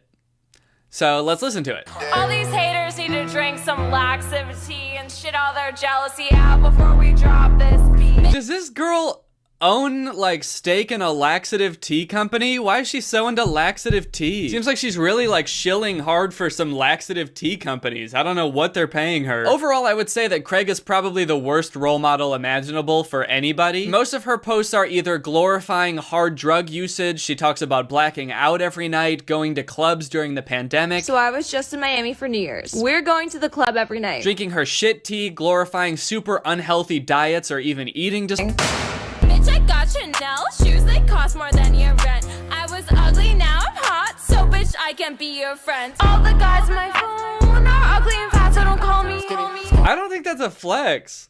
All the guys in my phone are ugly? What? How is it? What kind of flex is that? Yeah, not to brag or anything, but I pretty much talk to the ugliest guys on the planet. Jealous? Haters? Now, since it came out that she faked this whole story about Kanye and Jeffree Star, has this girl taken any responsibility for her actions? Has she apologized? Has she said she won't do it again? No. Everyone's just so fucking mad that I caused the biggest internet scandal of 2021 so far. You're welcome. For all the fucking memes that I know you all fucking touched yourselves to. Jeez, calm down, lighten up. Honestly, I don't really care that much about the Kardashians either way, or Kanye at this point. Like, it's kind of hard to feel bad for them when they're like the richest people in the world. But it still just feels like a really shitty thing to do, to just like make up rumors about people. And I don't know, when I see stuff like this, it just makes me feel gross that some people value clout so much that they put it over being like a decent human, or even like that being a decent human isn't even like a thought in some people's head. It's just like, how can I get what I want? People are wondering how I deal with these hate comments. I'm gonna admit something right now. I can't remember the last time I left a hate comment on someone's post. It was probably in high school. And you know why I did it? I was really jealous and really insecure with myself. I can't remember the last time I left a hate comment. I honestly do not remember it at all. But I do remember exactly why I did it and my exact mental state while doing it. The girls I would hate on were either prettier than me, going viral, richer than me, had things I wanted. They were just doing better than me in like certain ways. Wait, so the only reason we could possibly have for being upset with you is because we're jealous that you're so pretty and viral? Yeah, I don't know about you guys, but that's actually not the reason I'm upset. Surprisingly. It's because I'm jealous that she knows so many ugly guys. Also, after posting this, she commented on her own TikTok saying, I needed a reason to justify why they're not all that so I could feel better. Like saying Kylie Jenner is only hot because she facetunes. What? But that's a hate comment. That's a negative thought right there. She gave an example by doing the thing that she said she never does. I never talk shit about anyone, dude. I don't have a negative thing to say about anybody. I would never say, for example, that like, Timothy Chalamet is a little bitch, a skinny little bitch boy, and I'd beat him up if I saw him. I would never say something like that. And anyone who does is honestly pathetic. Anyways, unfortunately for Craig, I think this is going to be sort of a pattern. It's kind of weird because like that one video got like 1 million likes and she gained like hundreds of thousands of followers on TikTok for it. But then after that, it seemed like her likes on her videos went back down to around like 5,000 likes per video. Because I don't think anyone really like learned who she was from this. I think most people, if you ask them, hey, who is the girl that started this rumor, most people wouldn't even know, even if they've seen the TikTok. So I think it's gonna be pretty easy for her, honestly, to pull another stunt like this, and people will again have forgotten who she is and fall for it again and give her another 15 minutes of clout, basically, which is exactly what she wants. So just be warned, you know? You never know where Craig is gonna show up. She could be behind something else right now. There's lots of stuff going on in the world. If you see this face, be careful. Because Craig's up to no good. All right, well, that's pretty much the end of the video. Now it's time to talk about our sponsor, ExpressVPN. This video has been sponsored by ExpressVPN. ExpressVPN is my go-to tool for protecting my online privacy and anonymity. Imagine for me, if you will, that every time you went online, there was just some guy out there that saw every website you went to, and he just writes it down and keeps it on a little piece of paper that he keeps in his pocket, and he just knows everywhere you've ever been, and he holds on to it forever. Well, for most of you, that actually is what happens pretty much every time you go on the internet, because your internet service provider, whether it be Comcast or AT&T, is allowed to store logs of every single site you visit, and they're also legally allowed to sell this data to anyone, and that is one of the main reasons I always use ExpressVPN. Another great use for ExpressVPN, aside from protecting your data, is unblocking content that's not available in your area. For example, if you live in the US and you've ever wanted to watch The Dark Knight on Netflix, you can't, because it's not available on US Netflix, but it is available on Canadian Netflix. So if you just open up ExpressVPN, change your server location to Canada, and then search The Dark Knight on Netflix, suddenly you can watch it. It's honestly pretty amazing. It works like magic. ExpressVPN has the fastest speeds, which I've tested myself since I'm always like uploading videos, downloading music and sound effects for my videos. They've got 24/7 customer support. It's super easy to use. You just click the big button that says connect and you're online. And it's not just me that's an ExpressVPN fanboy. ExpressVPN has been recommended by countless other YouTubers, and they've been consistently rated the #1 VPN by sources like TechRadar, CNET, The Verge, and many more. So find out how you can get 3 months for free by clicking the link in the description. That's expressvpn.com/Danny Gonzalez. That's expressvpn.com/Danny Gonzalez. Thank you to ExpressVPN for sponsoring this video, and thank you to you guys for checking out ExpressVPN. Okay, well, I hope you guys enjoyed this video. If you're new here and you liked it, make sure you subscribe and turn on my notifications to join Greg. Greg is what I call my fan base on YouTube. We're sort of an army, sort of a family, sort of a boss-ass posse of ugly guys. All right, well, I'll see you guys next time. Bye. This video is over now. Go find something else to watch, or just watch this video. I know we had a lot of fun, but you can't stay on this end screen forever. This video is over now. So why are you still watching this? What's up, Greg? So I'm a big fan of The Bachelor and Bachelorette series. And by big fan, I mean I watch it and complain the whole time because it's not exactly how I want it to be. But lately, I've been feeling even more so like the series has just taken a bad turn. There's really dumb producer-created drama on the show. Because of this, I've sort of been on the lookout for new reality dating shows to watch. I found out that MTV has a bunch of old dating shows that I've never seen before. I've heard people talk about them, but I've never actually watched them. Kirby girls make my junk twitch. And I've sort of fallen down a rabbit hole, but this one in particular, it's called MTV's My Own, has been keeping me awake at night. Welcome to my palace of pink. The concept for this show is so bizarre. Before I tell you what it's actually about, I want you to picture what you think would make a successful dating show. Like, what would actually lead to a relationship that lasts longer than just the episodes of the show? What do you think is most important? I personally think the main person, the person that everyone's trying to date, making sure that they are like a well-adjusted person that has the ability to form normal, healthy relationships with other people and will like you for you and doesn't want you to be someone else, because that would be weird. So this show is about helping people people who are obsessed with celebrities find someone who looks and acts as much like that celebrity as possible so that they can basically have their own personal version of that celebrity. That's why it's called My Own. There's episodes about people who are obsessed with Beyonce, P. Diddy, and the show tries to connect these people with someone who looks enough like Beyonce to sort of quell this person's desires, to make them kind of calm down about the whole being obsessed with Beyonce thing. Now, this show took place between like 2005 and 2006, so a lot of the episodes aren't available online anymore, but I found one on YouTube and I watched it, and it is every bit as weird as you would think. It's actually probably even worse. The only woman for me is both naughty and nice. I want my own Pink.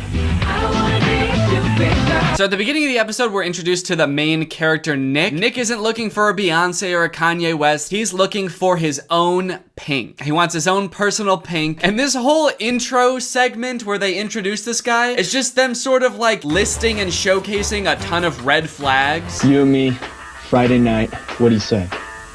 Kind of like they're just normal personality traits. This guy's room is one of the weirdest single man rooms I've ever seen. I know there's this kind of stigma about single men that they live in these ridiculous living situations with like no furniture or like decorations or anything. I wish this guy didn't have any decoration. It seems like his room is literally just a full-sized bed and white walls covered in posters of Pink. There's also caution tape all over the walls and a danger sign on the front door of his room, which is kind of considerate actually, now that I think about it, because I do feel like you need to be warned before entering his room, especially if you look like Pink, apparently. That danger sign means danger. If you come into my room looking like Pink, I'm gonna try to marry you. You will not leave without becoming my lawfully wedded wife. Welcome to my palace of Pink.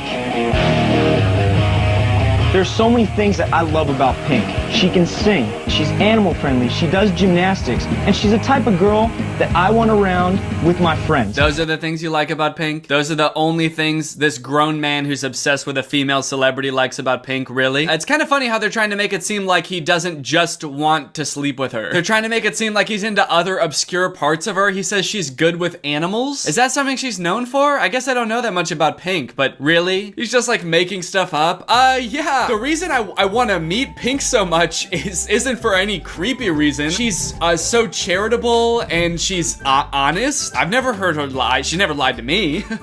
She never talked to me. She's never seen me at all, actually. But I've seen her every day outside her house. This is my hermit crab, Pink. Ow! Ow! Fucking bitch-ass crab! Ugh! Pink would never do that, dude. Known Nick for like 15 years, one of my closest buddies. Then we're introduced to some of Nick's friends who give us a little bit more perspective on who Nick is as a person. Help us find Nick his own Pink. I'm just trying to picture this show like approaching his friends to be on it as well and telling them like, hey, we're making a show about Nick. We're kind of exploring his obsession with Pink. And they're like, oh my god, thank god, finally! Are you gonna help him? Are you gonna try to get him help so that he can move on with his life? And the show's like, no, actually, we're gonna make it way worse. I don't remember the last time Nick got a date with a girl, but his obsession with Pink is definitely getting in the way of his love life. And a show like this definitely will not help if he realizes there are women who are willing to be his personal Pink. Also, even ignoring the Pink thing, I feel like that might not be the only reason he hasn't had a date in years. I think there's a good chance he has more going on, and the Pink thing is just kind of like the most obvious, glaring issue. Like, if you took away all the Pink posters in his room, he would still have just an empty room with a bed and a crab. So I think it's safe to say that there's more going on. I met Nick when he was the captain of our football squad back in high school. Nick's living on another planet, and it's Pink. I feel like they skipped a lot of the story there. I met Nick when he was the captain of the football team. He had a lot going for him, man. And basically, to make a long story short, now he can't leave his house because he's too busy staring at posters of Pink on his wall. This show might as well be called What If We Ignore the Real Problem? So they put Nick and his friends in the car, drive him to the studio, and they get ready to meet all of the contestants. One thing I'm noticing is that the Bachelor and Bachelorette are usually filmed at this like nice mansion in Malibu. It's a very romantic setting. This is filmed in like an office building. What is this place? This does not look like the type of place you would want to go to find love. This looks like a FedEx. All right, let's meet these contestants. You know what? It's time to bring the ladies out. What do you say, guys? Let's do it, baby. Let's do it. Come on, ladies. Yeah, let's bring the ladies out. Let's see these ladies. They better look like Pink. So the ladies come out. They each give like a short statement on who they are or why they think they would be a good Pink for Nick. What's up? My name's Lacey, and you need to pick me to be your own Pink so we can get into some trouble later. As these women come out and make their little jokes and vie for Nick's love, I have to wonder, what reason do any of these women have for wanting to win this show? I feel like the prize in this show would make your life worse. Having to be this guy's Pink? What girl dreams of marrying a guy who's obsessed with another celebrity to the point where the only reason he even likes you is that you kinda look like her? You're just gonna spend the rest of your life knowing that, like, sure, you look kinda like Pink, but you're not Pink. My name is Chriselle, and you should choose me as your own Pink because I am the ultimate rock star, and I'm gonna rock your world. Rock it, baby, yeah! Oh no, dude, he's already too excited. Rock it, baby, yeah! It's one glimpse of a girl that reminds him of Pink, and he loses it. Yes! Yes, finally! So from here, the girls have to compete in a series of challenges to see who would make the best Pink. Drop it like it's hot, dude. Drop it like it's hot. The rock. Guess I won't be getting in any trouble with her. So I thought it was gonna be like going on a date with him to see how he vibes with them, see if they remind him of Pink at all. But the first challenge really threw me for a loop. So let's get started with a few trivia questions for you. In what state is Pink's hometown, Doylestown, located? Okay, wait, so they have to know personal details about Pink? Pennsylvania. She's got it, guys. She's got it. And they do know personal details about Pink? What does Pink's husband, Carrie Hart, do for a living? A dirt bike rider?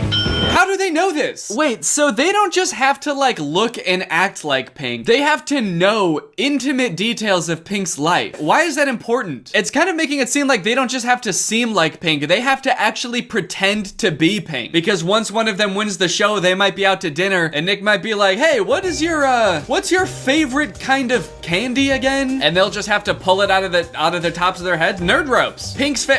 My favorite candy is Nerd Rope. He's not just looking for someone who's like Pink. He is looking for someone to pretend to be Pink for the rest of their lives. Last challenge of this show is gonna be sewing a pink skin mask onto your face. Gross. Why did I say that? It's also kind of interesting because Pink is known for kind of having an attitude, being a very confident woman. I feel like there's about a 0% chance that Pink would ever do a show like this, which is the funny thing. The show just ends with Nick being like, and the winner is...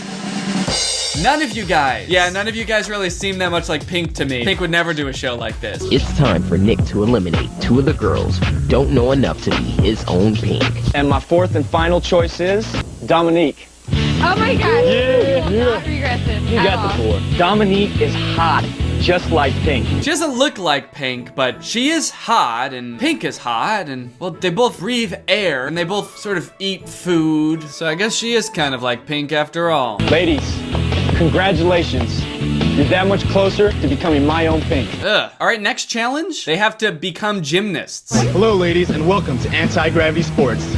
Before Pink became a rock star, she spent her childhood as a gymnast, and now it's your turn. That's right, apparently Pink did gymnastics when she was little, and so these girls have to also learn gymnastics for some reason. I guess maybe it might come up on a date at some point in the future with this guy, like, hey, Pink did gymnastics when she was little, so she should probably remember some gymnastics, like a little bit of gymnastics. And he might want his girlfriend, who is pretending to be Pink, to do a little bit of gymnastics.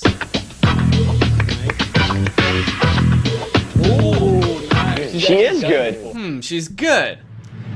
Too good. Not like Pink at all. Pink is not very good at gymnastics anymore. You're out of here, dude. So then they compete in some gymnastics, and based on that, Nick makes a few more eliminations. And my third and final choice is...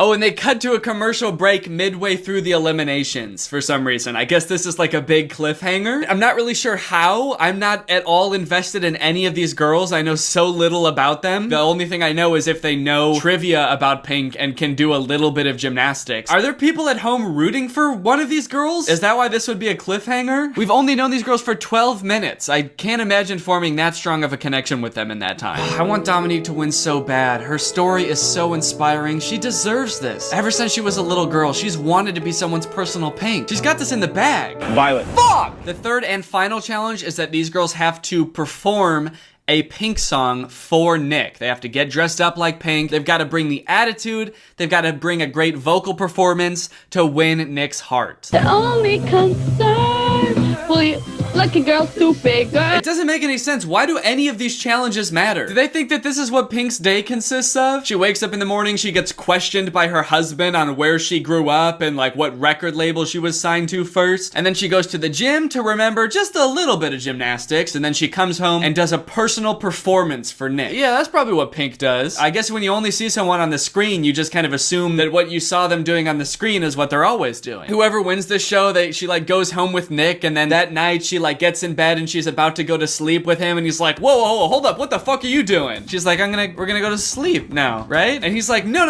I have never seen Pink sleep. I don't think she does that. If you're gonna be my personal Pink, you can't do that. The only things I've seen Pink do are sing and dance and talk about having done gymnastics. So if you're not doing one of those two things, then I'm sorry, but you're not Pink. You're just some random ass girl. And she's like, I am some random ass girl. We met 3 hours ago. All right, it shows them prepping for the challenge, which is for some reason in a recording studio. They're recording the song, I guess, even though when they perform it live, they're not lip syncing. So I don't know why they had to record the song. And then they do the performances. And right off the bat, this girl looks so much like Pink, and none of the other girls look anything like Pink. It's so obvious that she's gonna win.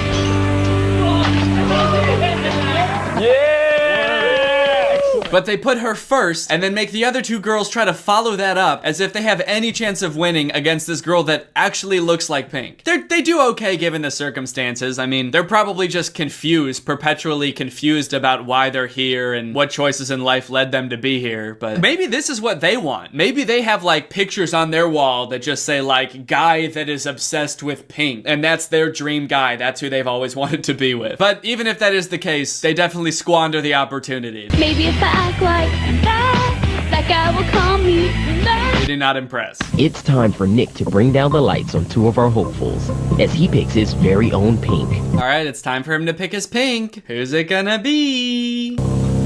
Ladies, all these performances were great. No, they weren't. Unfortunately, I can only pick one of you to be my own Pink. Desiree, I loved your performance, and you just look flat out hot. Desiree, I loved your performance. Actually, honestly, who am I kidding? I wasn't paying attention to it at all, because you looked so fucking hot. So there's 3 girls here, and he only gets to pick one. It'd be kind of nice if his friends got a Pink too, just for the trouble, you know? I mean, they helped with a lot of this. I think their own personal Pink isn't too much to ask for. Lacey, it's not you. I like how the contestants who get eliminated don't leave once they're eliminated. They just get the lights turned off on them, and then they get to watch in the dark as the only girl that looks like Pink wins. Violet, it's not you. Desiree, congratulations. My own Pink. Oh, that's awesome. I'm so happy for them. Can I go home now? Desiree impressed me from the start. She looked like an Olympic athlete, and she rocked it on stage with her performance just like Pink would. Now that Desiree's my own Pink, I'm looking forward to getting into some trouble. The ending is pretty lackluster, honestly. It just kind of like ends right here with them walking off together. We don't know what happens next, if they go on a date or anything like that. Honestly, maybe a good thing, because I'm not really sure if I want to know what happens next. I feel like best case scenario, and probably most likely, they walk off of this stage with their arms linked, and then once they get backstage, they just sort of split up and walk in opposite directions, don't even look at each other, and just never see each other again. It's either that, or this girl probably has some really weird stories to tell, so I guess it's just kind of up to our own interpretation. It's kind of like the end of Inception. You kind of get to decide what you think happened next. Do you think they got married, or do you think they're both dead? I don't know. Anything's possible. Guys, I've never really been the type of person to want to spend all my money decorating my living space with pictures of a celebrity that I adore, but honestly, thanks to today's sponsor, Current, managing my funds is so easy that I really feel like there's no reason not to. That's right, I went to Walgreens, I took my Current debit card, and I bought a picture of Tom Holland. I printed it out, I made the poor sap working at the printing station print out a big old picture of Tom Holland for me. Got my poster. And now I'm gonna put it on my wall. For those of you unaware, Current is banking for the modern age. It's banking entirely on your phone. I also bought this Scotch tape with my Current card. Current is hassle-free. They've got no hidden fees, no annual fees, nothing like that. They don't try to hide things from you like a traditional bank. They're very transparent, and it's totally free to sign up. You sign up, everybody gets a Current debit a card just like this one, so you could go and you could buy your very own Tom Holland poster. My favorite thing about being sponsored by Current is their generosity during these integrations. They're always giving away money to my followers just for signing up for Current. In fact, just over the last year, Current and I have given away $25,000 to people who watch just my videos. And today, we're giving away another $5,000. Shouts out to people in the past who have won before. People such as Stephanie Rod, 85, Stephanie Santo, 9, Linda Rebecca, Very Not Straight. All of these people have been paid by Current. How cool is that? Today we're going to be sending 10 people who use my code, Danny500, to sign up for Current. $500. They'll be chosen at random, so you don't have to be quick or anything. Just head on over there, sign up. In a couple weeks, we will select the winners and send them $500.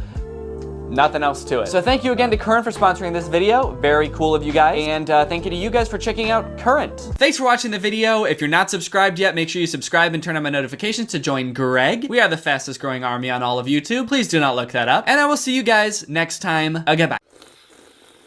Hello everyone and welcome back to my second channel. If you didn't know, this of course is my second channel. This is not my main channel. If you thought it was, you are sorely mistaken. This is my second channel where I like to get a little bit goofier, a little bit wackier, give you more of a behind the scenes look, get a little bit unscripted, and drink LaCroix. Today I've got a nice limoncello LaCroix, my favorite flavor. So about a week ago, I released my video. I made a viral TikTok song. The response has been great. First of all, I'm glad you guys are enjoying the video. It seems like all the feedback on it has been really positive. But since this is like one of the only times I've ever made a video that is like this expansive and has like a narrative to it almost, I do feel like there were some parts where I didn't explain as much as I could have, or maybe I cut some explanation out for the sake of the story and making the video more entertaining and not having it like drag on for too long. And also, I thought it would just be kind of fun to show some like behind the scenes stuff and give you guys like an insight of what it was like to make this video. So I wanted to make this sort of behind the scenes / Q&A / deleted scenes video. So that's what this is. It's gonna be all about the TikTok video. I asked you guys on Twitter if you had any questions. I'm gonna be showing some deleted scenes, all that jazz. I know that there's a lot of questions that people have tweeted me, but first maybe let's take a look at some of the deleted scenes from this video. One last thing that I did that I feel like is really the cherry on top that's really gonna help people know that they're supposed to dance to this song is I added in sound effects for the dance portion. Let me know if you can hear them in the track. So these are some cues that will hopefully tell people when and what to dance. Oh yeah, everybody's favorite dance. It's the sound effects dance. So I do have a dance in mind and I hope it works. I'm gonna do it now just to see if it all works out. Clap and slide. I see TikTokers do this kind of slide and then elbow shake. That's meant to be this. I hope people will get that that's meant to be this. And then it's like, she don't want to throw hands. So something like ba ba ba. She don't want to throw hands. She just want to throw cake. I see people do like this where they kind of shake their butt and twist out their legs. So there's like two boing boing.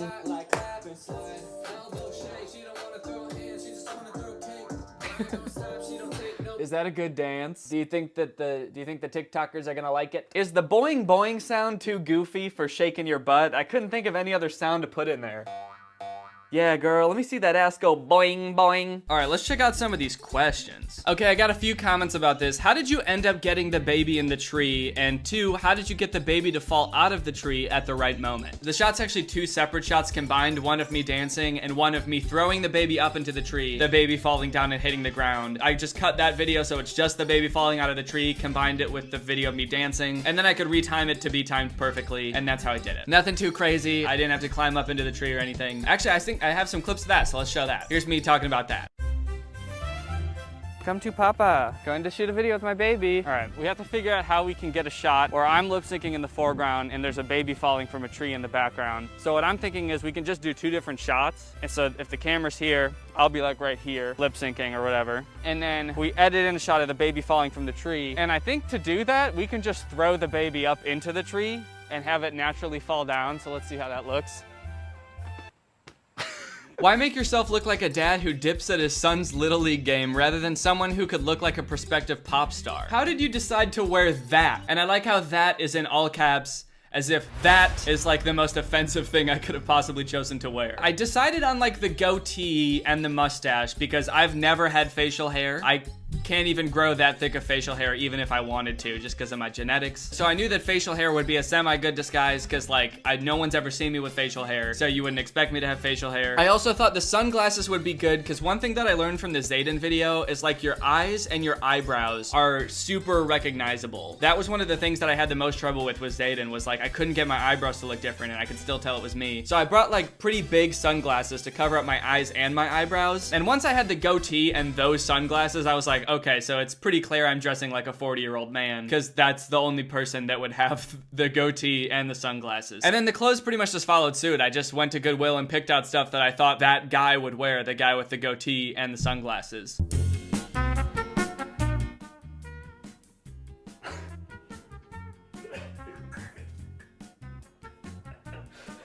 Do I look like a different person? A little bit.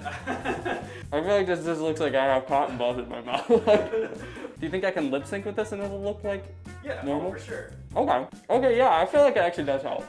I feel like it's making my voice deeper or something too. Just drop like 3 octaves. Howdy, y'all. I'm about to premiere my new song. Wow, this is kind of freaking me out. I feel like I really do look like a different person. I do feel like my mustache is a little crooked, but you know what? Maybe my face is just crooked and that's the problem. Okay, so lots of questions about the disguise. Why didn't you slightly change your voice so it wouldn't be too obvious? Why the hell didn't you use a voice changer? Why didn't you think to change your voice? Did you really not think we would recognize your voice? Why didn't you change it? Why didn't you change the pitch or tone of your voice in the song? Huge giveaway, my dude. I guess that was sort of an oversight. I remember thinking at the beginning, maybe I could just record the whole song with my voice and then pitch it down 1/2 step on the computer, and then it would sound like my voice, but just a little bit deeper. So maybe it wouldn't be so recognizable, or maybe pitch it up 1/2 step depending on which sounded better. And it turns out neither of them did. They both sounded like I recorded somebody and then pitched their voice up or down. I'm a fucking clown. Maybe that would make it sound less like me, but it would have made the song sound bad and not like a real person. And I wanted to prioritize making a song that people would actually want to use, as opposed to having the perfect disguise. Also, I sort of said this in the video, but like, I really did not expect that many people who knew who I was to see these TikToks. I think I said something like 800 million people use TikTok. I only have 4 million subscribers, so even if a bunch of my subscribers see my videos, it's gonna be pretty small percentage-wise because there's so many more people that use TikTok. So I guess I really underestimated how many of my followers would actually see the video in the first place because of TikTok's algorithm. So that's another reason I thought I was safe. It's not that like I really thought that this disguise would fool all of my followers. I just wanted to look like someone else because like in my head, my followers wouldn't really even be seeing these TikToks, just random people would. So it was more just like covering up my face so I'm not like immediately recognizable as me. This person said, how come you didn't hire someone else to sing the song for you? I think it would have worked if it was sang by a different voice. I half agree with that. That's actually something I didn't think about. Hiring somebody else to sing it for me. That would have been a good idea, and I probably should have done that. I just didn't think of that. The part where you said, I think it would have worked if it was sang by a different voice, I don't necessarily agree with that. I mean, maybe you're just specifically talking about the disguise. A large focus of the video was the disguise. A lot of people sort of came away from the video thinking that the reason that it failed is because my disguise didn't work, and I don't really think that that's true, because the whole goal of the video was just to get to 50,000 videos. It wasn't to successfully disguise myself. In fact, I honestly think that people figuring out it was me helped in the long run, and I think it definitely helped in terms of making the video more entertaining. If the video had not blown up and also nobody recognized me, there would have been like pretty much no video to make because nothing would have happened. My account would have just like stayed at 10 followers and none of my TikToks would have been seen, and nobody would have made videos with it. There was definitely problems with the disguise, but I don't think that that's the reason that the song didn't blow up. In fact, I think that my disguise being bad actually helped the song blow up, just not for the reasons that I wanted. So I got some posters that I feel like Ned Flames would really dig. Hello. I got a Rick and Morty poster and then a Marvel Avengers poster. I guess I haven't really established too much about like who Ned Flames is as a person, so I'm just sort of flying by the seat of my pants. Just whatever feels right when it comes to him. Honestly, I feel like I'm taking the disguise thing a little bit too far. This video, I keep having to remind myself this is not what this video is about. This video is about trying to get this song popular, and this whole disguise thing is kind of taking up all of the time that I have allotted to do that. So hopefully it works. In hindsight, what is something you feel you could have done to better the chances of getting your desired result with the song? Yeah, so this is sort of along the lines of the same question. Like, if it wasn't the disguise that made it fail, why did it not blow up on TikTok? I actually just saw this video by Yo BGS. He uploaded it 4 days ago, right after I posted my video, and it's sort of like a reaction to my my video from this dude who is a radio DJ. Obviously, he knows a lot about music and like why certain songs blow up, and he gave his opinion on why the song didn't become as popular as it could have, and I actually agree with a lot of it. So if you want to watch that, I'd highly recommend it. But basically what I think is that there's a few reasons. One is the song didn't commit hard enough to any of the things in particular, with the exception of maybe the "I'm a fucking clown" line. I think the beat was a great beat for just like a catchy pop song, and at first that's what I thought that I needed for a TikTok song, but looking back on it, I feel like I picked the wrong beat. I should have probably looked more at the songs that were actually getting popular on TikTok, because now I see there aren't really any songs on TikTok that sound like Circus. So I think I should have tried to replicate an actual TikTok song a lot more than trying to get it to just sound like a generic pop song. But even then, I think I would still be worried. That would only work for like the dance portion, but then that wouldn't work for like the POV portion, because that should maybe sound like a heavy metal rock song. Like that's what POVers kind of like to use, like people like Goverbo. So I don't know, it's hard to say if like one beat would work for every portion. Maybe I should have just like released a bunch of different songs for each like line and just made like a bunch of 15-second songs and put them on TikTok. Maybe that would have worked better. Who knows? Since posting your video revealing the whole thing, has the song blown up on TikTok closer to the way you originally wanted it to? Well, not to brag or anything, but now instead of the song having 2,000 videos, it has 4,000 videos. So 50,000, here we come, baby. Are you banned from Illinois public parks due to how many times you threw that baby in the tree? No. That isn't the reason I'm banned from Illinois public parks. It's a different reason. What was the most difficult part of the process? Writing the song, making the videos, creating the persona, etc. Making the TikToks themselves, like actually recording them, wasn't that difficult, but it was a huge pain to every time I wanted to make a video to put back on the mustache and the goatee, and then like get changed again, put on a Ned Flames outfit. That was kind of a hassle. Maybe I would have made more TikToks with the song if it weren't such a pain in the ass to get in that costume every time. Maybe I should have just like stayed in the costume all day and should have just lived like Ned Flames for a few days. Definitely the actual hardest part of making the video was editing the entire thing. I had a pretty insane amount of footage that I had to edit. It was, I don't even know if I could guess, but it was probably like 5 hours at least of footage that I had to edit through. But I think really the difficult thing was like turning it into an actual story. Cause like once I was done editing, it was kind of just like a bunch of scenes of me talking to the camera, but you didn't really get a sense of like what was happening from scene to scene, like what the actual story of it was. It was kind of just a bunch of me like doing stuff and not explaining it. Once I thought I was done filming, I actually had to go back and film all of that narration that was me in front of like the purple background, actually like explaining what was happening at each step. And I think that helped the video flow a lot better, but it was a long process. I think I edited for like 6 days, just did like nothing but editing. So that was the hardest part. Oh, this is something that I forgot to mention in the video, but I never talked about. I'm curious to how TikTok views translated to Spotify streams before everyone figured it out. If you noticed any correlation at all, especially since the song wasn't attached to you at all. I don't really remember. I think I remember at some point in the process going to Spotify and seeing that it had 13,000 streams, but I don't remember if that was like after the huge surge of people figured out it was me, or if it was like some point before that. I don't remember when that was, but it's not like it had like hundreds of millions of streams on Spotify. It didn't translate that much, but it did translate some, but it's impossible to tell if that's because people recognize me. All right, well, I hope you guys enjoyed this video. I hope you got something out of it, learned a little something more about the process of making this video. Again, I will be disguising myself again. You will not know it's me this time. I guarantee it. Good luck trying to figure it out, bitches. Bye. What's up, Greg, and welcome back to another episode of me losing my absolute marbles over some ones and some zeros. I think it's kind of funny that this series where I try to find the worst iPhone game has become one of my favorite types of videos to make, because I am not a gamer.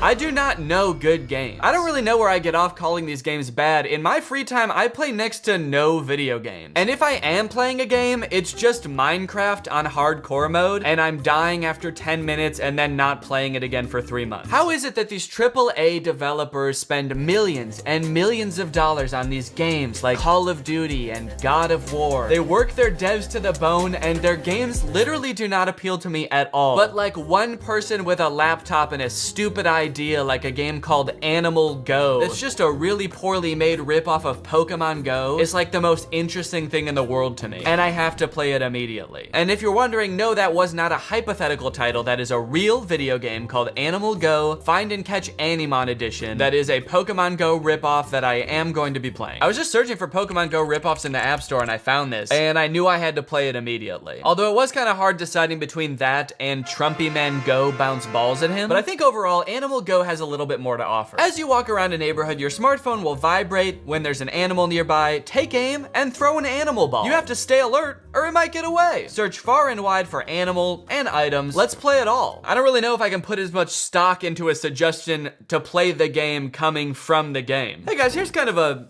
fun idea. Let's play me. Let's play all of me. So it looks a lot like Pokemon Go, where you just walk around in real life and occasionally you'll stumble upon a tiger or a water buffalo, it looks like. You throw the animal's ball to catch it. The animal's ball? Okay, this game's a little bit more fucked up than I thought. And I'll be taking those, and then I'll be throwing them right back at you. I will say that now that I'm looking at all these animals' pictures together, they almost look a little bit too eager to be caught. And now that's kind of creeping me out. Oh no, you found me. You found my little pink elephant self. Don't trap me in my own ball. Please, anything but that. You're like, he's saying he doesn't want me to, but he really looks like he does want me to. No, don't cut my balls off. I would hate that. But overall, I'm excited to see where this game takes me, and I'm downloading Animal Go. Okay, this game looks horrifying. Jesus Christ. It's called Date Master Kissing Booth. Give the best kiss. It looks like some kind of game where you're preparing for a date by picking up different items along the way to your date. So you can either pick up money or bottles of poison, which would obviously make the date go pretty poorly because you'd be dead. You can show up either in a suit top or barefoot, and all of these, it looks like, influences this bar here. I guess once you get to the date, you can engage in some sort of kissing frenzy. And it looks like here that the kiss is going so well that she's crying. And I say that because this bar is filled up to the top where this emoji is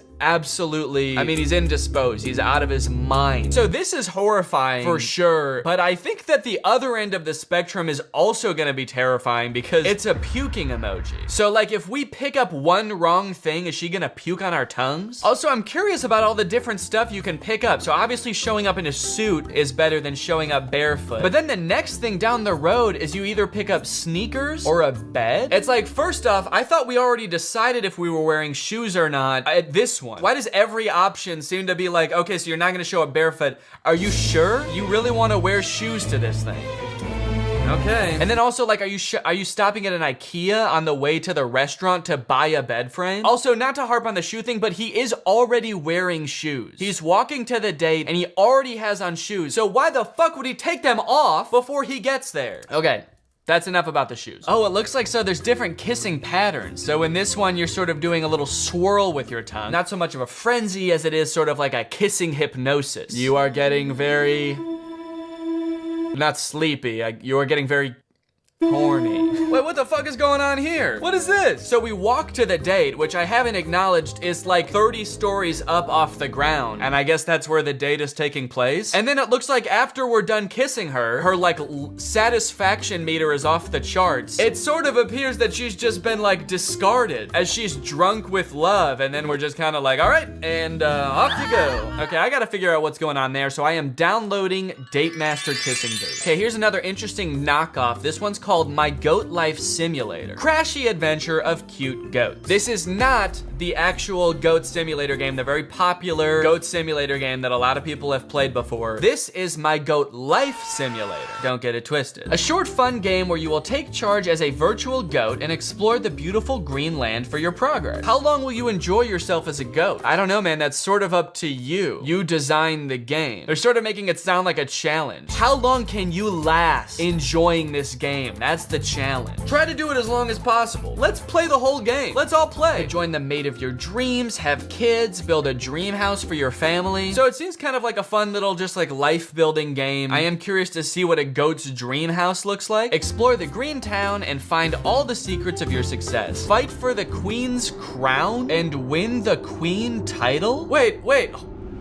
What? Where the hell did that come from? The description took such a drastic turn. This is not what I was led to believe the game was about at all. It was like, live a simple life on the farm, grow your family, find the mate of your dreams, kill the queen, stage a coup and become emperor, take charge as a pro fighter, and knock down other goats to rescue your family. Our family was kidnapped by other goats? The simple life of a goat, you know? Trying to dethrone the queen like a Shakespearean play. Hamlet was actually based off goats. Enjoy the story of a real goat with a map to hang out in the town, a full-fledged feeding mode. What does that mean? A full-fledged feeding mode where you have to eat plants every 5 to 10 minutes for survival. Yeah, just like a real goat. You know how goats have to eat plants every 5 minutes or they'll die? I'm glad it's a full-fledged feeding mode though. Game developers, if you're watching this, I will let you skimp on any part of a game except feeding mode, okay? I need a full-fledged, no compromises feeding mode. Let me look at these pictures to try to figure out what the hell you do in this game. Escape from thief, okay. At least he's following COVID guidelines, that's good to see. Kick and pot the ball in hole. Okay, so there is a castle in the background I'm noticing, so I guess that's where the queen lives. I guess where we're gonna live pretty soon, actually. Jump over the wooden boxes in the yard. Hell yeah. Okay, now I'm in. I wasn't in before, but now that I know you can jump over the wooden boxes,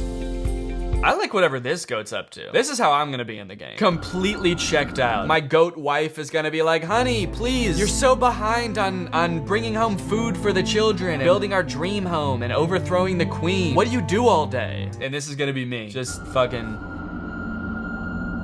Maybe I just don't know what a regular goat's life entails, but I'm super interested in this game, so I will be downloading My Goat Life Simulator. Okay, now this next game, Scary Granny Contact Game, might sound a little bit like Bad Granny, which I've played before. But from what I can tell, this game is very different. First off, the granny in this game looks 1,000 times more terrifying. Holy shit, dude. That doesn't even look like a granny. This is so far removed from what like an old lady looks like. What the fuck is this? Beware of the scare. Are you brave enough to contact Granny? That's right. In this game, you can actually contact Granny. Take a look at this picture. This is the menu, it looks like. You can call, message, video call, play games, or mods. I don't know what that means, but the other options sound very interesting. Look at this. You can talk to Granny. Hi, where are you? Far away from you. Do you want to play hide and seek? No, thanks. I'm good. I see you. Oh no. This is my house. Okay, look at this. Look, you can FaceTime with Granny, and this kid is FaceTiming with Granny, and he looks horrified. And she's not even on the screen yet. I guess you can also just call her on the phone regular style, not on FaceTime. If you don't want to see her, you're like, okay, I'll get scared by Granny. I just don't want to see her. Hello?